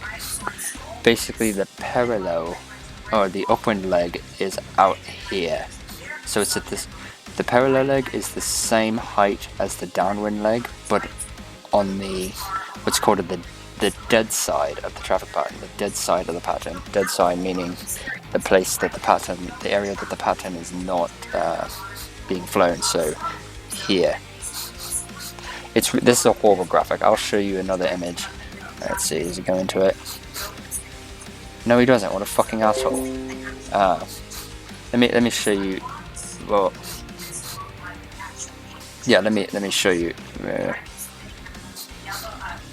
Does he even go into open leg? No, he doesn't even go into an open leg. What a fucking twat. Doesn't even explain what this is. Fucking asshole. Oh, I guess I have to do this. So, I found a really good graphic. Traffic pattern. Found a really good graphic. It shows both. Oh, this one here. I'll show you two images. I'll show you this one, and I'll show you guys this one with the little fighter jet. Make it more fun. Oh god, that's horrible. And that's also horrible. God damn it.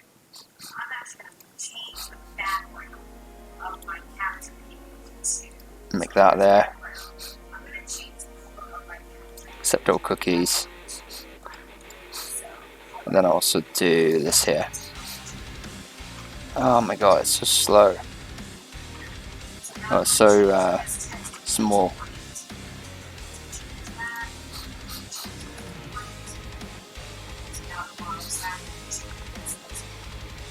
I'll give this to you guys.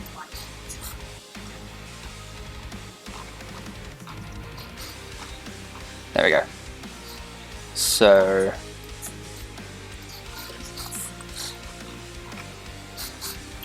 this is a left-hand traffic button because every turn is to the left. So what this means is you're taking off and landing on the runway this way, right? Departure leg is right here. Crosswind leg is right here, perpendicular to the direction you land and take off. Direction of landing is this way, remember. Downwind leg is this, so this is left downwind. This is left base, and then this is final approach. The upwind leg is right here, so it's parallel to the runway going in the same direction as landing and takeoff. The downwind leg is the opposite. Do not confuse the departure leg with the upwind leg, or the downwind leg with the upwind leg. Departure leg is the same heading as the runway on the same radial as the runway right after you take off. That's the departure leg. Downwind leg, the upwind leg, is on the dead side of the approach, dead side of the traffic pattern. The upwind leg is in the same direction and parallel to the runway as direction of landing. The downwind leg is the opposite direction to the direction of landing and is parallel. So upwind leg and downwind leg, they're both parallel to the runway, however downwind leg is opposite to the direction of landing, and upwind leg is the same direction as the direction of landing. But the upwind leg is always on the dead side of the traffic pattern. So the reason you use the upwind leg is if you're coming from this direction, they'll say fly left downwind. If they say fly left downwind, runway, or they say fly left base, runway 30 or runway 36. Let's say this is 36. Fly left base. Left base is this here, but you can't go here or turn right. You can't just go this way and turn right, because that would be right base.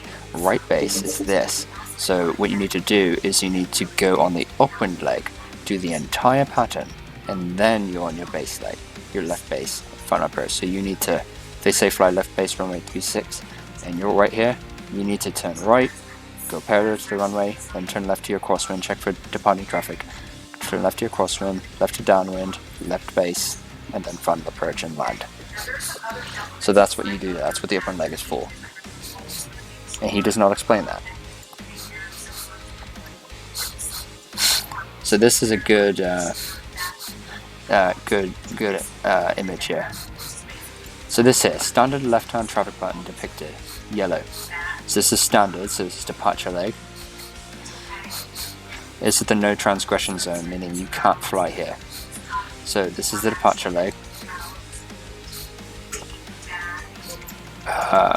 This is the departure leg, right here. And then you can either do a 45-degree exit or a straight out exit. This is 45-degree departure. And this, you can turn left to your left crosswind, left downwind. This is also a 45-degree entry into the left downwind, and then left base, final, and there you go. Right-hand traffic pattern is a non-standard traffic pattern. All turns to the right. It's the same thing, but all turns to the right. You have departure leg. You can either depart straight out, you can turn right to a 45-degree exit, or you can turn right again to your right crosswind, right downwind leg. You also have a 45-degree entry to your right downwind leg, and then you turn right again to your right base leg, and then right again to your final and land. So that's how that works. That's how a right traffic pattern works. So it's the same thing as this, it's just opposite, literally opposite. And if this, let's say this here wasn't here. If this was not here, and this no transmission zone was not here, where do you think the upwind leg would be? If you said the upwind leg would be here going this direction, you'd be correct. So the upwind leg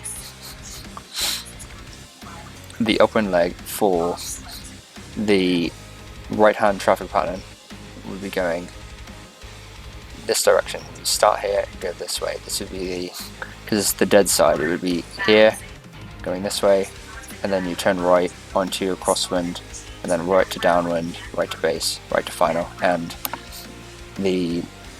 if this wasn't here, the open leg for the left traffic would be this way, going this direction as well. Same thing, turn left, left, left, final. So that's how that works. So that's the traffic pattern. Let's read this shit. Departure leg. Departure leg is the takeoff, which you've already covered. I guess you could say we're off to a good start since we already have a leg to stand on. Yeah, this is a god-awful image. There's so much stuff he does not explain. It's so damn important, even in Flight Simulator itself. Like, when you're doing the radio communications in ATC, they say make right traffic and shit like that, and it's like, when I first heard that, I was like, what the fuck does that mean? What right traffic? What does that mean? And I don't know what it meant, but that's what I'm here for. So upwind leg is this direction. It's also at the same altitude. Every airport has a TPA, a traffic pattern altitude, and it's different for differing aircraft types. So small planes and small jets would be different altitudes than airliners. Airliners are usually way higher. So it would be the same TPA as the downwind leg for the upwind leg. Crosswind leg. Since you remain in the traffic pattern for training, you'll make a 90-degree left turn. Most traffic patterns use left turns to the crosswind leg. This portion of the pattern is called the crosswind leg because the flight path is perpendicular to the runway and generally crosswise to the wind direction. Make this turn when the airplane is beyond the departure end of the runway and within 300 feet of traffic pattern altitude. TPA. TPA is the maximum altitude at which you'll fly the pattern. For this ground school class, let's set the pattern at 1,000 feet MSO, which puts you approximately 1,000 feet above the ground, and the water too, so watch out for flying fish. And keep in mind it makes 1,000 feet above the ground, not above sea level. So 1,000 feet above sea level is not necessarily 1,000 feet above the ground. Throughout the departure and crosswind legs, sometimes part of the downwind leg too, the airplane may continue to climb until reaching traffic pattern altitude. This depends on how close you fly the pattern, as well as airplane performance, runway length, and the number of hula dancers you have in the airplane with you. If you reach TPA while you're still on the crosswind leg, then level the airplane at 1,000 feet, accelerate to 90 to 95 knots, reduce the RPM to 2,000 and trim. It's also best to limit your turns to no more than 30 degrees of bank while operating in the pattern. This is no time to practice your combat turn techniques, save them for Microsoft Combat Flight Simulator. The downwind leg. As the airplane continues on the crosswind leg, another 90-degree turn is made.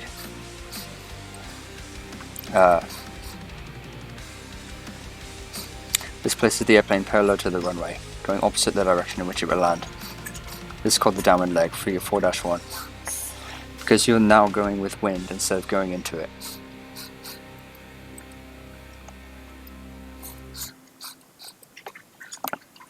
Fly the downwind leg at between half a mile and 1 mile out from the landing runway. There are several reasons for this. First, this position allows you to remain comfortably close to the runway. That way, in the event of an engine problem, you can glide to a safe landing on the runway instead of ending up in someone's lobster trap. Second, it keeps you close enough to the runway so you can see it easily. It makes no sense to fly so far from the side of the runway that it looks like the end of a tiny matchbox. Being closer means you can more easily estimate wind drift and make the necessary wind corrections. The problem is, how do you know when to begin the downwind turn? There are several ways to do this. In an actual airplane, you can look out the left window and estimate the distance. You can also do the same in Flight Simulator by selecting the side window view long enough to view the runway and then switch back to forward view. Or, you can use the handy virtual cockpit feature we discussed earlier. Neat, huh? You can also guess the distance by doing a little math. At 60 knots ground speed, the airplane covers 1 nautical mile in 1 minute.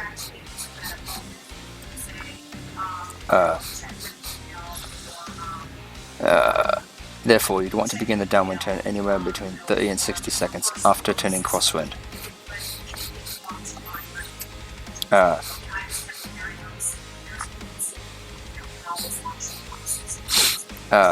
Since your airplane is climbing at 75 knots ground speed assumed, you'll want to begin the turn sooner, perhaps between 24 and 48 seconds after turning crosswind. Perhaps the easiest way is to use flight simulators top-down view to estimate the turning point. Finally, how do you know what direction to fly the downwind leg? That's an easy answer. Fly a heading exactly opposite of that used for takeoff. Without doing any math, just look at the numbers shown at the bottom of the heading indicator when you're aligned with the runway. That's the heading of flying the downwind leg. I do not understand this math he does here. This doesn't make any fucking sense. The 60 knots ground speed airplane covers 1 nautical mile in 1 minute. That makes sense, but you want to be getting down to anywhere between 30 and 60 seconds after turning crosswind. I'm assuming he just guessed that. Because 60 knots ground speed, 1 nautical mile 1 minute, that implies that you want to be half a nautical mile. If you do 30 seconds, then it would be half a nautical mile.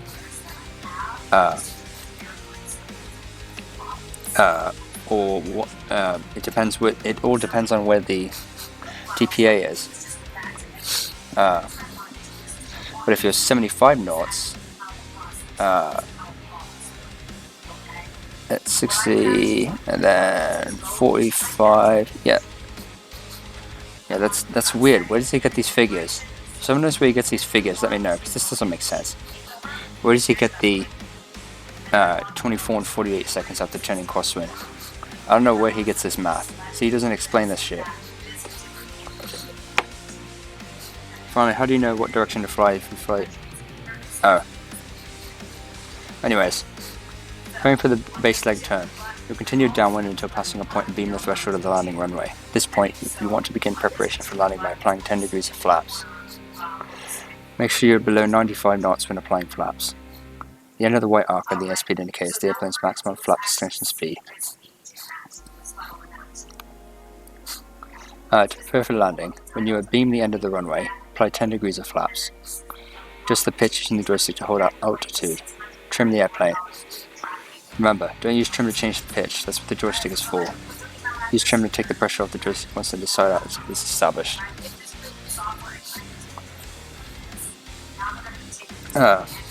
It's important to hold your altitude on the downwind leg. After all, airplanes entering the pattern on the downwind leg, and a premature descent from TPA could result from landing on top of someone's airplane. Perhaps this is how biplanes were invented. The base leg. Now it's time for another 9-degree turn to the left. We call this base leg, and from here you only have one more 9-degree turn before you're on final approach, but where should you start to turn to the base leg? Assuming the airplane's traffic isn't a factor, it's convenient and practical to start your turn onto base leg when the landing threshold appears about 45 degrees between the wing, left wing in this instance, and the tail of your airplane. In other words, as you look out the left window, the runway's threshold appears to be at a 45-degree angle to the left of the wing, or midway between the wing and the tail. As shown in Figure 4-2. Figure 4-2, traffic pattern decision point. And the runway appears midway between the wing and your tail.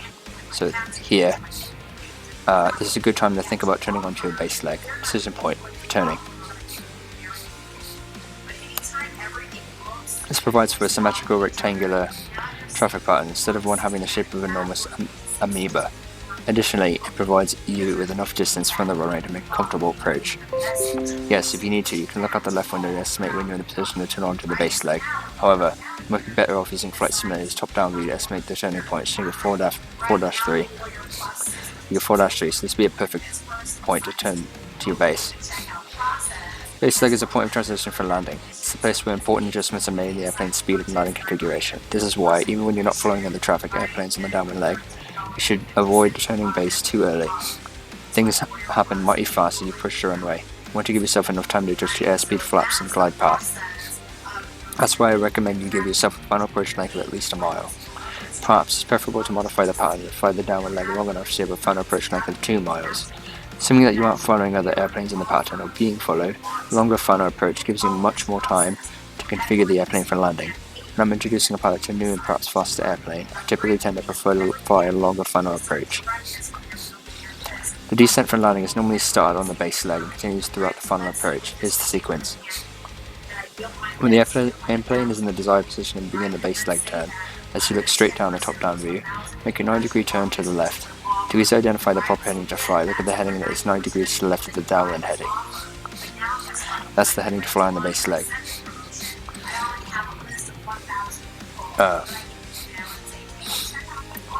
So roll out on this heading. So you roll out on the heading once you turn. Reduce power to flight idle. Establish a glide at 70 knots. When possible, I'd like to use a speed 40% above the no flap stall speed on base leg. Make sure you turn for 70 knots. Now you're ready to intercept the final approach leg. Final approach. The final approach, sometimes called final, is a critical... Let's see. Hold on. Final approach. Final approach, sometimes just called final, is a critical part of the landing sequence. Generally, a square turn from the base leg onto final approach is best. This provides you with enough time to observe and modify your airplane's descent path in alignment with the runway. During the final approach, the airplane is configured for landing and the speed is adjusted for the final approach speed, usually 30% above the airplane's present stall speed. I'm a type of person that can't do percents in their head, so that's pretty much a goner for me. Once the airplane is established and stabilized on a final approach descent, you're now in a position to estimate whether or not your glide path is too high, too low, or just perfect for landing on the side portion of the runway. When turning from base leg onto final approach, you have an opportunity to correct your glide path for any obvious indications being too high or too low. Let's assume you're making a power-off approach from the base leg. Power-off approach meaning you throttle to idle. After setting base, you reduce the power and commence the descent. Let's also assume that you're directly to land a specific spot on the runway. If you're too low, you can cut short the turn from the base leg to final approach, shown in figure 4-4. So if you're too low on the path, you can cut it short. Figure 4-4, pattern adjustments. If you're attempting a power-off glide, you can purposely modify your pattern the distance you travel to allow you to make the runway. But short is a little bit dangerous. You want to do it longer if you can. Flying path 1 allows you to fly less distance during the descent, thus increasing your chances of landing on the desired spot. Path 2 is longer, and path 3 is a nice square turn onto final. If you're too high, you can deliberately overshoot turn onto final approach, giving you more distance to cover during your descent, as shown in figure 4-5. Figure 4-5, pattern adjustments. Another very effective way to modify your pattern is to make S-turns while on final approach. It's also very effective if you're following slow traffic ahead. So you can do that, and then kind of turn around and turn back. This is kind of a horrible image, but you can extend it and kind of turn back. Another option is to S-turn on final for your 4-6. Pattern adjustments for your 4-6. Another way of modifying the distance you travel is to purposely overshoot your turn to final. So you overshoot your turn and then do S-turns. So see, he overshoots a little bit and then he does S-turns. Just slow down and then land. S-turns are a series of alternating turns left and right of the direct glide path. They may make it look like you had one too many Mai Tais. Since the shortest distance between any 2 points is a straight line, anything you do to fly other than a straight line lengthens the trip, assuming a constant rate of descent, making the long way home allow you to lose more altitude. Once you're lined up on final approach, establish a speed of 65 knots. Try to use 20 to 30 degrees of flaps and recommend an approach speed of 60 knots. Do not forget to trim. Now you're ready to handle the landing from here. Click the Flight Assessor Now link to practice what you just learned. Flight Assessing. Lesson for the traffic pattern. This lesson you'll learn about flying in an airport traffic pattern. Estimated time to complete 20 minutes. Acquired knowledge and skills. You should complete the student lessons and all previous pilot lessons before beginning this lesson. Reading the ground school material before starting this lesson will help you better understand the skills being taught. Reading the traffic pattern article in the learning center will also help you understand more about an actual airport traffic pattern. I don't need to do that. The weather. The sky is clear and the winds are calm. Recommended charts. None. About the flight. Start the lesson on the ground. Take off. Follow instructions to learn about and fly around the pattern, and then land on the same one from which you departed. This pattern will require you to fly the upwind, crosswind, downwind base, and final legs of the traffic pattern. So this is wrong. They won't allow you to. You're not going to fly the upwind leg. You're going to fly the departure leg. Because remember, upwind leg is parallel and in the same direction of the landing runway on the dead side. That's the upwind leg.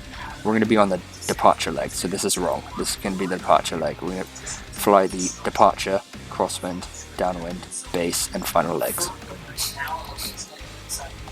Key commands to remember. F7 to lower the flaps in 10-degree increments. Numpad 4 to look left, numpad 1 to look left behind you. Be sure the number light on your keyboard's lit. Flight criteria. You'll be asked to maintain. SB within 10 knots is assigned. Power settings within 150 RPM is assigned. Altitude within 100 feet is assigned. And headings within 10 degrees is assigned. So that said, let's fly the traffic pattern.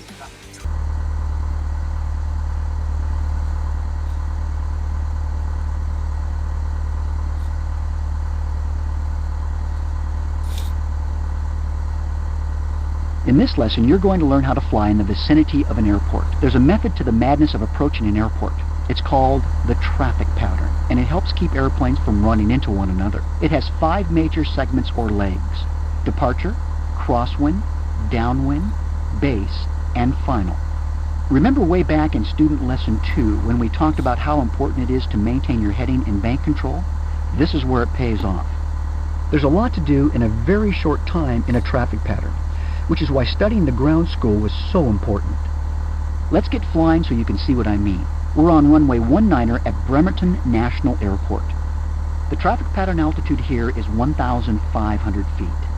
Your mission is to take off, climb to 1,500 feet, fly a complete traffic pattern, and then return to land back on the same runway. Okay, you've got the airplane. Slowly add power with the throttle and release the brakes. When the airspeed gets to about 55 knots, ease back on the stick to raise the nose a little and fly off the runway. Too much rudder.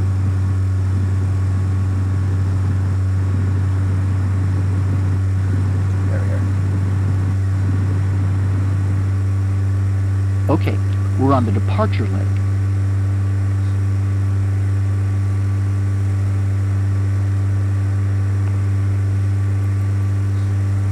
Bank the wings less.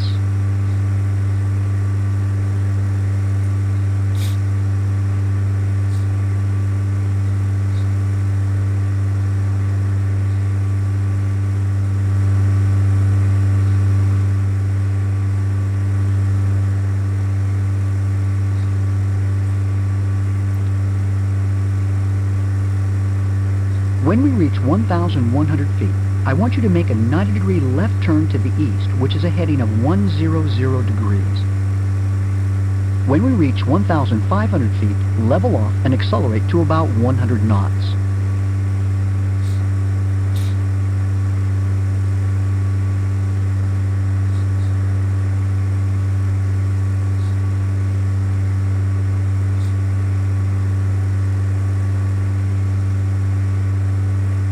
Okay, good job. Now we're on the crosswind leg. We'll fly this for about 30 seconds, then turn left onto the downwind leg. When we've reached 100 knots, pull the throttle back to about 2,400 RPM.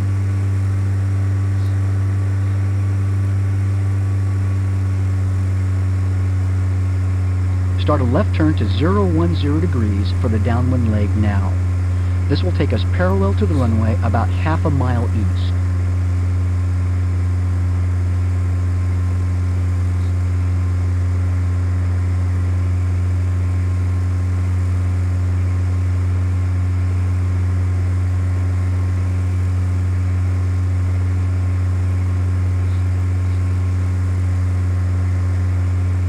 You're too high. Descend.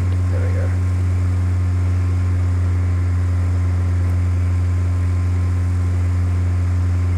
Turn right Why more. is my tree so fucked up?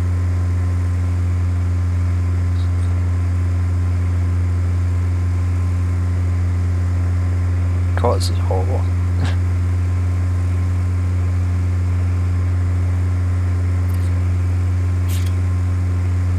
Slow down.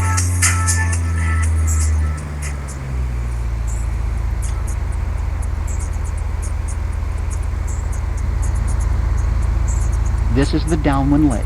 We'll fly it until we're just past the far end of the runway, in fact, about 45 degrees from it. If you look out your left window, you'll see that we're about even with the end of the runway. Or a beam. Or not anymore, but...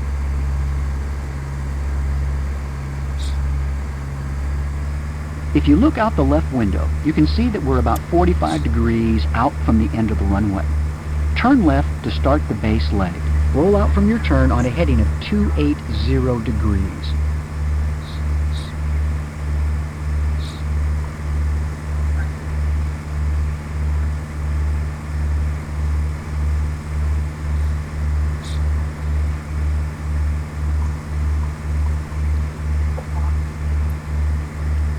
Fly this heading until we're almost even with runway 19er again. Reduce power to 1500 RPM and add 10 degrees of flaps. Start a descent of about 500 feet per minute. Turn left to line up with runway 19er.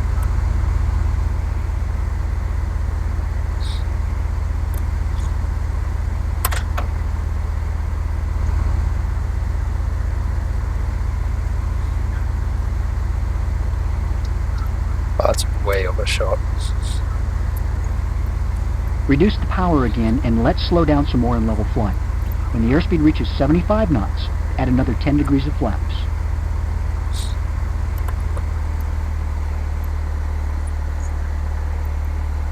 This is the final approach leg. Go ahead and set up for a regular landing. Don't forget to set the flaps at 30 degrees and remain on the glide slope.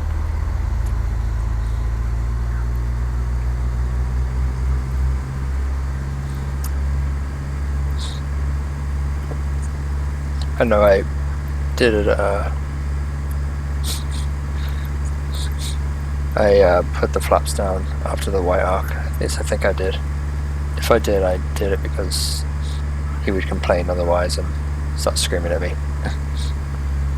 And I'd have to... I'd get annoyed, but that's why I did that. We're almost there. Reduce power to idle, keep the wings level, and hold the nose just a bit above the horizon until touchdown.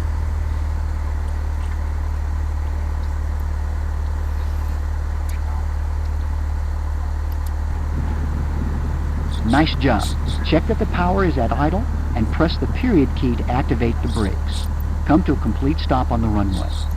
I tried to aero brake it like the F-16.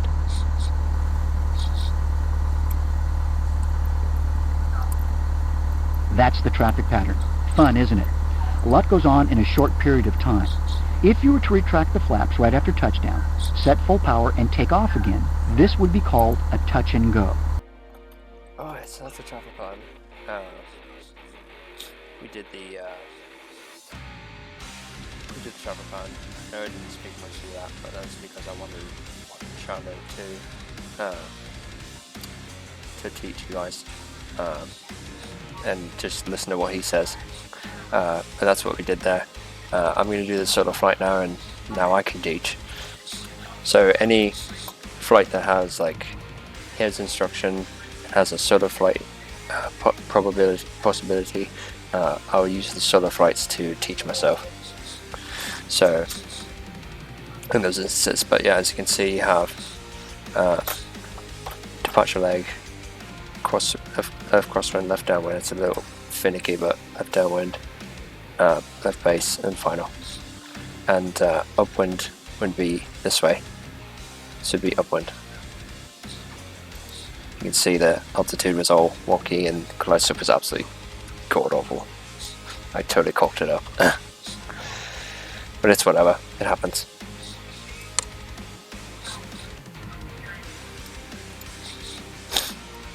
So yeah, that's that. Now, solar flight traffic pattern. Depart runway 19 at Bremerton, practice flying a left-hand pattern. You'll fly in the Cessna 172. So without further ado, let's do it. Alright guys, now we can do the traffic pattern. I can teach you myself with my own knowledge how to do the traffic pattern. We're going to do two patterns in this. We're going to do a left-hand traffic pattern, and then we're going to do a right-hand traffic pattern. And I'll also show you what the upwind leg is on both, okay? So, so yeah, that's what I'm going to do here. But before that, I'm going to eat some fries real quick. Man, as soon as I start fraps, the FPS just plummets. The difficult thing about traffic pattern is it's very quick. Everything happens very fast. As you could probably see before, everything happens extremely fast. What we did just then was a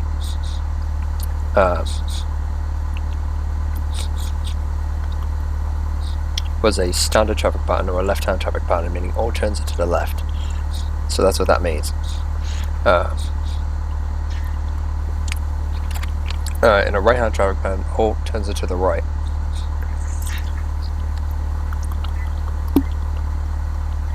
So what I'm going to do is I'm going to take off, do a left-hand traffic pattern, and explain to you what the left-hand traffic pattern is. But I'm going to do it elongated, like elongated. So it's going to be a little bit longer for each leg than what we were doing before. So, and I'm not going to worry about altitude either.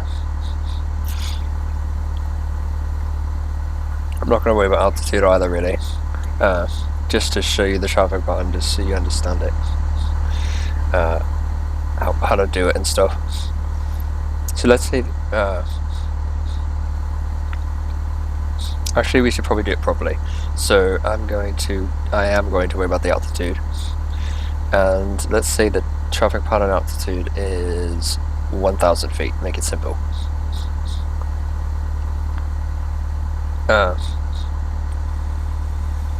Let's say it's 1,000 feet. Actually, no, 1,000 feet is not very high. Let's do 2,000 feet. So let's say the traffic pattern altitude is 2,000 feet. So where this needle is here and this needle is there. So I'm going to take off, climb to 2,000 feet. And before, what we did was we did a climbing turn to crosswind leg. I'm not going to do that. I'm going to climb to 2,000 feet first, to flying runway heading, or the departure leg, climb 2,000 feet, level off at 2,000 feet, and then turn my crosswind leg. So I'm going to do a left-hand traffic pattern here. So what I'm going to do is I'm going to do this properly. Flaps 10. Give it a little bit of power, then give it full power. Full power. Use rudder to maintain center line. I'm obviously very clumsy at this. I've not perfected it yet. And I know I'm not climbing it or taking off at the right speed, but that's okay. So now we have positive rate. I'm going to wait till probably 800 feet and then flaps up. And now I'm using a little bit of rudder and a little bit of aileron to keep the plane on the departure leg. And you can tell on the departure leg, because if you look behind you, there's the runway. Right there, the departure leg, we're in the same runway heading. So, flaps up. Now I can accelerate. And I'm going to trim up, so trim for this climb. So I'm now trimming for this climb. Let's maintain runway heading.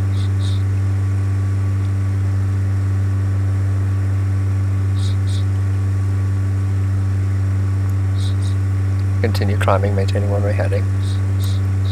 So we probably drifted off. Yeah, we drifted off just a little bit, but that's okay. It's generally between, I think it's anywhere within 30 degrees is considered final. 30 or 45, one of the two. It's considered runway heading, so you can drift off a little bit, you don't need to be exact. So this is fine.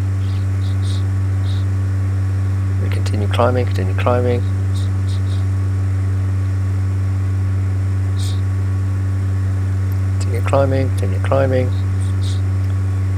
almost to 2,000.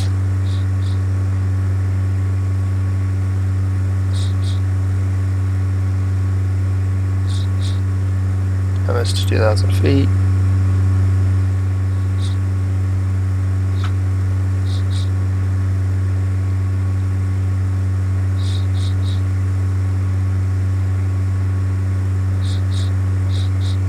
Alright, we're at 2,000 feet. So now I'm going to not worry about my airspeed. Going to level off just a little bit. I'm not going to worry about my altitude too much. I'm not going to stress over it. But here we go. So we are at 2,000 feet. Now I'm going to turn left crosswind leg. So I'm going to do a standard rate turn of 15 degrees to crosswind, which is, oh shit, I didn't check the heading, but it's like east or something like that. It's like nearly east. I can't see the runway. Let me level out, when in doubt, level out and see. Yeah, so that's crosswind. So you can tell we're on crosswind because we're perpendicular to the landing runway and the direction we landed, so we took off from. So we took off this way, so we're perpendicular to that direction, so that's why we're crosswind. And this is left crosswind, this is left traffic, this is left crosswind for runway whatever we took off from. I don't know what it was. 19.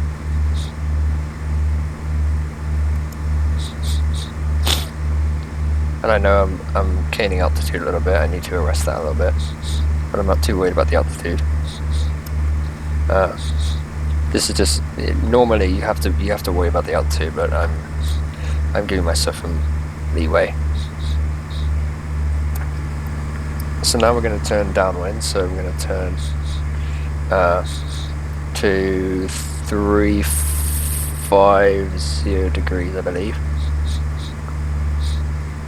Oh no, fuck, I don't know what the reciprocal is.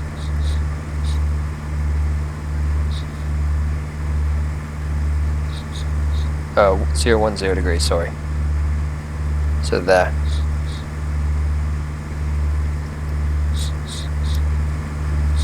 Now we are on left downwind for runway. Left downwind for runway 19er.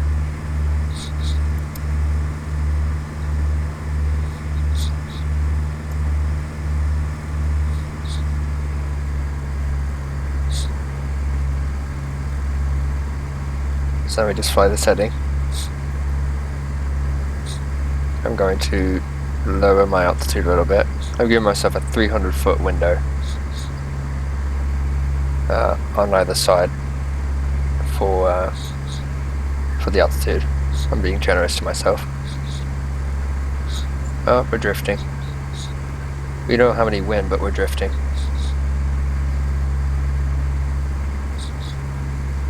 Because the torque.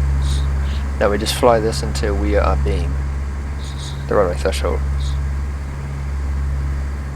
So abeam means to the side, directly to the side. So once we have a 90-degree angle between our plane and the end of the runway, we are abeam.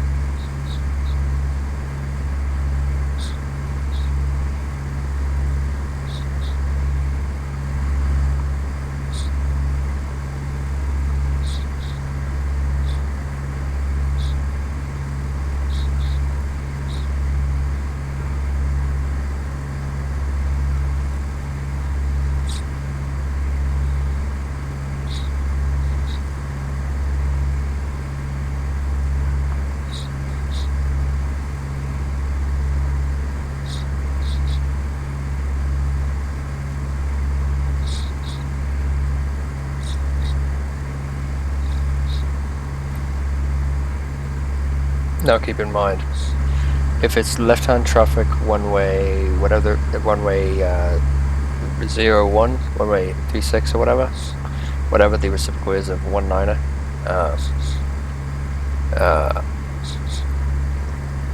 if it's runway 1 and runway 01, the left-hand traffic pattern will be going up this way, in the back. Like, I'll show you what a left-hand traffic pattern would be for runway 1. So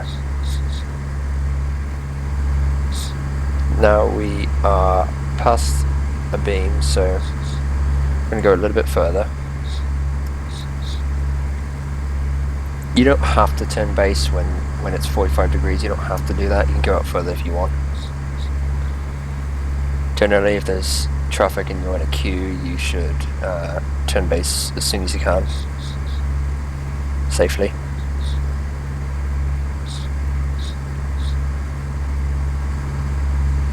Alright, now we're going to turn base. We're going to start descending. Turn base, so fuck, I don't know what it is. I didn't check. It would be 280 degrees, I think. Right. 70280. Something like that. That's base. And I'm gonna go idle power, just so I can get some flaps in. 10 degrees of flaps. And now, right when we have it takes experience to know when to turn your final. It takes experience. Let me trim for this.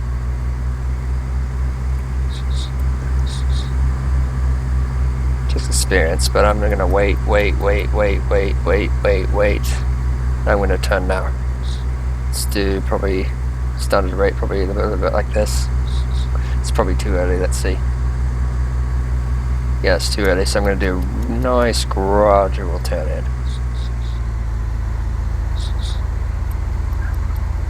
And we're really, really high, but nice gradual turn in, and still I'm really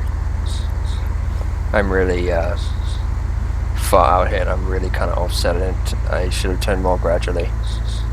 Really should be turning like this, so now you can judge. Let's turn a little bit more.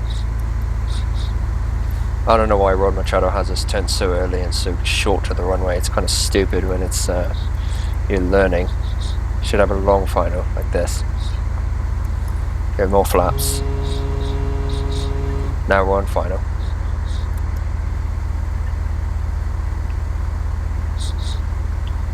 Now I'm going to give the last thing of flaps.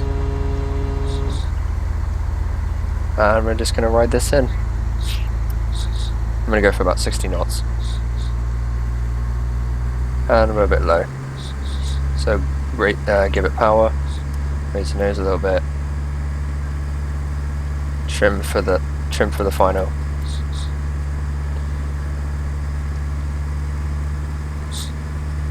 And we'll eventually reach the glide slope here.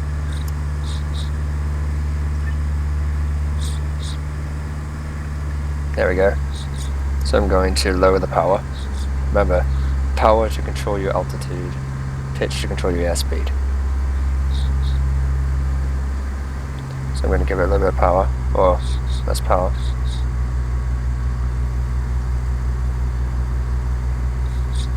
Pull back on the stick a little bit. A little bit more power. Just keep it here and just ride it in. A little more power.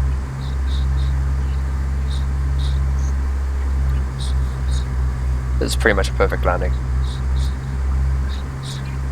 And I'm going to do a touch and go. So idle power. Just let it still to the ground. Get full power. I know why he said raise flaps, but no, you give it full power again with the flaps extended. Then you climb out.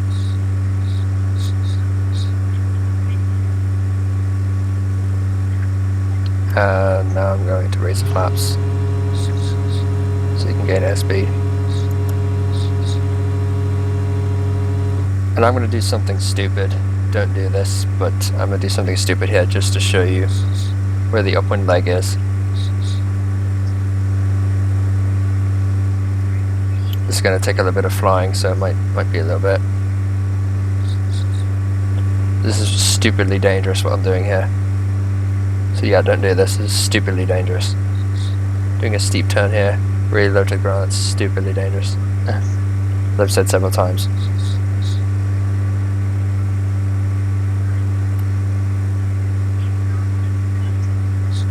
And now my trim's off.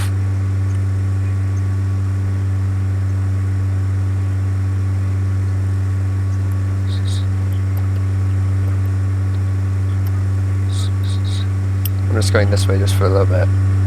I know this is way off and stupid what I'm doing, but I just want to show you what the upwind leg looks like when you're flying it.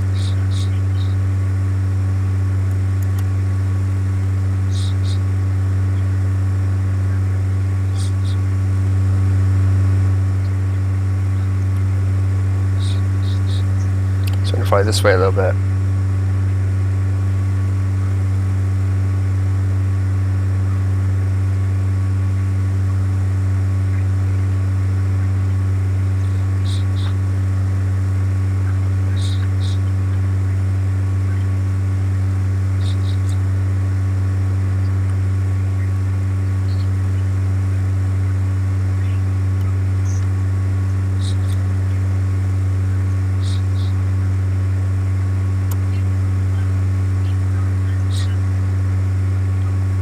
And we're at 2,000 feet.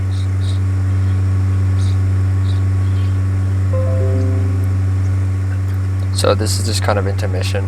I know nothing's really going on right now, but I'm flying outbound so I can show you guys what happens if you're going in for a left-hand traffic pattern and tower says cleared left traffic, make a left base runway or left downwind runway 19 at Bremerton. If ATC says that, I'll show you what you do, what the best way to do it. What you need to do, you need to use the upwind leg, and I'll show you what that looks like.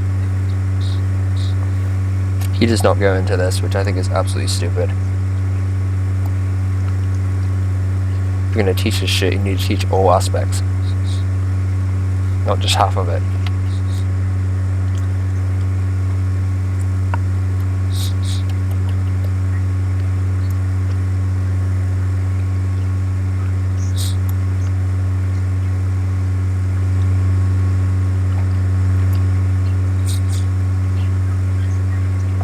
Okay.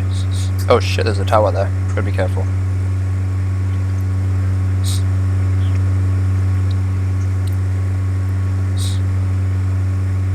Don't want to hit that.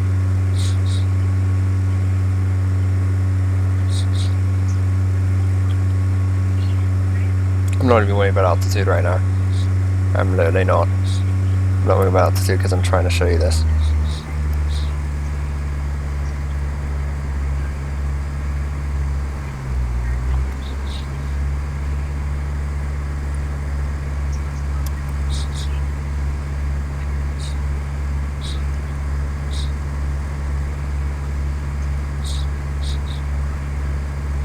Alright, so the runway,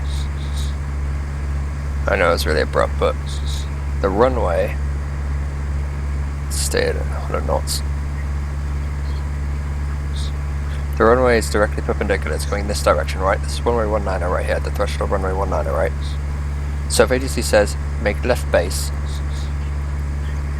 runway 19, we cannot just do this. We cannot just go left and then turn right onto an approach and then land. We can't do that, no. This is right base what we're at right now. This is called right base. So to make left base, you need to use what's called the upwind leg. The upwind leg, again, is parallel, but going in the same direction as the landing. So we need to turn right and go parallel to the landing runway. So you need to turn right and go parallel. So we need to, on our heading indicator, go 190.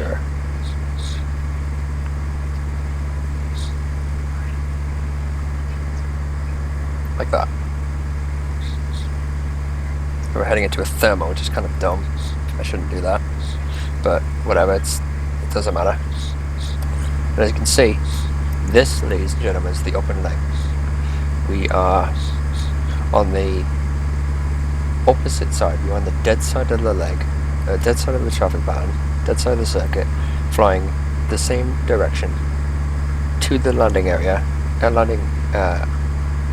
landing runway, which is 19, same direction parallel to the runway. This is the upwind leg.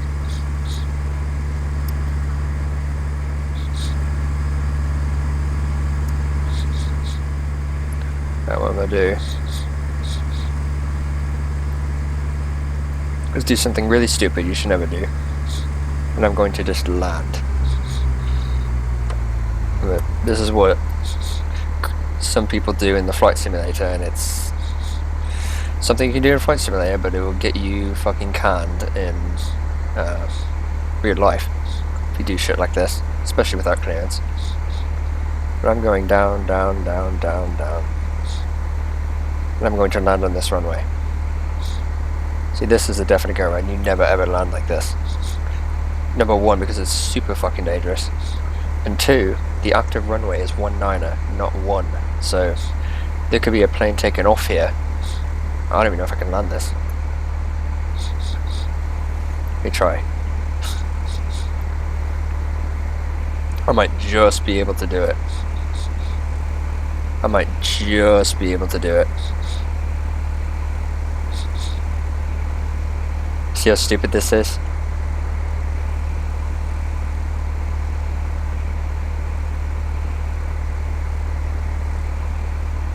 Oh no, I'm not going to be able to land this.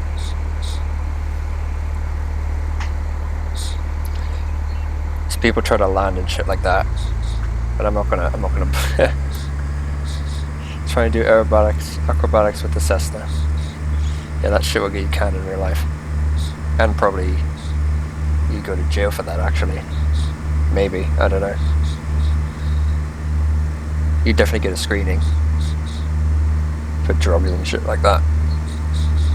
So I'm gonna do a steep turn.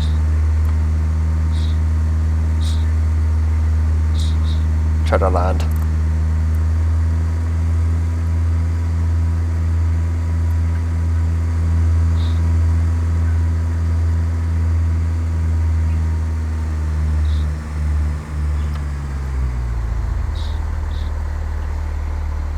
So, because I just want to land so I can show you what a right-hand traffic pattern is.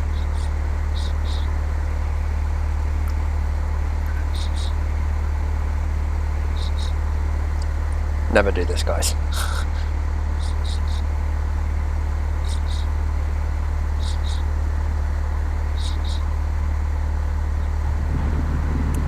Brake. And parking brake. Let's just do it for fun.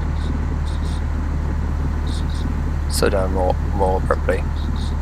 Until you destroy the tires in the process.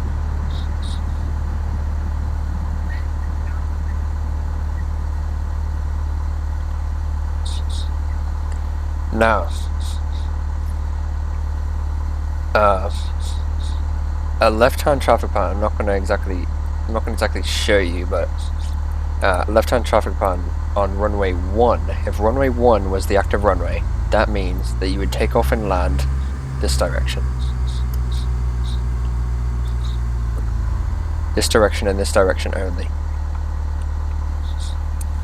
So if runway 1 was the active runway, you take off and land on this direction only. And the left-hand traffic pattern would be the same thing we did just now, or before. It would be the same thing we did, but we would go up, left, left again going this way, and then left again to base, and then back down to final on runway 1.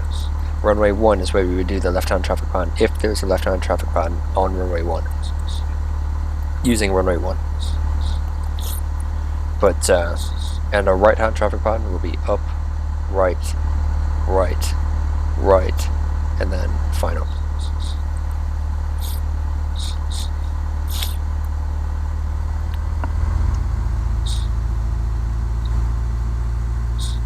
But yeah, I'm going to take off this direction. You think I could take off with this slow space, this little amount of runway? I can. It's called a short field takeoff. And we're going to get to this, but you use 4 flaps and full throttle, and you hold the brakes, go full throttle, use flaps, 4 flaps. Well, maybe. I don't remember. I use 4 flaps in a Cessna. So I go 4 flaps. Trim for takeoff. And then I hold the brakes, go full power. Oh, I'm going to show you the right-hand traffic pattern. This is going to be the right-hand traffic pattern to show you what the right-hand traffic pattern looks like in practice for runway 19. So full power, release the brakes, maintain center line, make sure your speed gets up.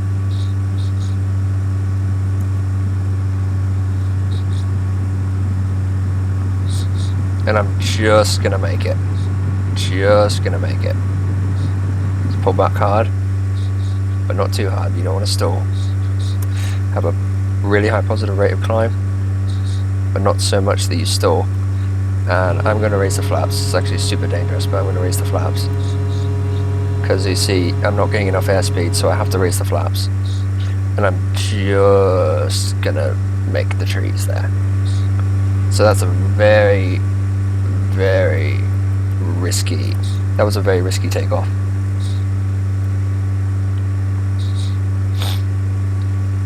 But I obviously did it, so then that would be the departure leg for runway, whatever it was.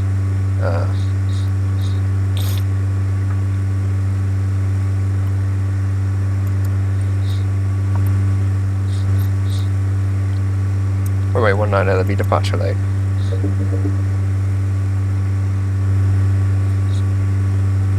And we're going to do this a little bit quicker.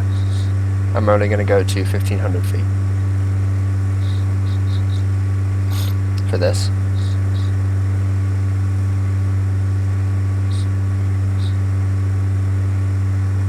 Keep climbing, climbing, climbing, climbing. Oops. 1500 feet.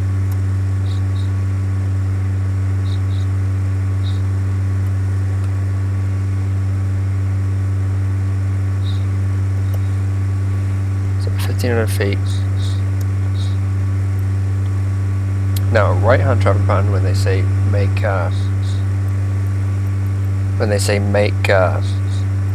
right base runway whatever, you turn to the all turns to the right. And I apologize. I was going to show. I forgot that I was planning to show you how to make that a left base runway 19 or whatever.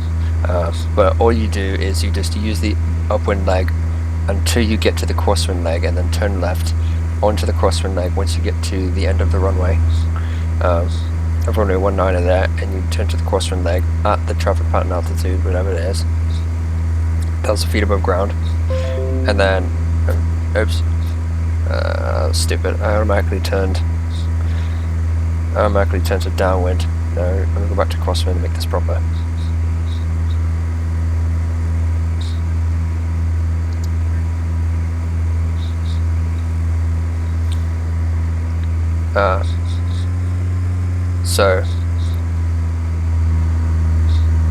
But yeah, all you do is you use the upwind leg.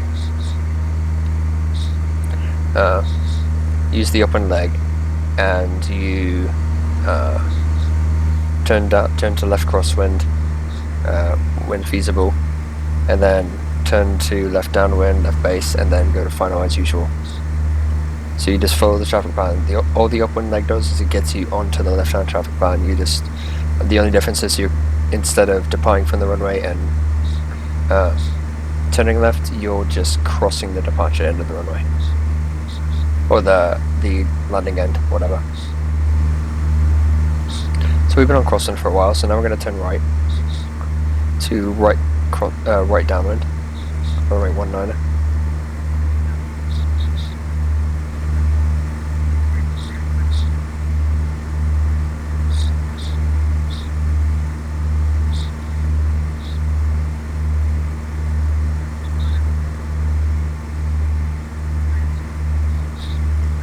I overshot it a little bit.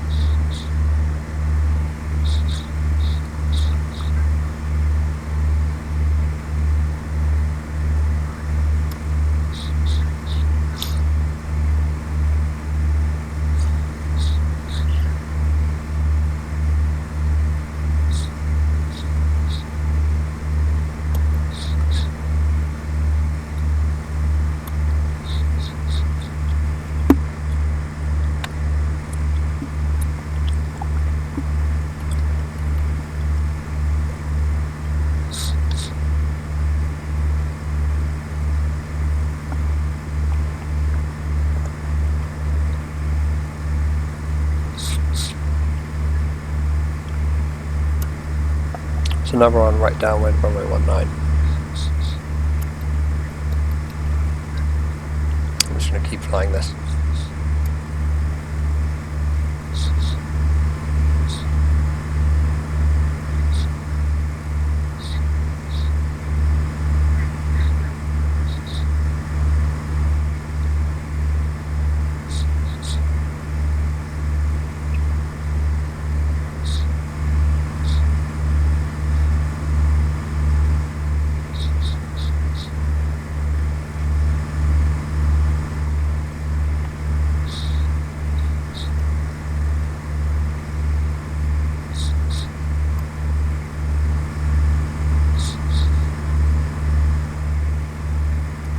Going in a bit more.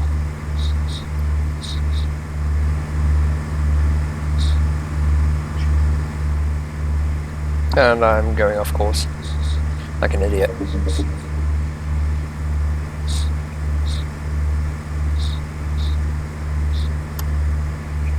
At least it gives me a longer base leg. So now we have beamed the runway threshold for 19.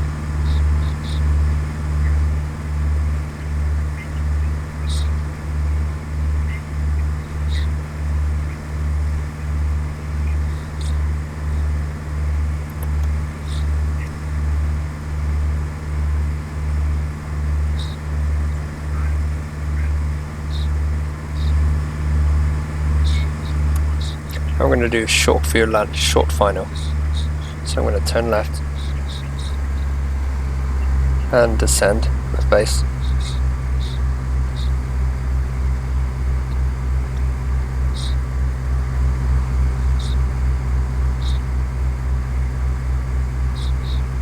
Oh, sorry, right base, my bad. Right base. It's kind of a shitty right base, but this is right base.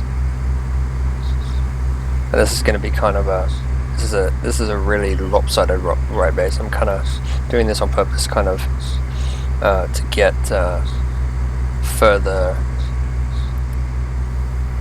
to the left, so I have a longer final just a little bit.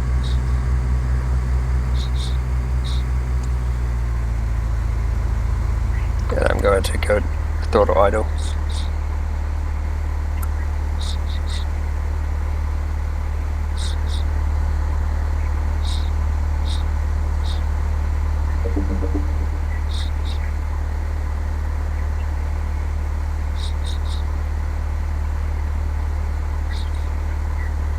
Degrees of flaps.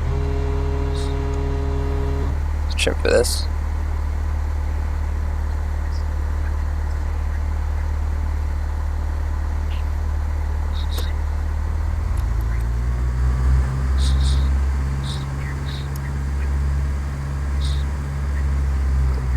Do another degree of flaps. And turn. This is right base runway 19. I'm going to turn final for runway 19. Right now.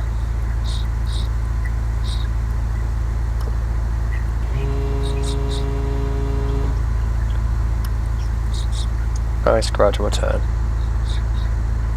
See if I can nail it this time. I doubt it, but let's see. I'm way too high, that's for damn sure.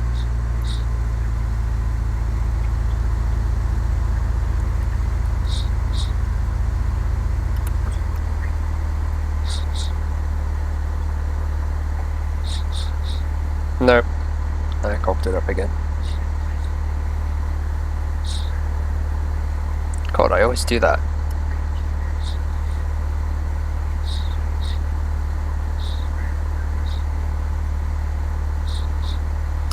This is final, let's see, do right hand traffic pattern. And open leg would be, I'll just show you open leg real quick, I won't land, but I'll do show you open leg real quick.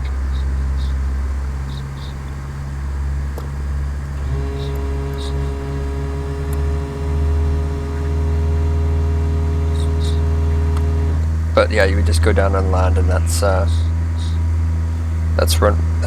right hand traffic pattern.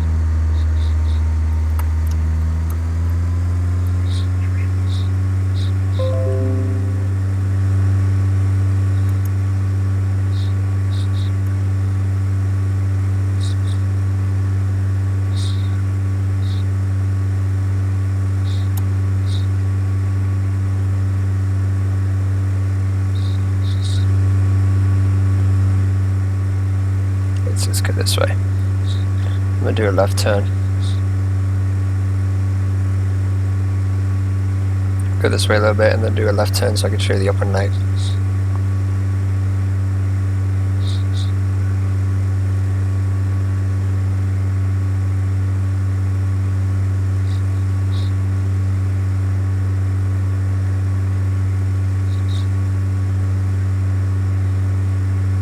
Now let's make a steep turn.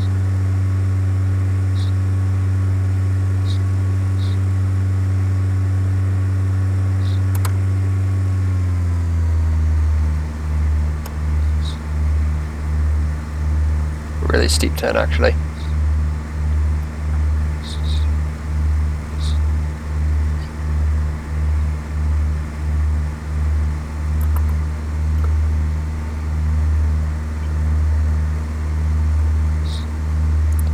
So this would be the upwind leg. Let's turn that a little bit. This would be the upwind leg. I know it's not very far out. It would be usually a lot farther out this way. Be a lot farther out than what we have here. But this is essentially the upwind leg. It's a very short upwind leg for the right hand traffic pattern for runway 19. So I'll show you what you do. You just if the ATC comes on and says make right base runway 19, you do this. You do, and you're coming from this way over here, going this way. You just do the upwind leg here, right upwind here, and then when you're close enough or you're far away enough, and you can turn crosswind. You turn crosswind. You're past the beam. You can do crosswind.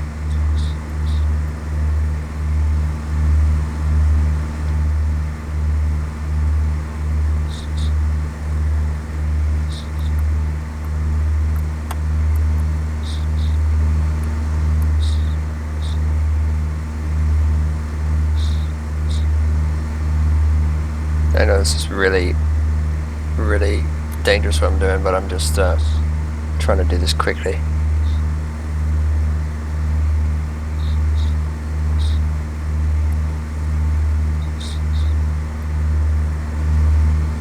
So this would be right crosswind runway 19. And normally if you're this close and the traffic pattern is this close, you'd be way lower to the ground, so you'd probably be down here. Traffic pattern is built in a way where you can have a safe approach to the runway at a convenient altitude.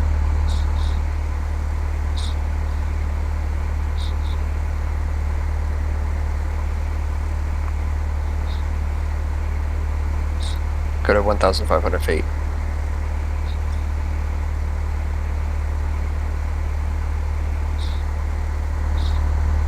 Then turn right downwind, runway 19. So again, if ATC came and said make right base runway 19 and you were traveling, let's see, west, and traveling west and you were on the east side of the airport, you can't just turn to base and you can't just go left base runway 19 because that's not what they want. They want, and because you have a chance of a head-on collision. So if one guy's on right base and you're going left base, you're going to have a head-on collision. And in bad weather, you're not going to see each other. So you can't have that. So you have to do right upwind like we did there, and then make right downwind, right crosswind, right downwind, like we are here.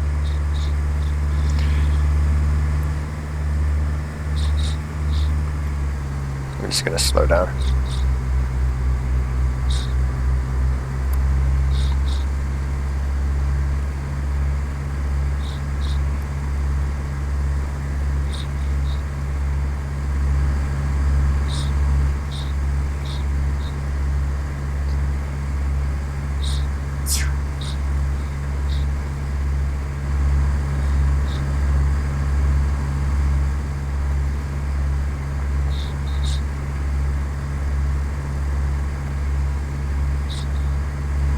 Then when you're here, you can turn, if you want to do a short final, you can turn right base again. So this is right base. So this is how you get to right base. From that scenario I told you about on downward. This is how you get to right base.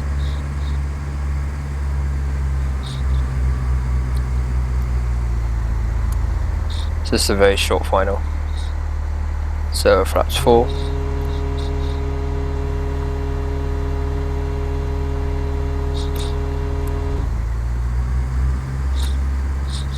It's a very short final landing.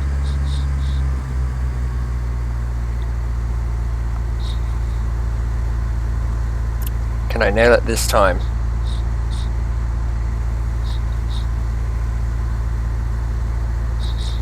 Wait, turn.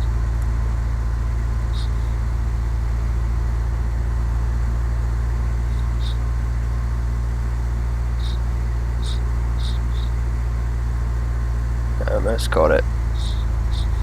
Almost got it. Can I get it? Can I get it still? Can I get it? Can I get it? Can I get it?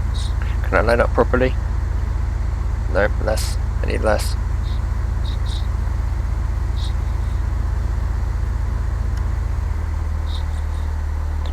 Oh, that's beautiful. So this is a short final. It's called short final because it's not going to be very long until you're on the runway.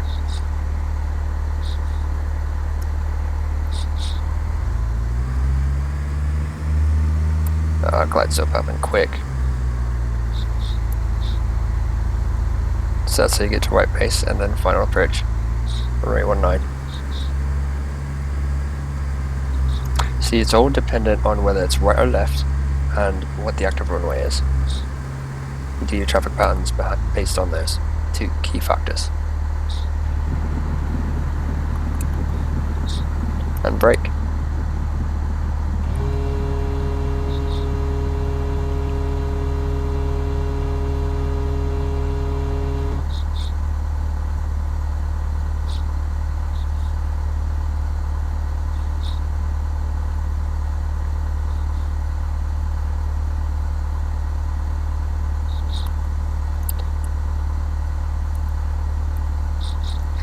So that's how you do the traffic pattern. Oh, my entire plane's past the runway. Good. That's how you do the traffic pattern. So we did the traffic pattern. And now we're going to do the last lesson, which is air traffic control. It's a very easy one. Shouldn't be too much to read. Oh. There's nothing to read, pretty much. If this is a 5-way traffic control, just as on a busy highway, the tremendous volume of aircraft flying the skies today requires traffic management. Someone has to be in control of where all those aircraft are flying, at what altitude and speed, and by what route. Task force the various air traffic control agencies located in nearly every country around the world. Air traffic control is a vital component in the safety and economy of nations of the world. Without a system to keep things moving safely, people and goods cannot be transported efficiently in a timely manner. Please take this opportunity to read the air traffic control articles at the Learning Center. I'm not going to do that. On the left side of the screen, click Learning Center, scroll down if necessary, and select the air traffic control link, which will take you to a list of all ATC articles. When you're familiar with ATC, return to here and click the Fly This Lesson Now link to practice what you just learned. Alright, so I'm going to go over the air traffic control stuff because it's actually very important. So, let's see, air traffic control. What's that name there?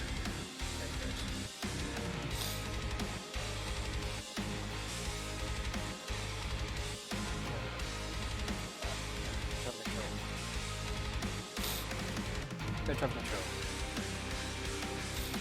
Oh god, it's a lot.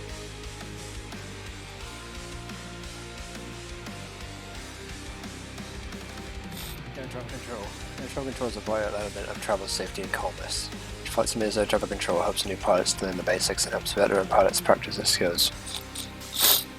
This page is Air Traffic Control Central. The links here take you to explanations of real-world air traffic control, air traffic regulations, how to use the air traffic control feature in Flight Simulator, iRealers and 2-year flights with ATC.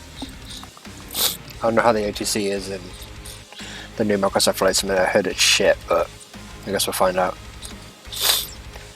Air traffic control explained. Introduction to Flight Simulator ATC, the basics of simulated air traffic control. No, it's not much reading. Introduction to Flight Simulator ATC, basics of simulated air traffic control. Interactive air traffic control (ATC) is one of the most exciting features of Flight Simulator. You have plenty of company in the skies, and you can ask for and receive clearances, but you warn of air traffic near you, get vectors, and hear controllers speaking of the aircraft. You do not have to interact with the ATC system in order to fly in Flight Simulator. ATC is an enhancement to the Flight Simulator world. You can still fly from one place to another without communicating with anyone until you're ready to use the ATC system. When you start using ATC in Flight Simulator, take advantage of the altitude feature.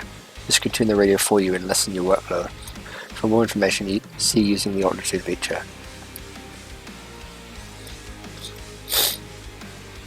Multiplayer ATC and shared aircraft. In multiplayer mode, you can connect over the internet or LAN via an air traffic controller for Flight Simulator pilots or interact with a live Flight Simulator tower controller. How about LAN instructions on any aspect using Flight Simulator or flying? Give or receive instruction with another pilot or a friend over the internet or LAN using Flight Simulator's shared aircraft feature in multiplayer. To learn more, see showing the aircraft in multiplayer learning center. Not going to worry about that. Remember that if you use multiplayer ATC in Flight Simulator, there really is no difference between ATC in the real world and ATC in Flight Simulator. To learn more, you see multiplayer air traffic control in the learning center. Learning more about ATC. No single article can provide an extensive education in all the complexities of the real world air traffic control system, but after reading this page you have enough information to use the ATC system in Flight Simulator. Along the way, we introduced reference notes that would let you explore the wider world of ATC and radio communications. Our partner, Aircraft Owners and Pilot Association (AOPA), also offers a wealth of information about all aspects of flying.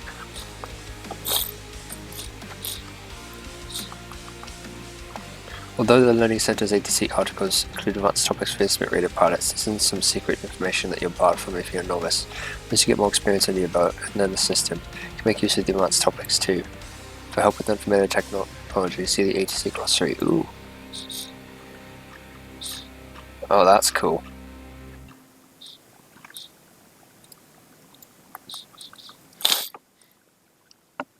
Novices. If you're new to Flight Simulator, you have more fun if you first learn to fly using the Flight Academy. Once you feel comfortable at the controls of one or more of the Flight Simulator aircraft, take the time to read through the various ATC articles and learn how to use ATC in radio communications. You'll need to understand how the system works and have a basic familiarity with the language of ATC. The fuck? Oh. Sorry.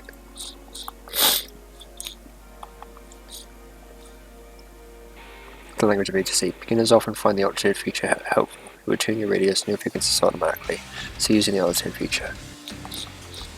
Intermediate users. If you're an experienced Flight Simulator user but unfamiliar with air traffic control, take time to read through the Learning Center's ATC articles. Learn how the ATC system works and learn how to operate within that system in Flight Simulator. Advanced users. If you're a pilot or experienced simulator user, you may want to jump to the sections using ATC in Flight Simulator and real-world differences. Getting started in ATC. Remember to use the numbers along the top of the keyboard when making choices from the ATC menu. Numbers on the numeric keypad using on the right side of the keyboard are assigned to other functions in Flight Simulator. Learn more using air traffic control menu, see using the ATC menu. Real-world differences.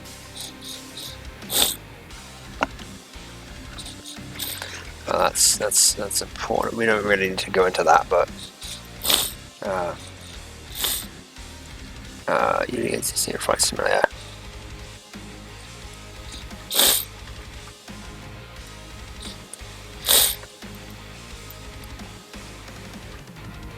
So using ATC in Flight Simulator. Where is that?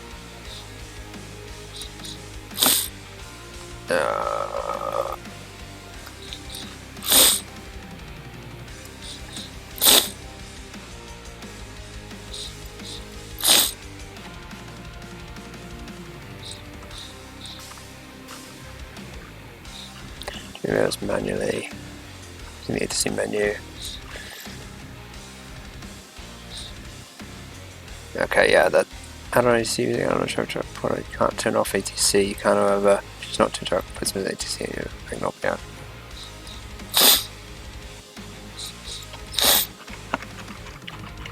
Okay, so that's not important. That's not important for us. What is air traffic control? Oops. How ATC makes the skies safe for travel. Air traffic control defined. How ATC makes the skies safe for travel. Introduction. Just on a busy highway, tremendous volume of aircraft flying the skies today requires traffic management. Someone has to be in control of where all those aircraft are flying, at what altitude and speed, and by what route. The task falls to the various air traffic control agencies located in nearly every country around the world. Air traffic control is a vital component in the safety and economy of the nations of the world. Without a system to keep things moving safely, people and goods cannot be transported efficiently in a timely manner. In 2004, the top 30 airports in the world handled more than 15,244,065 takeoffs and landings per the United States Bureau of Transportation. Smaller busy airports often surrounded these big airports situated in heavy air traffic areas. The round-the-clock coordination required to keep the system working is crucial. Air traffic controllers, the people who do the job, are highly trained individuals who undertake yearly refresher training, as well as monthly computer-based instruction and evaluations of the use of proper phraseology. With different types of air traffic controllers to communicate with pilots from the time the pilot calls for a clearance through taxi, takeoff, cruise, arrival and landing, and taxi to parking. Some controllers work in the tall towers you've seen at airports, others stare at a radar screen miles away from any airport. Some serve more than one role. For example, a tower controller may act as a ground controller. See tower controlled operations later in the sun. Call signs. Controllers keep track of who's who on the radio using call signs. Call signs are composed of the registration letters and numbers painted on the side of the plane for civilian aircraft. Airline flight numbers for airliners, and often a combination of a branch name and a number for military flights, such as Lobo 11 or Falcon 11 or Gypsy 23 or something like that. Most countries only use letters for call signs, but the United States uses a combination of letters and numbers for many call signs. You can change the call sign of the aircraft or flight simulator, so you change the call sign. So this is the stuff we need to get into to teach you guys. N700MS means November 700 Mike Sierra. This indicates an aircraft with the civilian registration November 700 Mike Sierra.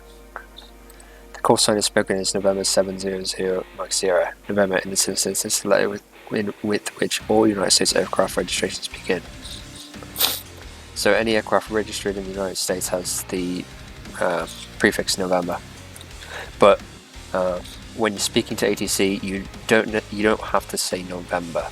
You can just say Cessna 700 Mike Sierra. You don't have to say November. It's proper to say November, but you don't have to do that. World Travel 455 refers to Flight 455 from World Travel Airlines.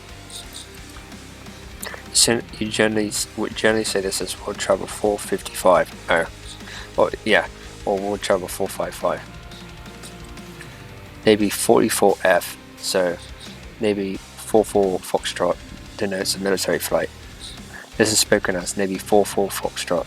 However, there are many variations of military call signs depending on the branch of service, squadron designation, and what type of aircraft is being flown. It consists of the web for military call signs. See some of the real-world military call signs used today. Transponder, or squawk codes. In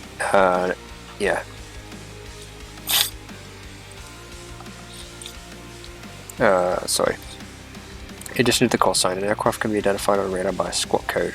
Most modern aircraft, from the little guys to the big planes, are equipped with a specialized radio called a transponder. Looks like this. The pilot can dial a series of 4 numbers: the transponder code, a squawk code, and a transponder. Transponder code identifies the aircraft on the ATC radar screen. The standard real-world squawk code for the VFR flight is 1200 in the US, although I think it's 7000 in the Netherlands. I'm not entirely sure. That's my guess. I'm guessing that. It's a straight guess. If the flight is IFR, in some instances while VFR, the controller will provide a squawk code to the pilot. In Flight Simulator, the auto-tune feature sets the squawk codes for you. In the mobile altitude, see using ATC in Flight Simulator, all of the aircraft in Flight Simulator except for Schweizer 2-32 sailplane, the DC-3 and Piper Cub are transporter equipped. ATC in the real world. Common misperception about the air traffic control system is the idea that every aircraft in the sky is under the control of the ATC system. Actually, aircraft can fly in what's called non-towered or uncontrolled airspace. In that case, they don't have to talk to anyone. Aircraft can also fly in controlled airspace under certain conditions without speaking to a controller. There are, however, certain conditions under which an aircraft is required to talk with ATC. For more information, see Understanding Airspace. We'll get to that. There are two sets of rules by which flights are conducted in most countries: Visual Flight Rules, VFR, and Instrument Flight Rules, IFR. VFR flight. Hold on, let me see something. Okay. VFR flight. If the weather is above certain established standards, which roughly means that the visibility above the minimum for the flying by visual reference alone, even though the pilot may still navigate the cockpit instruments, pilots may make flights by visual flight rules. Or VFR, a pilot may fly into and out of uncontrolled airports without any requirement to speak to a controller. VFR flights may also fly into airspace that requires them to speak to a controller. It's up to where they're flying. IFR flight. When the weather deteriorates below the VFR standard, pilots are required to be instrument rated in order to fly. It's also a requirement in many countries to be instrument rated to fly above a certain altitude, 18,000 feet, or flight level 180 in the United States. Most airliners in the United States fly on IFR flight plans, although in Flight Simulator you can choose to fly an airliner VFR. While IFR, a pilot is required to be in communication with ATC unless they are in areas where coverage is not available or if they have a radio failure. In Flight Simulator, there is ATC coverage over the entire world. To the mobile IFR flight in Flight Simulator, see IFR flight in ATC. To the mobile instrument flying, click Flight Academy on the left side of the screen. You can see this here. Oh my god.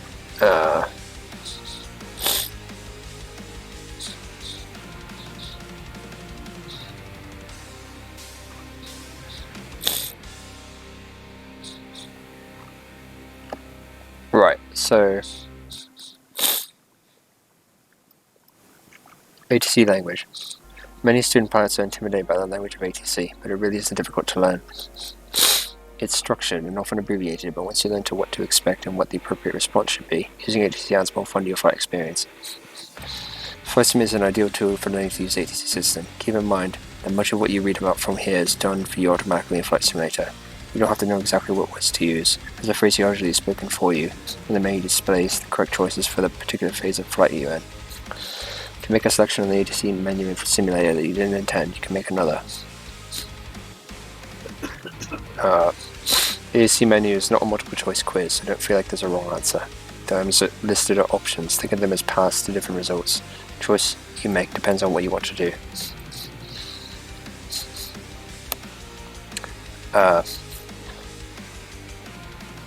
Knowing the lingo, we'll do this first. Real-world pilots use a number of resources to become familiar with. I want to brush up on ATC phraseology. You might want to purchase a copy of one or more of the following: Aeronautical Information Manual, AIM, Pilot Controller Glossary, US Government Publications, for the Aircraft Owners and Pilots Association. Say Again Please, by Bob Gardner, Aviation Supplies and Academics, 2005. Pilot's Radio Communications Handbook, by Paul E. Illman, McGraw-Hill, Professional Publishing, 1998. Pilot's Reference to ATC Procedures and Phraseology, by Merson Archibald, Ryavko Publishing, 2000. COM1 Interactive Software to learn IFR ATC procedures. I do have COM1, I have VFR and IFR, but I lost the VFR stuff. Oh no, I lost the IFR. But I did have both of those, and they were quite fun. The keys to ATC communication are clarity and brevity, especially when traffic is heavy. For that reason, it often sounds like pilots and controllers are speaking a special language. They are. It's really just a type of shorthand. The phraseology you hear in Flight Simulator is based on standard ATC phraseology used in the real world. Think about the minimum amount of information you can give to someone and still communicate the relevant message. That's what you're shooting for with ATC communications. When you call the controller for the first time, the essential information is 1. Which controller you're calling, 2. Who you are, 3. Where you are, 4. What you want to do. Also, you can look at it as like the 4 W's. Who you're calling, who you are, what you want to do, what you want. A typical transmission to a ground controller might fill in the blanks with the following. Los Angeles ground, Learjet, November 700 Mark Sierra, at parking, request taxi for takeoff.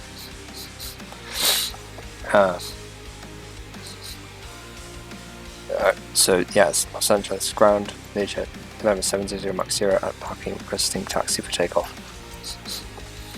You notice when responding to communication from a controller that the phraseology you hear in Flight Simulator is often just repeating what the controller said, only briefer. This is how it's done in the real world. Here's an exchange between a pilot and controller. Pilot is VFR and wants to transition through the airspace over Boeing Field in Seattle. Pilot says, Boeing Tower, Cessna November 700 Mark Sierra is type Skylane, 2 miles west, requesting transition. Controller says, Cessna 0 Mark Sierra, transition approved, port clear Boeing Tower airspace. Pilot says, 0 Mark Sierra will port clear. So, the pilot makes an initial request by stating whom she is addressing. The aircraft call sign, spoken as November 700 Mark Sierra, what type of aircraft she's flying, where she is, and what she wants. The controller responds by approving the transition, requesting the pilot report when clear the airspace. When the pilot responds, she only repeats the relevant portion of the controller's transmission, so the controller knows the pilot understands the expectation. Both the pilot and controller always use the aircraft call sign, so there is no misunderstanding as to who is talking and who is being addressed. I will say here, when he says requesting transition, what that means is you're requesting to transit or go through someone's airspace. You're saying, hey, can I fly over your airspace, through your airspace, past your airspace, but can I go through your airspace, enter it, go through it, and then exit it? Not to land, but just to go through it. It's like if you do it, you request transition if there's no way of navigating around the airport or the airspace. There's no way around navigating, no way to navigate around the airspace, and you have to go through it. You request a transition. But it's only in some airspaces where you require transition, requesting transition. If you think about ATC communications as following a standard logical sequence, it's easier for you to become familiar with the style of communication. Some messages are longer and contain a bit more information, and some are shorter. The trick is to listen over and over to ATC phraseology until it becomes second nature.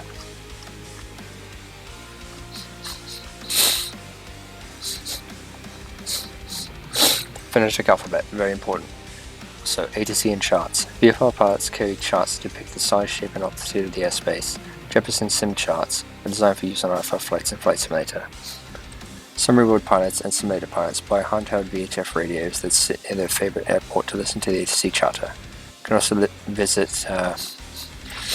websites that connect you to live real-world ATC transmissions. For more information, visit the Flight Simulator Insider webpage or the Flight Simulator Partners page. Phonetic alphabet, very important. It's imperative that communications over air traffic control frequencies be concise and understandable. Cockpits can often be noisy and radio audio is not always crystal clear. For this reason, the international flying community uses the standard phonetic alphabet to identify call signs and things like runway intersections, taxiways, and the like. Pilots and controllers use this alphabet, and you should memorize it, just like a real-world pilot, because you'll be hearing it in Flight Simulator ATC. Phonetic alphabet.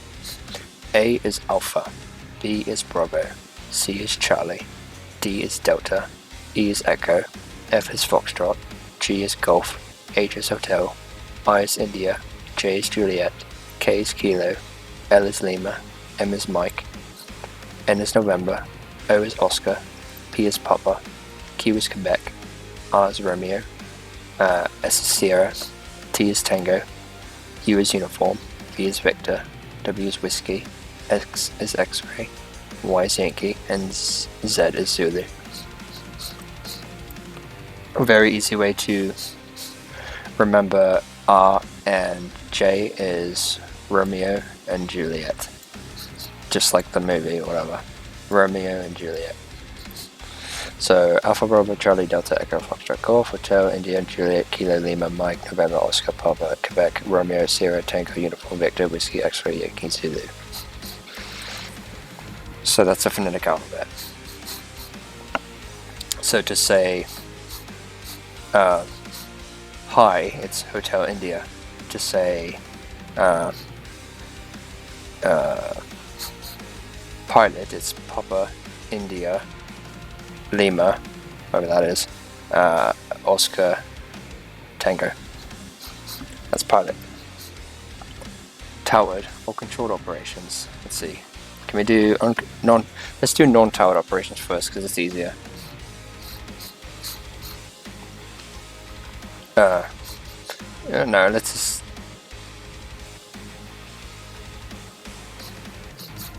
Yeah, let's do non-towered operations because it's easier. So touring the facility, Flight Simulator ATC team tours several towers, track-ons, and ARTCCs in order to accurately model real-world ATC. The controllers at these facilities are usually receptive to giving tours to the public and strongly encourage real-world pilots to see what it's like on the other side of the microphone. Contact the tower at your local airport for more information. Non-towered operations. I'll do the towered operations after this. Airports that are not equipped with control facilities, ground tower approach or departure, are called non-towered or uncontrolled airports. Pilots operating on or around these airports use a Common Traffic Advisory Frequency or CTAF, usually pronounced CTAF, to announce their intentions to other aircraft in the area. In addition, some airports have towers that don't operate 24 hours a day. These airports use CTAF when the tower is not in operation. Do they get into Unicom? No, there's something also known as Unicom, which is Unicom, which means one communication. You're talking to only one person, and it's not to. Unicom is not to control you. It's to give you airport information, like the current weather, current altimeter setting, the active runway, stuff like that. If you need services, airport services, Unicom can help. Not every airport is Unicom, but usually people have traffic advisory frequencies.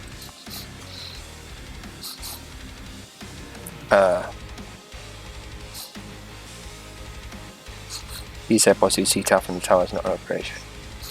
In Flight Simulator, the ATC menu automatically lists CTAF message choice has been operating at non-towered airports. When departing a CTAF airport, you should announce your intention to taxi and to take off. When you're 10 to 15 miles away from the arrival at a CTAF airport, you should announce your intention to enter the traffic pattern and land. You address the other aircraft in the area as traffic. By making these announcements, you're not only telling this information to pilots at the airport, you're announcing it to anyone else in the area listening on the same CTAF frequency. All the more reason to keep it brief but informative. The idea behind CTAF communications is similar to that at control facilities. You want to say the following: who you are talking to, who you are, what you want to do. Same thing as way above.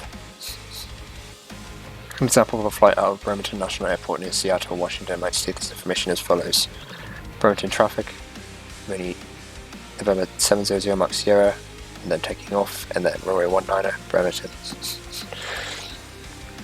And at the very end you use the name of the airport again. It's not a requirement, but it's done as a courtesy, just in case people didn't hear Bremerton or was cut out of the transmission. If they just hear traffic, they're not going to know where you are. So you, at the very end of the transmission, if you say Bremerton again, or the name of the airport that you're talking about, it will help those who didn't hear it at first know where you are. So it's a courtesy. It's not a requirement, it's a courtesy. Pilot, Bremerton traffic, Mooney November 700 Mach Sierra, taking off runway 19er, northeast departure, Bremerton. And that's perfect. Although the order of the sentences isn't the primary issue, what's important is that you tell the aircraft that might be operating on or near Bremerton National that you're about to launch into the skies from runway 19er at Bremerton and that you're leaving the area to the northeast.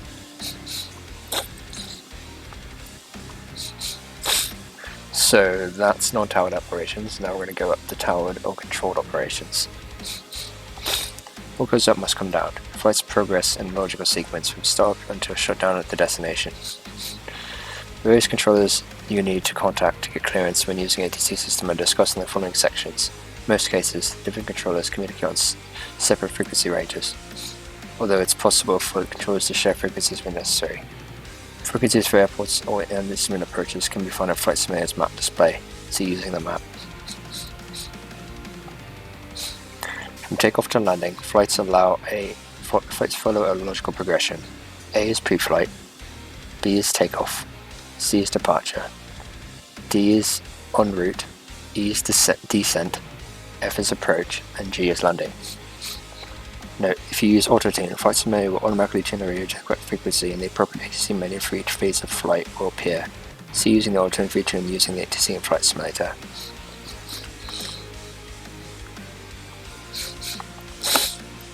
Following list of controllers assumes that your flight is taking off and landing at controlled airports. In other words, airports that require radio communications with controllers. In Flight Simulator, as in the real world, you can take off and land at uncontrolled airports as well. See non-towered operations stated in this article, which we just looked at. Clearance delivery is the first thing that you talk to. Sometimes in VFR as well, you can talk to clearance delivery as well. So, before beginning a flight under instrument flight rules, and this is also, you can talk to clearance delivery in VFR, like I said, it's not just IFR. You must obtain an IFR clearance from ATC. You have to create an IFR flight plan and flight simulator in order to get an IFR clearance, so using the flight planner.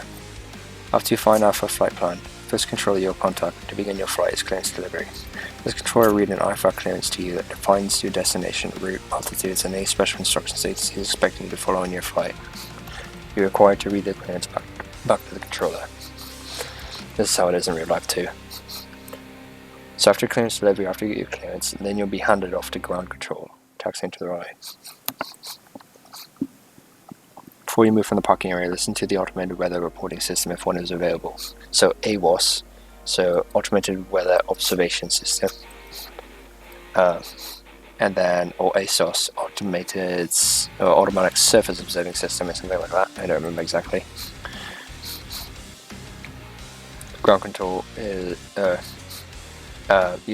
the ATIS, automated terminal information service. Basically, you get the weather for the aerodrome. You get the weather.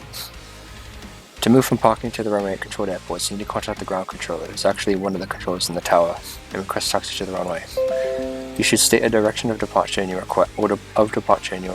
Flight Simulator ATC menu includes that choice. You can also choose to remain in the airport traffic plan to practice takeoffs and landings. This is VFR. What they're talking about here is VFR, if you're a VFR flight. It's usually referred to as touch and go. For more about traffic plans, see airport ATC operations. Did we look at that yet? No. Oh my god. Yeah. So. Yeah, we're not going to get into that. The taxi instructions from the ground can include detailed instructions to the active runway. For reasons of ground traffic congestion, ground control may not clear you all the way to the runway at first. Listen carefully and don't go beyond the point to which you're instructed to go.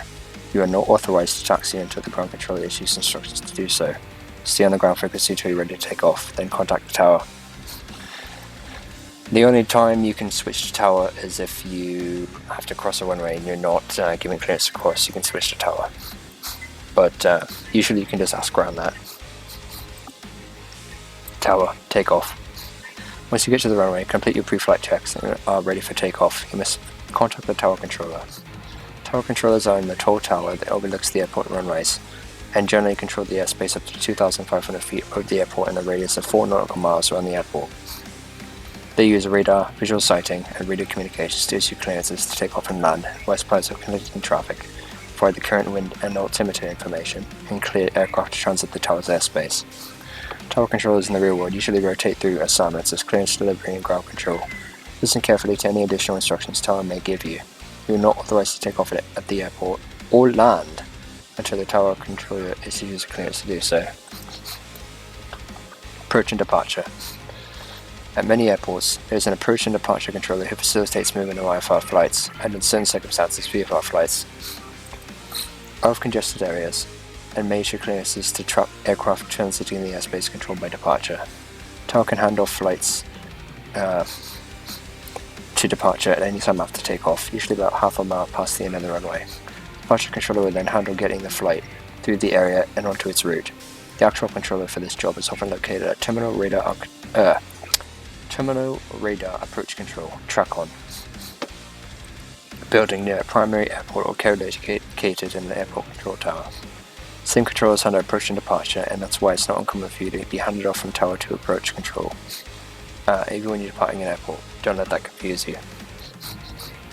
Center. The Air Route Traffic Control Center, ARTCC, or simply Center, controller handles a much larger area than other controllers. In the United States, there are 23 ARTCC facilities, each with multi-state coverage. These controllers work in secure buildings that are often not even close to an airport.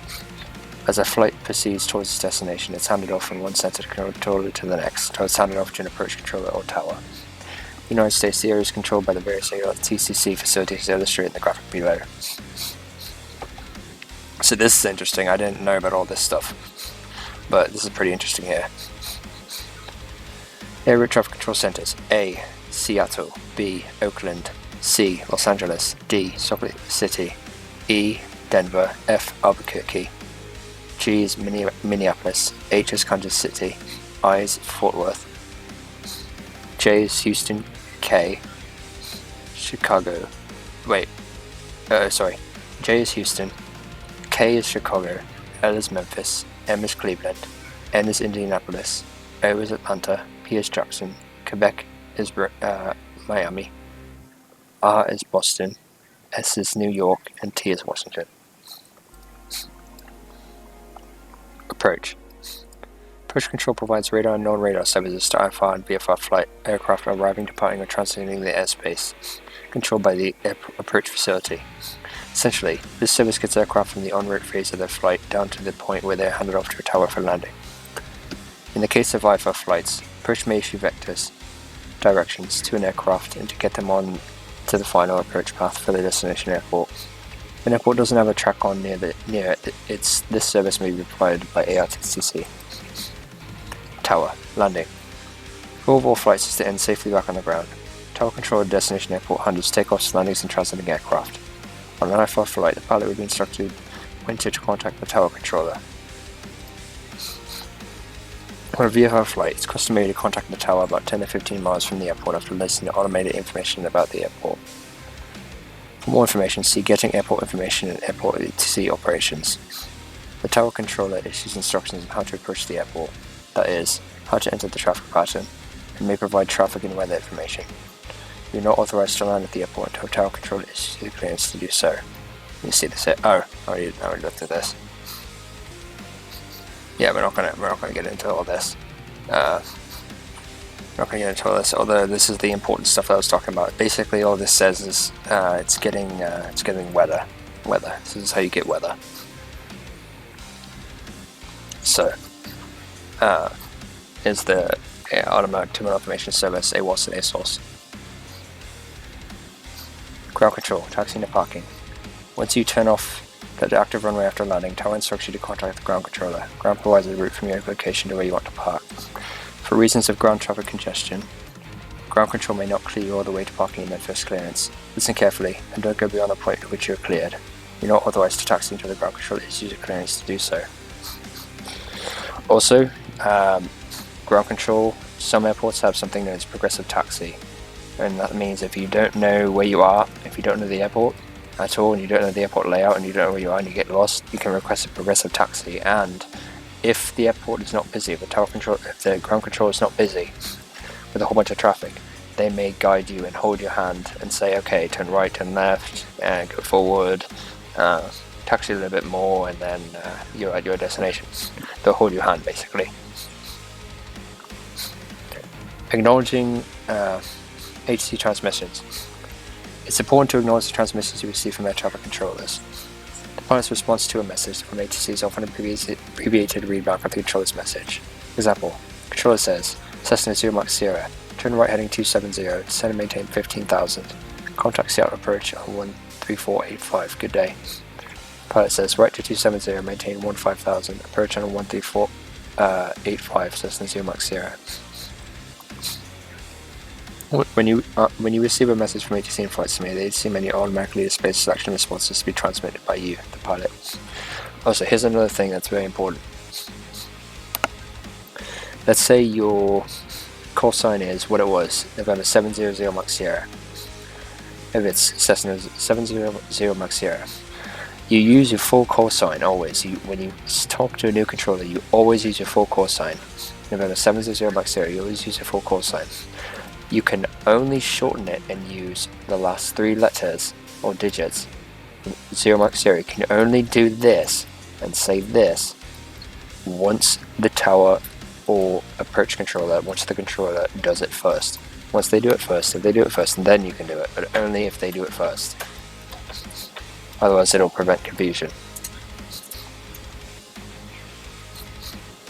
Asking ATC to repeat messages. Standard terminology to use when asking ATC to repeat a transmission is say the name of the controlling facility, the call sign, and say again.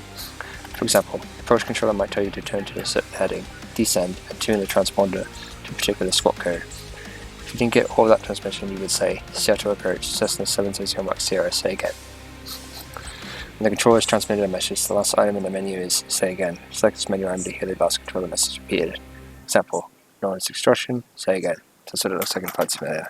This here. Getting handed off.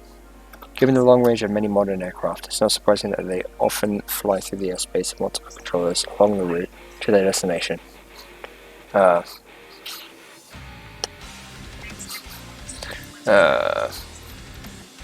Even going from the parking area to the runway, a pilot will often speak to different controllers at controlled airports.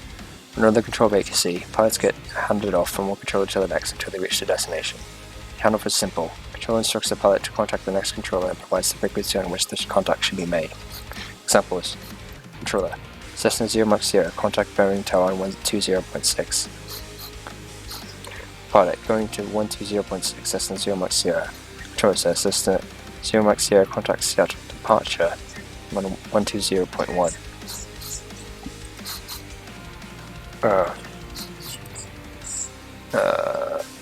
Pilot says departure on 120.1, Cessna 0 Mach Sierra. Pilot then tunes the new frequency and notifies the new controller that he is on the controller's frequency.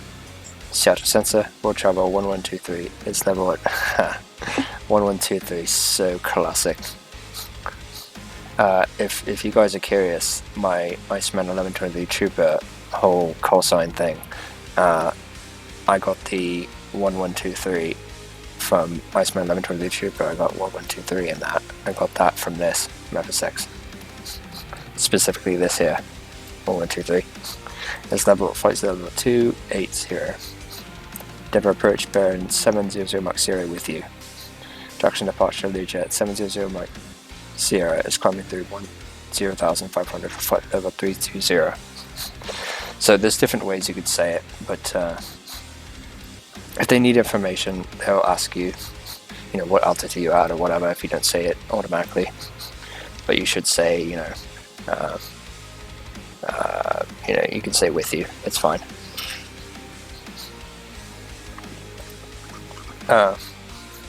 Also, one more thing is, so if you're the pilot, you'll say, for example, Seattle departure, Cessna 0 Mach Sierra. That's a pilot talking. If the first couple words is the name of a controller, that means that a pilot is speaking, because a pilot will say Seattle departure, Cessna 0 Mach Sierra. However, if you're on the radio and you hear Cessna 0 Mach Sierra, Seattle departure, that means that it's a controller speaking, because the tower controller, they're doing, the tower controller and the pilot both do the who you're talking to, who you are, what you're going to do. They both follow the same rules. So if a pilot is doing this, the pilot wants to talk to a controller, so the pilot will say Seattle departure, and then Seattle departure, Cessna 100 Mach Sierra, whatever it is.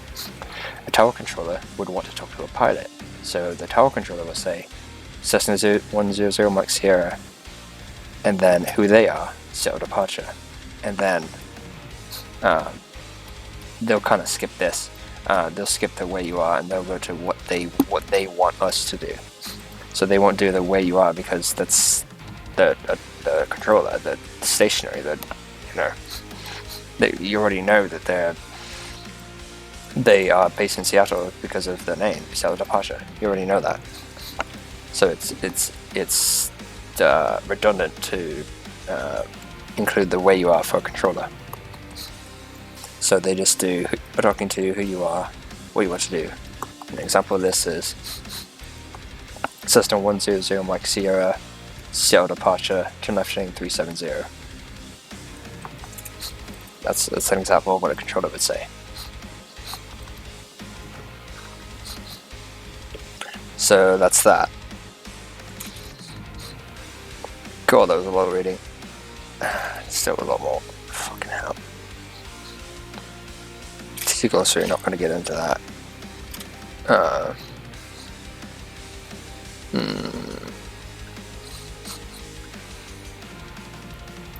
Let me just look at this. Yeah, this is all. This is. Yeah, this is. Let me look at this. 130 Steam Flight Steam Land. Yeah, we're not going to worry about this. Yeah, we're not going to worry about this. Act as a tower controller. We're not going to worry about this. This is if you want to act as a tower controller, but we're not going to do that. Using Flight Simulator, we're going to skip that. ATC settings.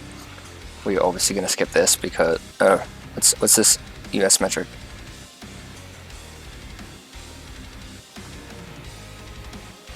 Oh, that's cool. I didn't realize that. Okay, cool. View for flight in ATC and Flight Simulator. Flying clear of clouds. And let me just see here. Oh, there's a Unicom. If there's a Unicom at the airport, you're operating to advise you right traffic is used for a particular route. Yeah, I already. That's on the airport. Somewhere in the KS, use the KS in a signal. Yeah, we're not going to get into this. But there's obviously a TPA and all that. That's all more advanced stuff. But we're not gonna get into that because it's all traffic pattern stuff, and this is like we already went into that.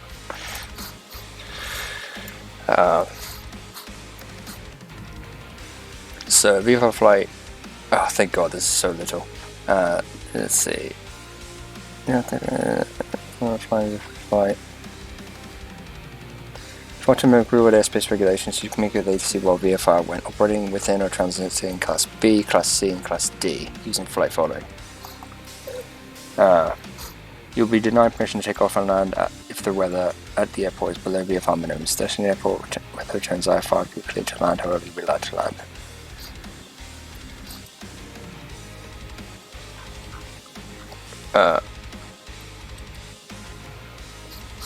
Yeah. Right, so that makes sense. Either flight. Oh God.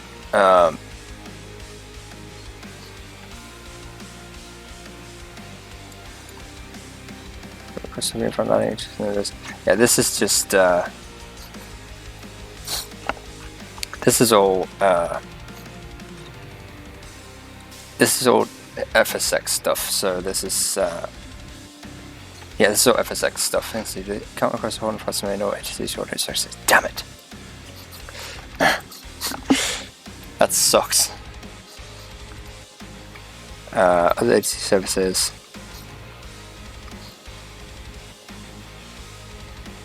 You know, like that doesn't include. Yeah, it's just. Yeah.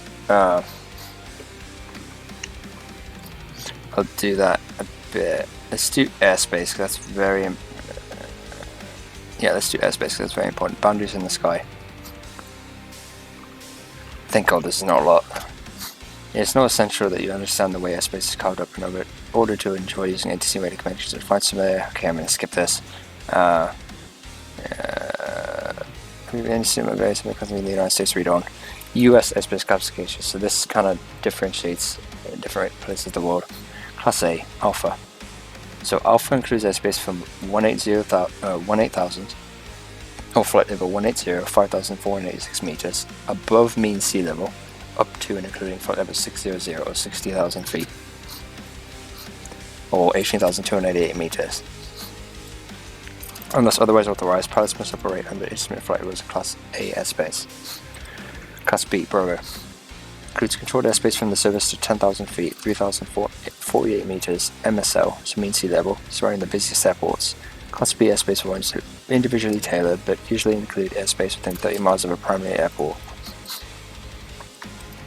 To operate in real-world Class B airspace, pilots must meet certain requirements for certification, weather conditions, and aircraft equipment, although you don't need to worry about these factors in Flight Simulator.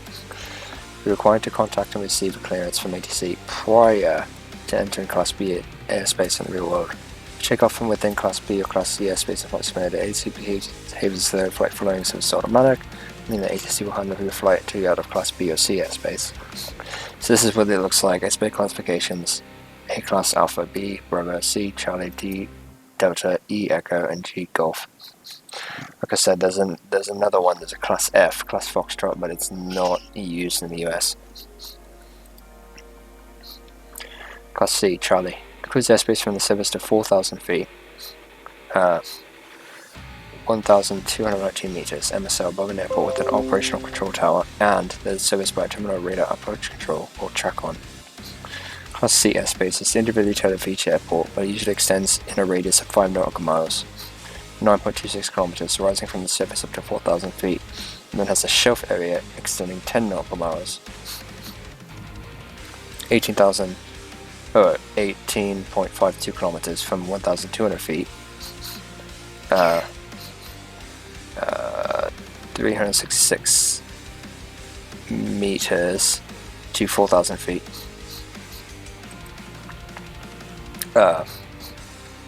You are required to establish communication with ATC prior to entering Class C airspace in the real world. Class D, Delta. This includes airspace from the surface to 2,500 feet, 760 meters, MSL, above an airport with an operational control tower. Class D airspace is individually tailored for the airport it surrounds. You are required to establish communication with ATC prior to entering Class D airspace in the real world. Class C, Echo. All other controlled airspace that is not included in Class A, B, C, or D. Not required to communicate with anyone flying Class C airspace unless the weather calls for IFR.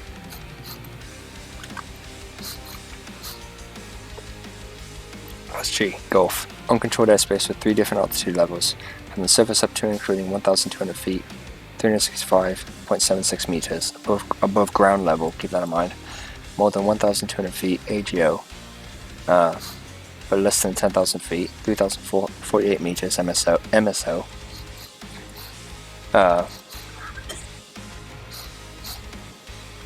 more than 1,200 feet, AGO, but less than 10,000 feet, MSO, so that's a little confusing, and at or above 10,000 feet, MSO, up to but not including 14,500 feet, 4,420 meters, MSO.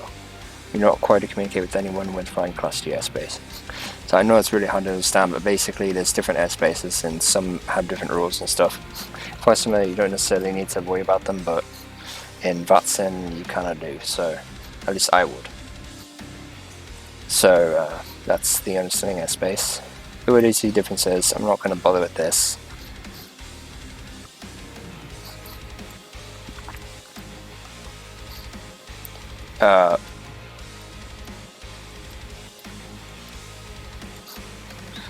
Yeah, so this is, yeah, I'm not going to worry about this. Other ATC services, getting other help from ATC.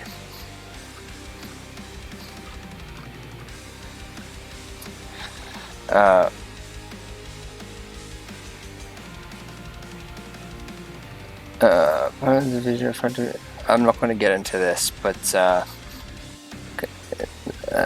yeah, I'm not going to get into this. One thing it says here: IFR flights and traffic calls. Flights an IFR flight plan, ATCs watch the traffic around them. However, the controller is responsible for maintaining separation between aircraft within their airspace, because in theory, IFR aircraft are in clouds and pilots can't see each other. This is not always true. In some airspaces, like I think it's Class F or something like that. I think it's Class F airspace. I don't remember. But one of the airspaces, IFR flights only get advisories. They don't get like actual separations. It depends on what airspace you're in. Airspace transitions, altimeter settings, we're not going to get into that. That's just basic handling. You know, you set the pressure here, you set the pressure using this knob. Whatever the ATC says, you just use the pressure. set the pressure to the number or whatever they say. Airspace transition, shortest route between the 2 points is a straight line. Sometimes this means flying through controlled airspace. Because the airspace might be busy or have traffic that is bigger and faster than the pilot's aircraft, or vice versa, it makes good sense for the pilot to talk to a controller around this airspace. The pilot could avoid this by flying around the airspace, which requires that the pilot have a sectional chart depicting the airspace. That might mean adding considerable time and distance to the flight. Getting a transition clearance is easy in Flight Simulator, whether your flight was the airspace, but the nearest transition clearance is available or required. The agency menu includes request transition. When you select this item, you hear something like this. So approach Cessna 700 Mach 0, 10 miles east of Boeing Field, 5,000 feet MSO.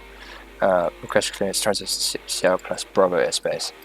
Controller says Cessna 0 Mach 0, Sierra approach Squawk 2212. Then you repeat Squawk 2210, Cessna 0 Mach 0. And then controller says Cessna 0 Mach 0. Radar contact 7 miles east of Boeing Field, 5,000 cleared through the Seattle Class B airspace. And finally, as it says here, the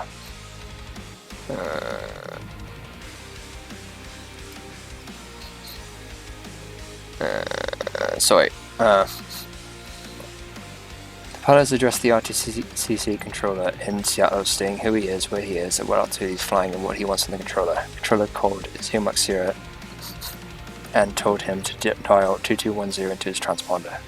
0 Mach 0 responded by reading back the squawk code. Once the controller acquired the target on his radar screen, the controller told 0 Mach 0 that she had radar contact, and she cleared Cessna through the Seattle Class B and Bravo airspace.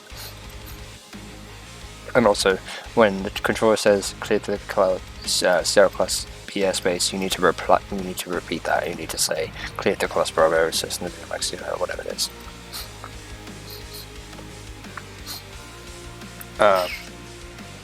In the case of Class Delta airspace, the menu will display the name of the controller. That way you'll be able to choose which target airspace you want to transition. Once through the airspace, the ADC menu will contain the item report clear of airspace.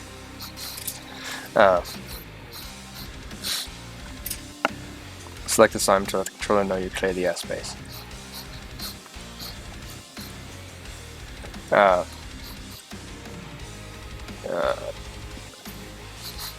Flight following. Flight following is a radar service for VFR aircraft that provides traffic advisories when the controller isn't too busy. It's a useful service and pilots are flying cross-country and may have to transition multiple controllers' airspaces, so they don't have to request transition from each controller along the way.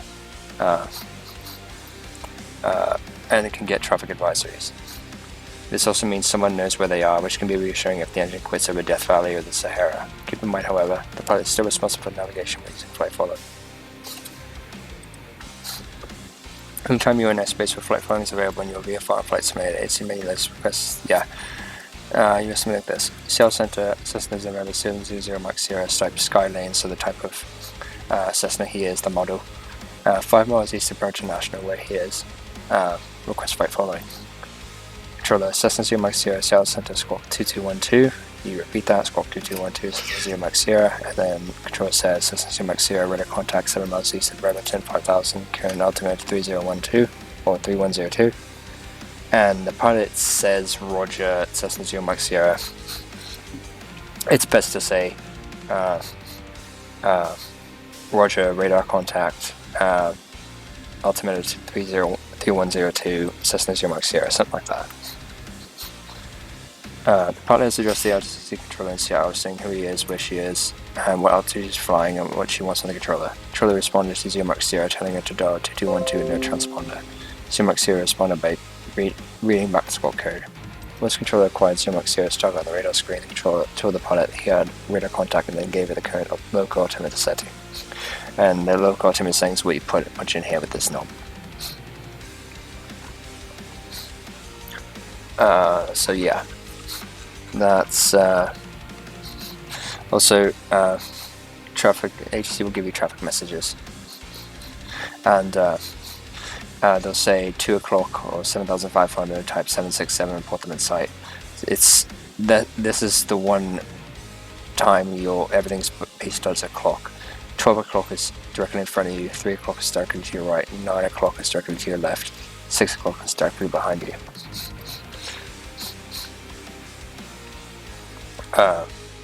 So yeah, that's that. So airport agency operations, traffic patterns. Yeah, we already did all this. Airport agency operations. Yeah, this is just getting weather, like I said. And this is the stuff that it will give.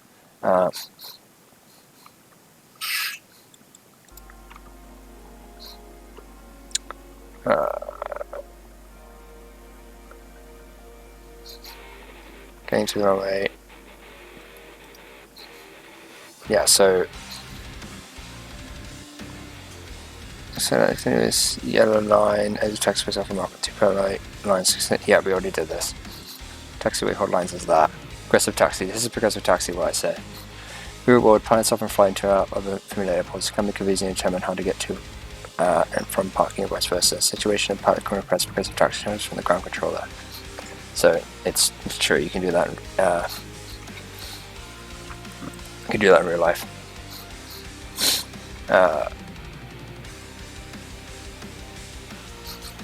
So when flying into any airport, it's good practice and a safe habit to contact the airport 10 to 15 miles out and communicate your intention to land. State where you are, where you're landing, and if the airport is uncontrolled, how you're going to enter the pattern. You hear these position reports of flights made when you select a landing airport, landing type, full stop, touch and go, and so on from the ATC menu. Typical call at an uncontrolled airport might sound like this. Bremerton traffic, Cessna 700 Max 0, 10 miles northwest, 2,500 inbound, full stop, left traffic, runway 19 at Bremerton. Usually they don't say left traffic, it's usually what the traffic pattern is at the airport. Usually they don't, usually a pilot does not say, oh, I'm going right traffic, oh, I'm going left traffic. Usually a pilot does not dictate that. It's whatever's set at the runway that day. Pilots announcing 10 miles. Pilot intends to enter the pattern on left downwind leg, land, make a full stop runway 19. You don't have to know exactly how far you are in front of me because this is calculated for you. Choose arrival message from the menu. Hit this from the airport, state in the message. At a controlled airport, there's an ATIS. A call would sound like this: Boeing Tower, Cessna 700 Max Sierra is 10 miles northeast with Bravo, full stop. Pilot addresses the controller, states the aircraft call sign, where he is, that he has the ATIS information with Bravo, which that is, but means he has the current weather, and that he wants to make a full stop landing. Tower controller responds to the instructions and possibly traffic information. Pilot is told how the controller wants the pilot to enter the traffic pattern. Cessna 700 Max Sierra, Boeing Tower, make right traffic, runway 31 right. In this case, the controller tells the Cessna to enter the downwind from runway 31 right using right traffic, or by making right turns in the pattern. It shouldn't say or. It should be making right turns in the pattern. So this or should be taken out.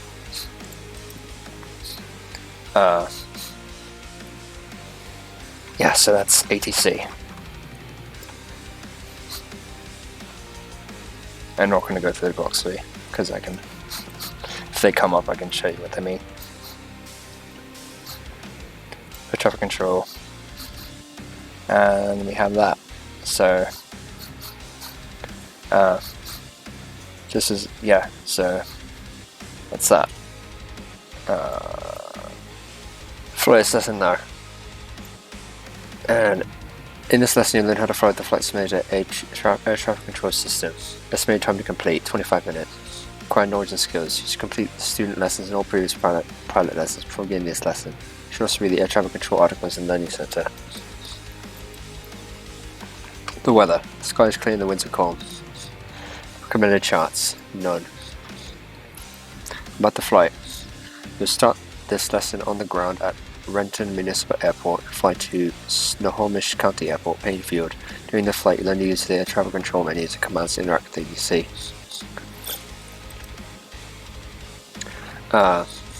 Key commands to remember. Control that to indicate you are ready to move on to the next segment of the lesson. Flight criteria. You'll be asked to follow all instructions given by the instructor as well as all ATC instructions. So let's do it.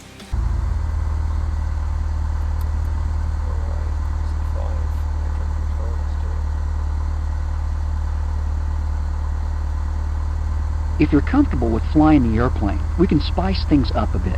The air traffic control system will add a lot of realism to your flights.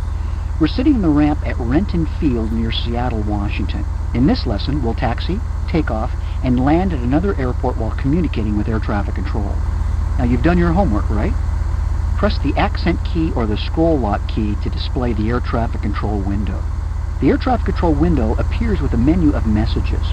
Press accent or scroll lock again and the air traffic control window hides. You can display or hide the window anytime you want. It will automatically appear when messages are sent to you from air traffic control. You know how to display the air traffic control window, so if it's hidden, display it. Note that the first line in the ATC window reads, "Choose an option for Renton ground." Below that, you have two choices in the menu, but I don't want you to choose either of these just yet. A great tool in Flight Simulator that will help you manage the radios is the auto-tune feature. Flight Simulator automatically tunes the radios for you.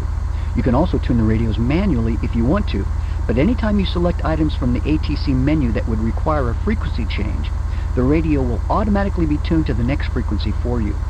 You can choose menu items by pressing the corresponding number on the top row of the computer keyboard. Today's flight will be made under VFR or Visual Flight Rules, and to get the local weather, we'll listen to the ATIS, otherwise known as Automatic Terminal Information Service at Renton Municipal Airport. In a moment, I want you to tune and listen to the ATIS.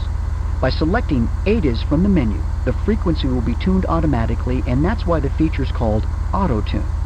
The broadcast repeats over and over, so feel free to listen to it until the message makes sense. When you are finished listening to the ATIS, press 1. Go ahead and press 2 on the top row of the keyboard to select Tune Renton ATIS on 126.95.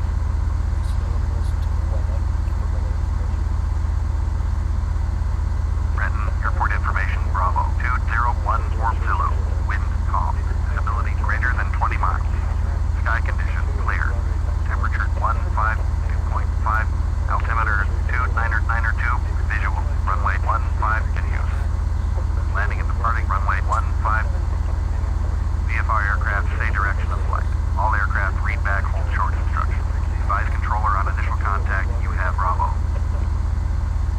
Okay, now that you've tuned the ground frequency, notice that you have new options in the menu. When you select an option, you'll hear the pilot request, "That's you," and then the ground controller's response. The flight to Payne takes us north, so press the 4 key. Renton ground, Cessna, November 760 Papa Lima, ready to taxi, departure to the north with Bravo. Cessna, November 760 Papa Lima, taxi to and hold short of runway 15 using taxiway Alpha. Contact tower on 124.7 when ready. Did you notice the pilot text was orange and the controller text was green? When the controller talks to you, he or she is usually expecting a response. Taxi to and hold short runway 15 using taxiway Alpha. Cessna 0 Papa Lima. We've got the OK, so let's taxi to the north end of runway 15. It's to the left.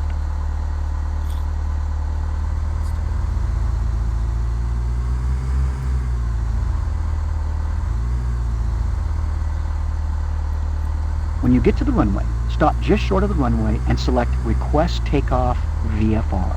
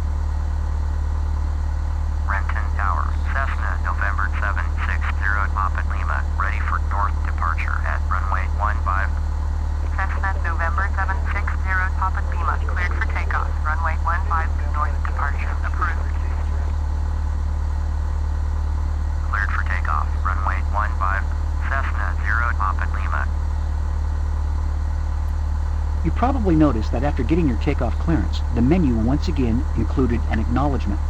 If you delay acknowledging the clearance, the controller asks you if you copied or heard the message. After you acknowledge the takeoff clearance, get rolling down the runway.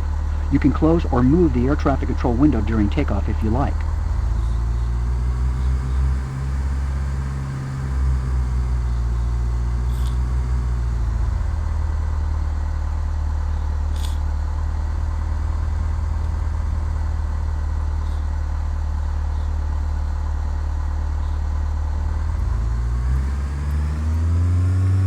The menu now reads, currently no message to transmit to Renton Tower on 124.7. As soon as you're off the ground, however, you have two messages to choose from. 1. Request touch and go. 2. Request full stop landing. You could use either of those if you wanted to come back and land at Renton right away. I'm going to take control and fly around for a bit while you drink your coffee.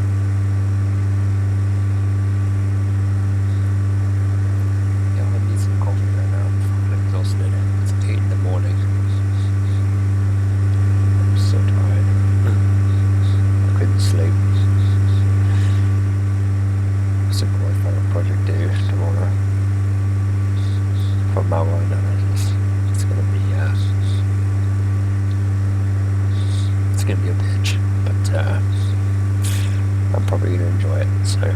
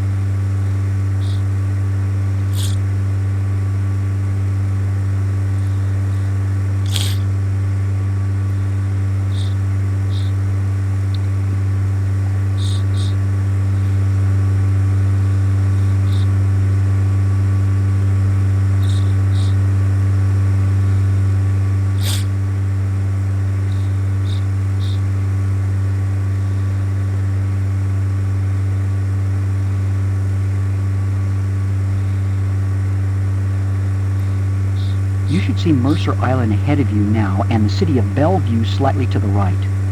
Before you get to the north end of Mercer Island, the tower controller is going to tell you that you're leaving the Renton airspace and that you should change frequencies.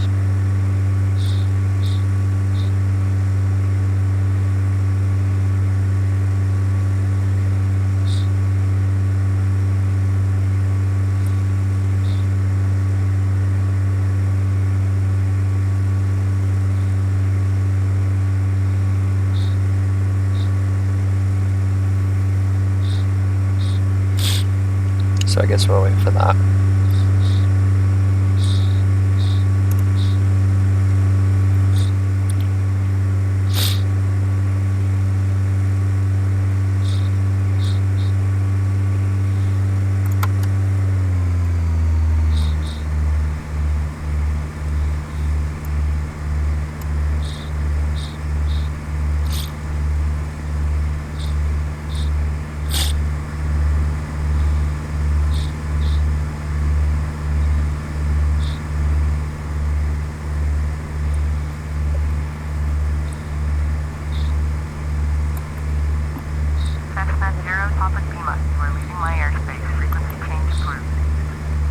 South approach. Cross Pro airspace transition becomes available. Okay.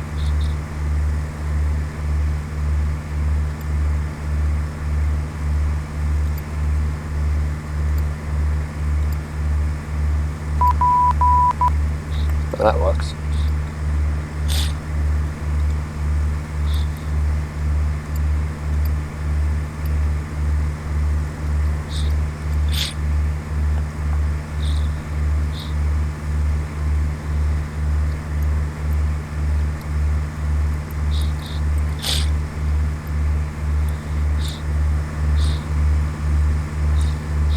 It's a city there, and there's a city there too. Nice.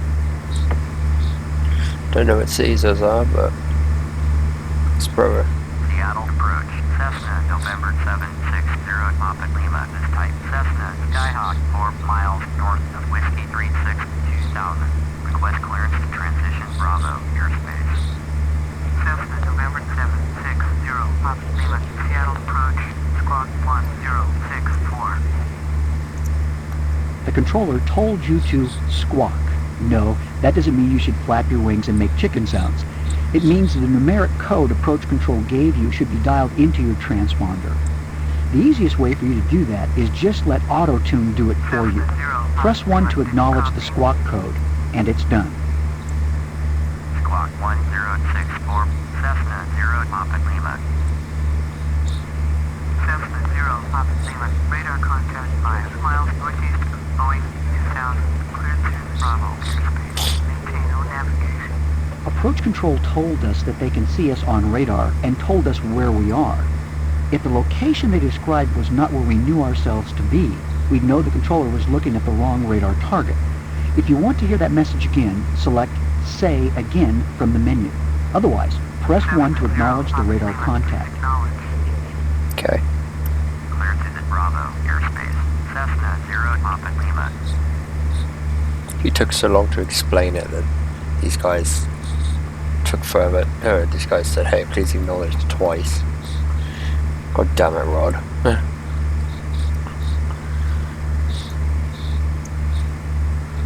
If there was other traffic up here that was in conflict with our flight, we'd now get advisories from the approach controllers. To make things simple today, we told all the other pilots to stay home. The sky is all ours. You're starting to get the idea, right? You make a request, ATC responds, you respond, and so on. The menu always changes to display choices that are appropriate for the situation. For example, now the menu choices are different, but we don't want to choose any of these. We could if they fit our plans, but we're going to land at Snohomish or Payne Field.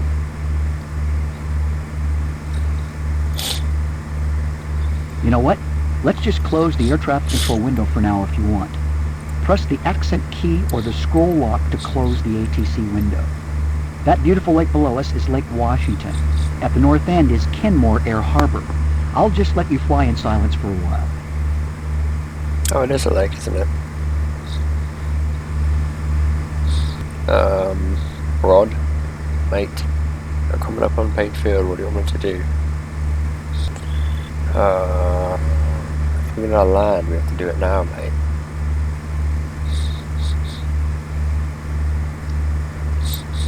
Well, if we fly past our target, it's on him. Not me. He's the instructor and he is flying, so... I want to connect with press control as Shift Tango. No. Rod Machado, mate. Did you fall asleep? We are literally flying over Payne Field right now, mate. Right, is this Payne Field? I think it's Payne Field. Yeah, it's got to be Payne Field.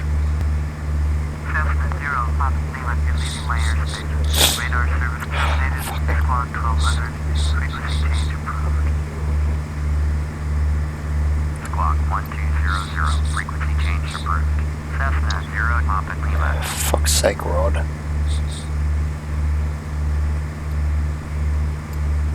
Oops. Damn it.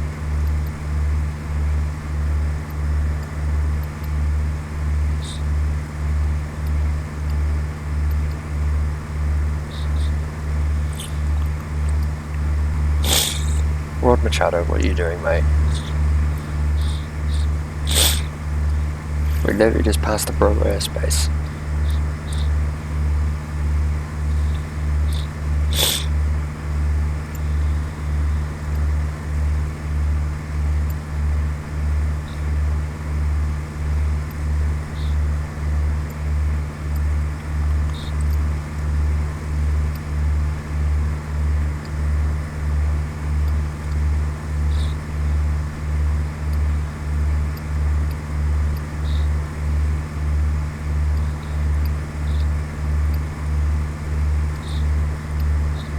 Oh, I can turn it off if I click and hold. I didn't know that.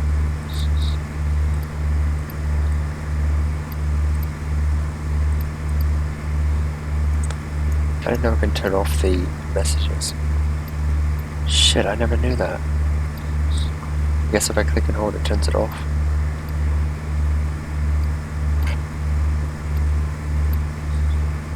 I don't know how to turn it back on, but...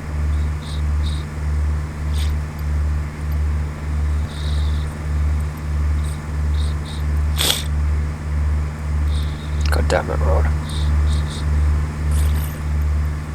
Alright, well, it looks like it's bugged because nothing's happening, so... Looks like it's bugged. Looks like it's bugged, so... yeah, I'm gonna head off to the check ride. So I'm gonna continue on with the thing and do the check ride now. Well, that's interesting. I just looked at my videos from 7 years ago as far as like the research for episodes and stuff like that. And I looked at that mission, I looked at lesson 5 here. Like lesson 5 here to see if I did it doable. And it's actually not. It's actually not doable. It's bugged in the boxed edition too. Box version is bugged and this version is bugged apparently, so lesson 5 just doesn't work fully. So that obviously doesn't work and we can't really finish that, but that's okay.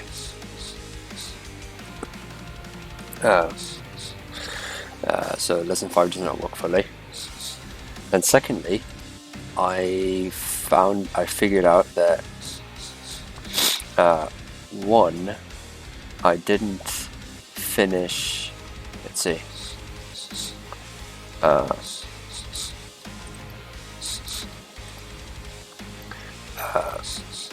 I did not finish the full ILS approach. I didn't do this. I didn't fully finish this for the airline transport pilot in those videos. And other than lesson 7, which is the first solo, other than lesson 7, I didn't do a single check ride. I didn't do a single check ride in any of those vids. Other than the solo, the first solo, I didn't do a single check ride in those vids. So needless to say, I'm glad I'm doing this again. I'm glad I'm doing this so I can show you guys everything, including check rides. So this is our first check ride. This is our second solo. Let's do it. Private pilot check ride. Private pilot check ride. In this check ride, you will demonstrate the skills learned in the private pilot lessons category. Estimate time to complete 30 minutes. Required knowledge and skills. You should complete all private pilot lessons and solo flights before starting this check ride. The weather. Skies are generally clear and the winds are light. So a little bit of wind. Recommended charts. None. About the flight. This check ride tests the skills learned in the private pilot lessons. You start on the ground at Bremerton National Airport. Demonstrate takeoff, turn, steep turn, pattern entry, descent, landing, and braking to a stop at Tacoma Narrows Airport. Kilo Tango India Whiskey. Upon successfully demonstrating these skills, you receive the Flight Sim Private Pilot Certificate. Key commands to remember. All key commands used to fly Cessna 172 in the private pilot lessons. Flight criteria. In this check ride, you expect to maintain any assigned altitude, airspeed, and heading within the following tolerances. Altitude plus or minus 100 feet, airspeed plus or minus 10 knots indicated airspeed, and heading plus or minus 10 degrees. So it's going to be more difficult than previously. So, yeah, without further ado, let's do it. Let's fly the check ride. Alright, the private pilot check ride, everyone. I'm not looking forward to this. Not really, but we have to do it, so let's see how I do. You're ready for the big step, the check ride. Yay. Complete all the maneuvers satisfactorily and you'll receive your certificate. We're on runway 19 at Bremerton National Airport. I want you to do a normal takeoff, then climb on runway heading to 2,000 feet. Next, you'll do a steep turn, then fly to the Tacoma Narrows Airport. You'll enter the pattern on the downwind leg, turn base, turn final, and land at Tacoma Narrows. I won't do any of the flying for you. It's all up to you. But Rod wouldn't have sent you for your check ride if he didn't think you were ready. Ready? Let's go. Take off and climb to 2,000 feet. Oh my god. Alright, flaps. Alright, full power, let's do it. Oh my god. This is stressful already. Because I gotta make sure I'm perfect with everything. Alright, let's go. Pull up.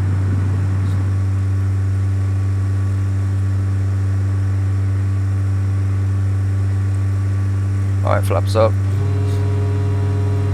I'm gonna trim for this climb.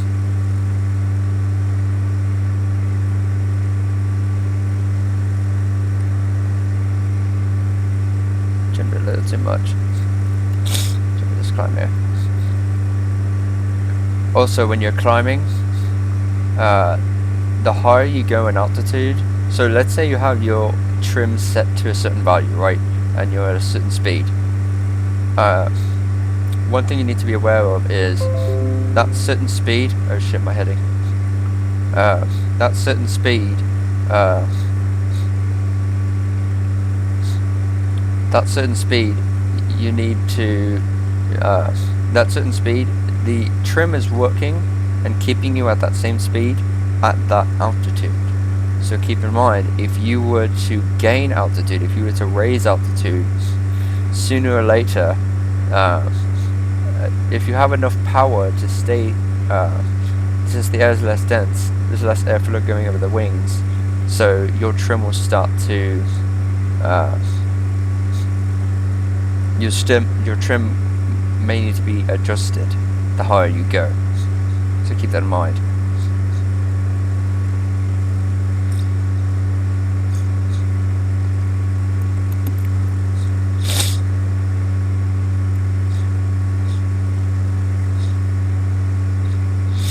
God, I'm botching the heading already.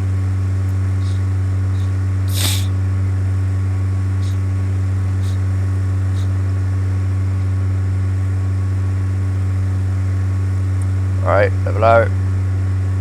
Gonna trim down.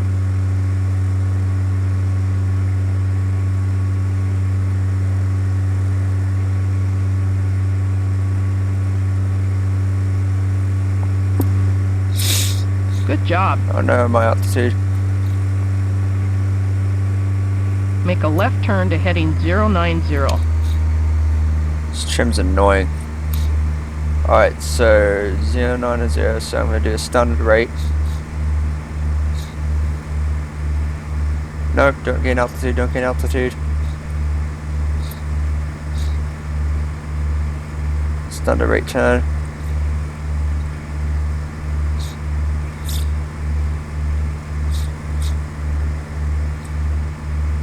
knots, it's pretty good. Alright, roll out.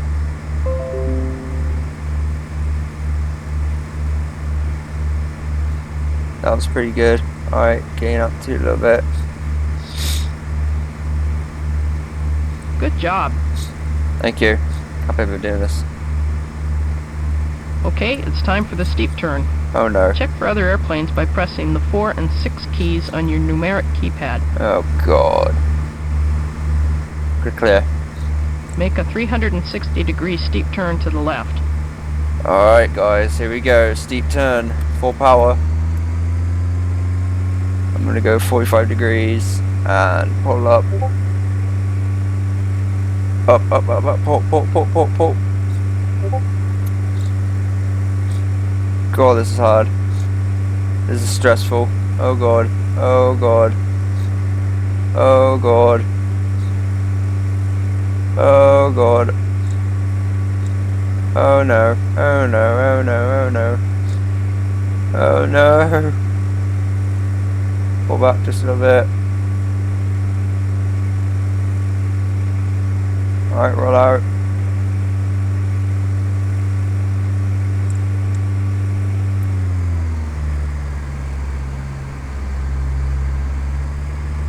Oh, altitude. Good job. Oh my god, I can't believe I did that first try. I want you to turn to a heading of 110. We are about 8 miles away from the Tacoma Narrows Bridge. Alright, 110, right turn. Standard rate. Oh, I don't need standard rate, Just a little bit. 110, okay. Holy fuck, I can't believe I did that.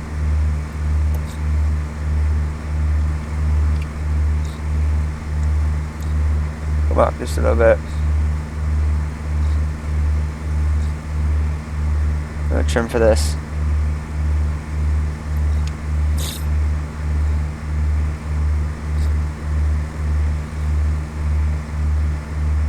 It's pretty much good.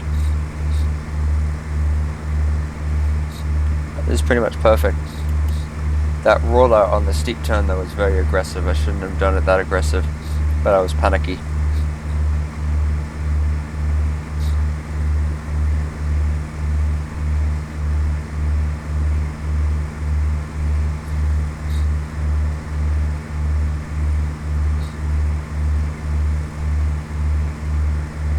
Oh, power.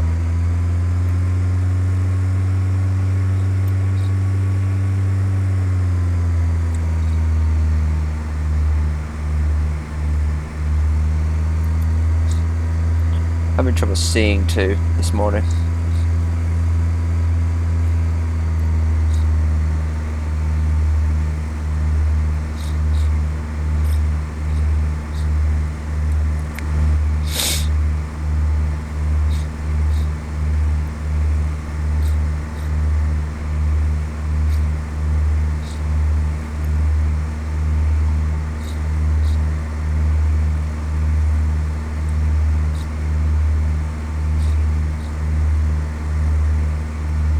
Doing pretty good.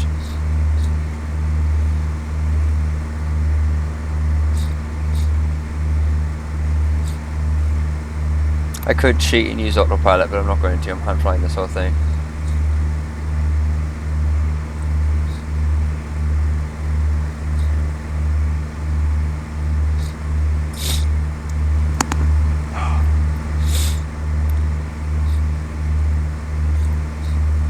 Oh god, we're going to a thermal.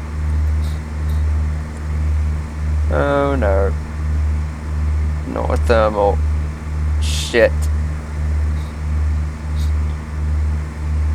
I want you to set up for entering the pattern and landing at Tacoma Narrows.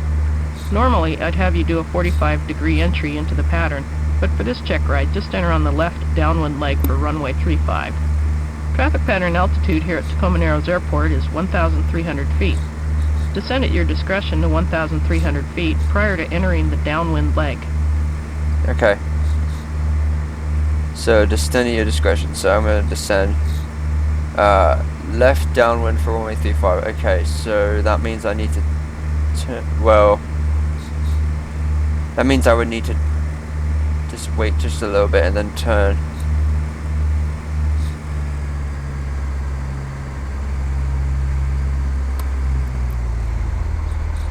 I'm gonna thermal. Oh god. That means I need to turn now to go downwind. Left downwind. But then again, the heading bug is still stationary. So the heading bug is staying the same, so I'm going to go for the heading bug.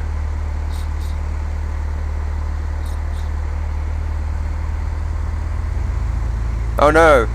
Increase speed to 100 knots. Shit, I botched it. I botched it, guys.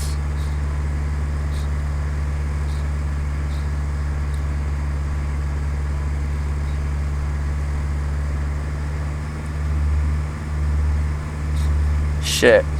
That means I need to turn now to go to downwind. But then again, I'm going to trust the heading bug, because that's probably what they want me to do, is do the heading bug, but it's not going to be a left downwind then.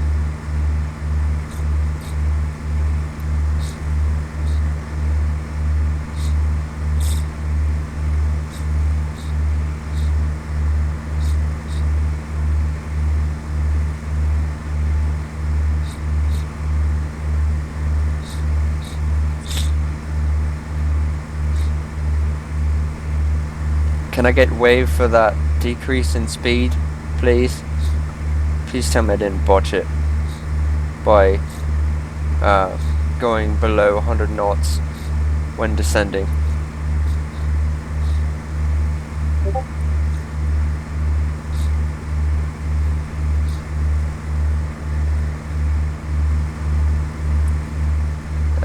We can't be left downwind now.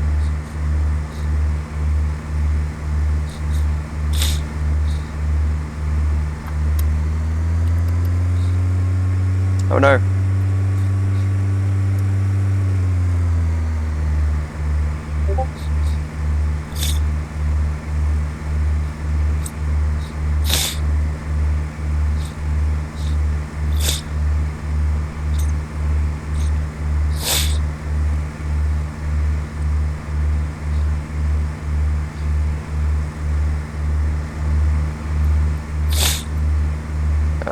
There goes the left downwind.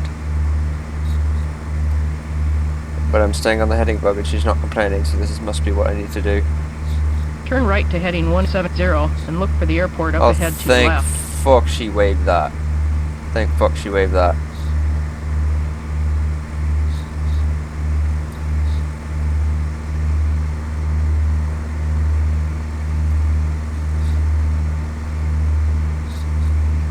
That makes a right traffic.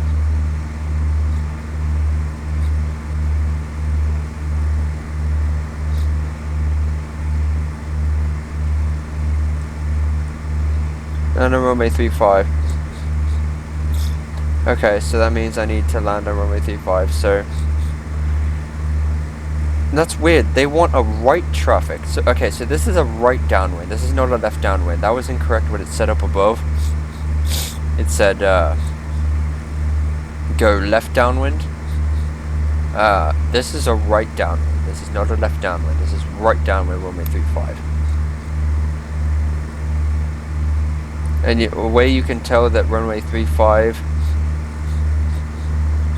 a way that you can tell that runway 35 is that end there is because you look here. Runway 35, it's going this direction, so 35 this direction.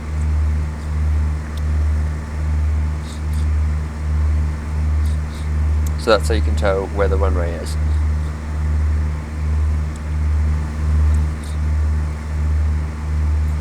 I don't think we need to worry about the speed or altitude anymore because we need to land now.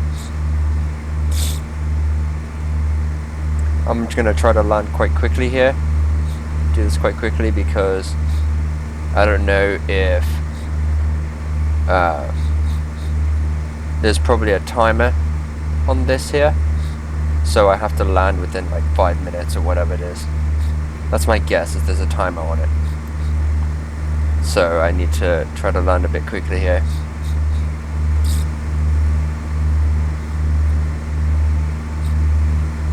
I'm so glad she waved that speed decrease. I'm so glad she waved that. Because I was descending. You're going to gain speed when you're descending. A little bit anyway.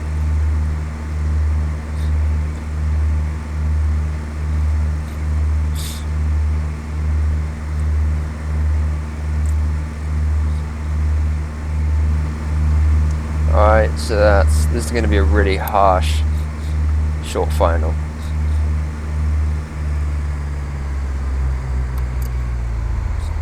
Got idle power.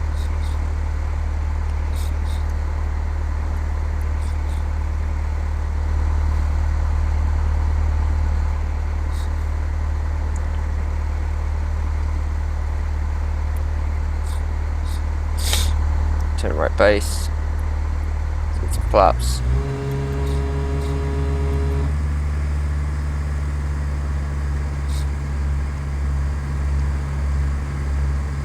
And you need flaps, I don't know if I explained this, but you need flaps to allow you to fly at slower speeds. If the flaps are up, not enough airflow is going over the wings to keep you flying at slow speeds, so that's why you need flaps. And we've got a full flaps here.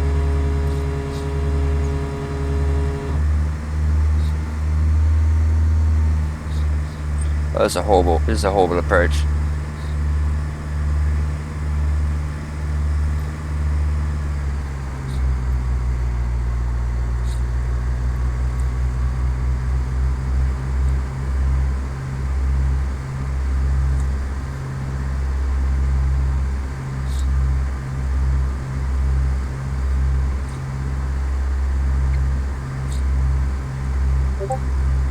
We're landing on runway 35 here.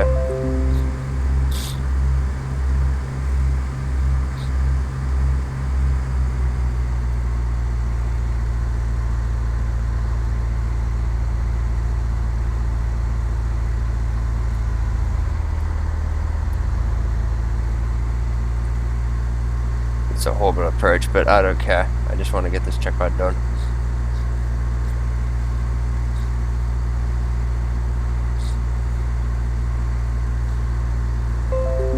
Not too low now.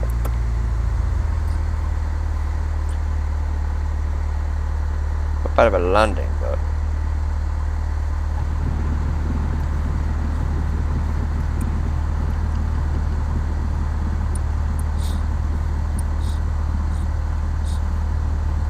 I landed.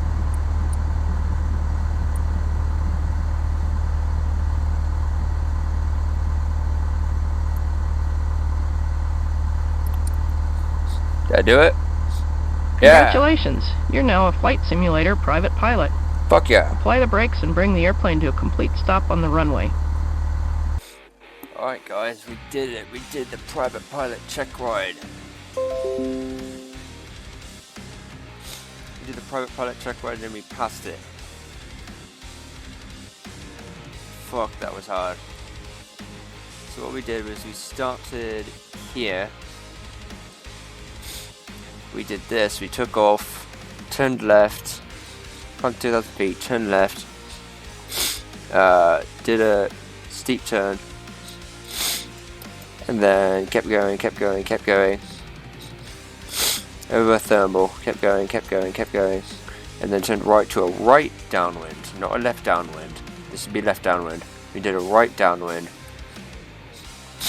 and then turned right again onto base and onto final, and we did it. So that's what we did there. We did a private pilot check ride. Let's see what the certificate looks like. Hey, that doesn't look bad at all. Congratulations, you successfully passed this check ride. Please type your name in the space below and click OK.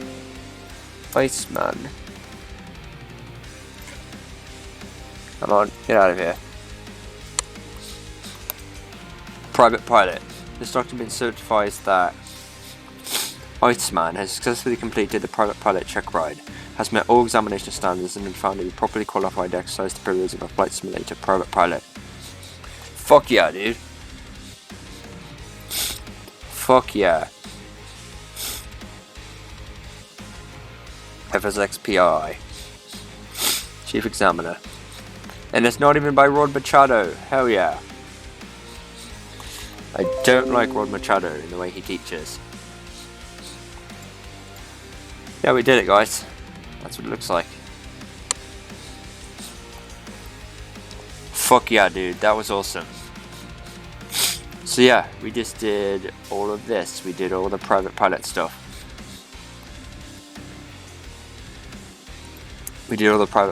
So yeah, that's all for this part, guys.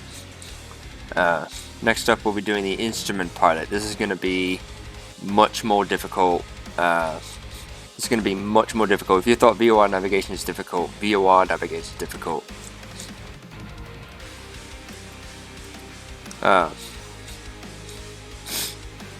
VOR navigation is very difficult. So yeah. So yeah, instrument rated, instrument IFR stuff. This is all IFR stuff, and this shit is very difficult to do and understand. So that's what we're going to be doing there. So we just did private pilot. So yeah, that's it. So that's all for this part, guys. If you liked it, smash like button like a badass, leave a comment, and I'll see you guys next time when we do the instrument pilot. We do the instrument pilot portion. Okay? So, yeah. With that said, I'll see you guys next time. Farewell.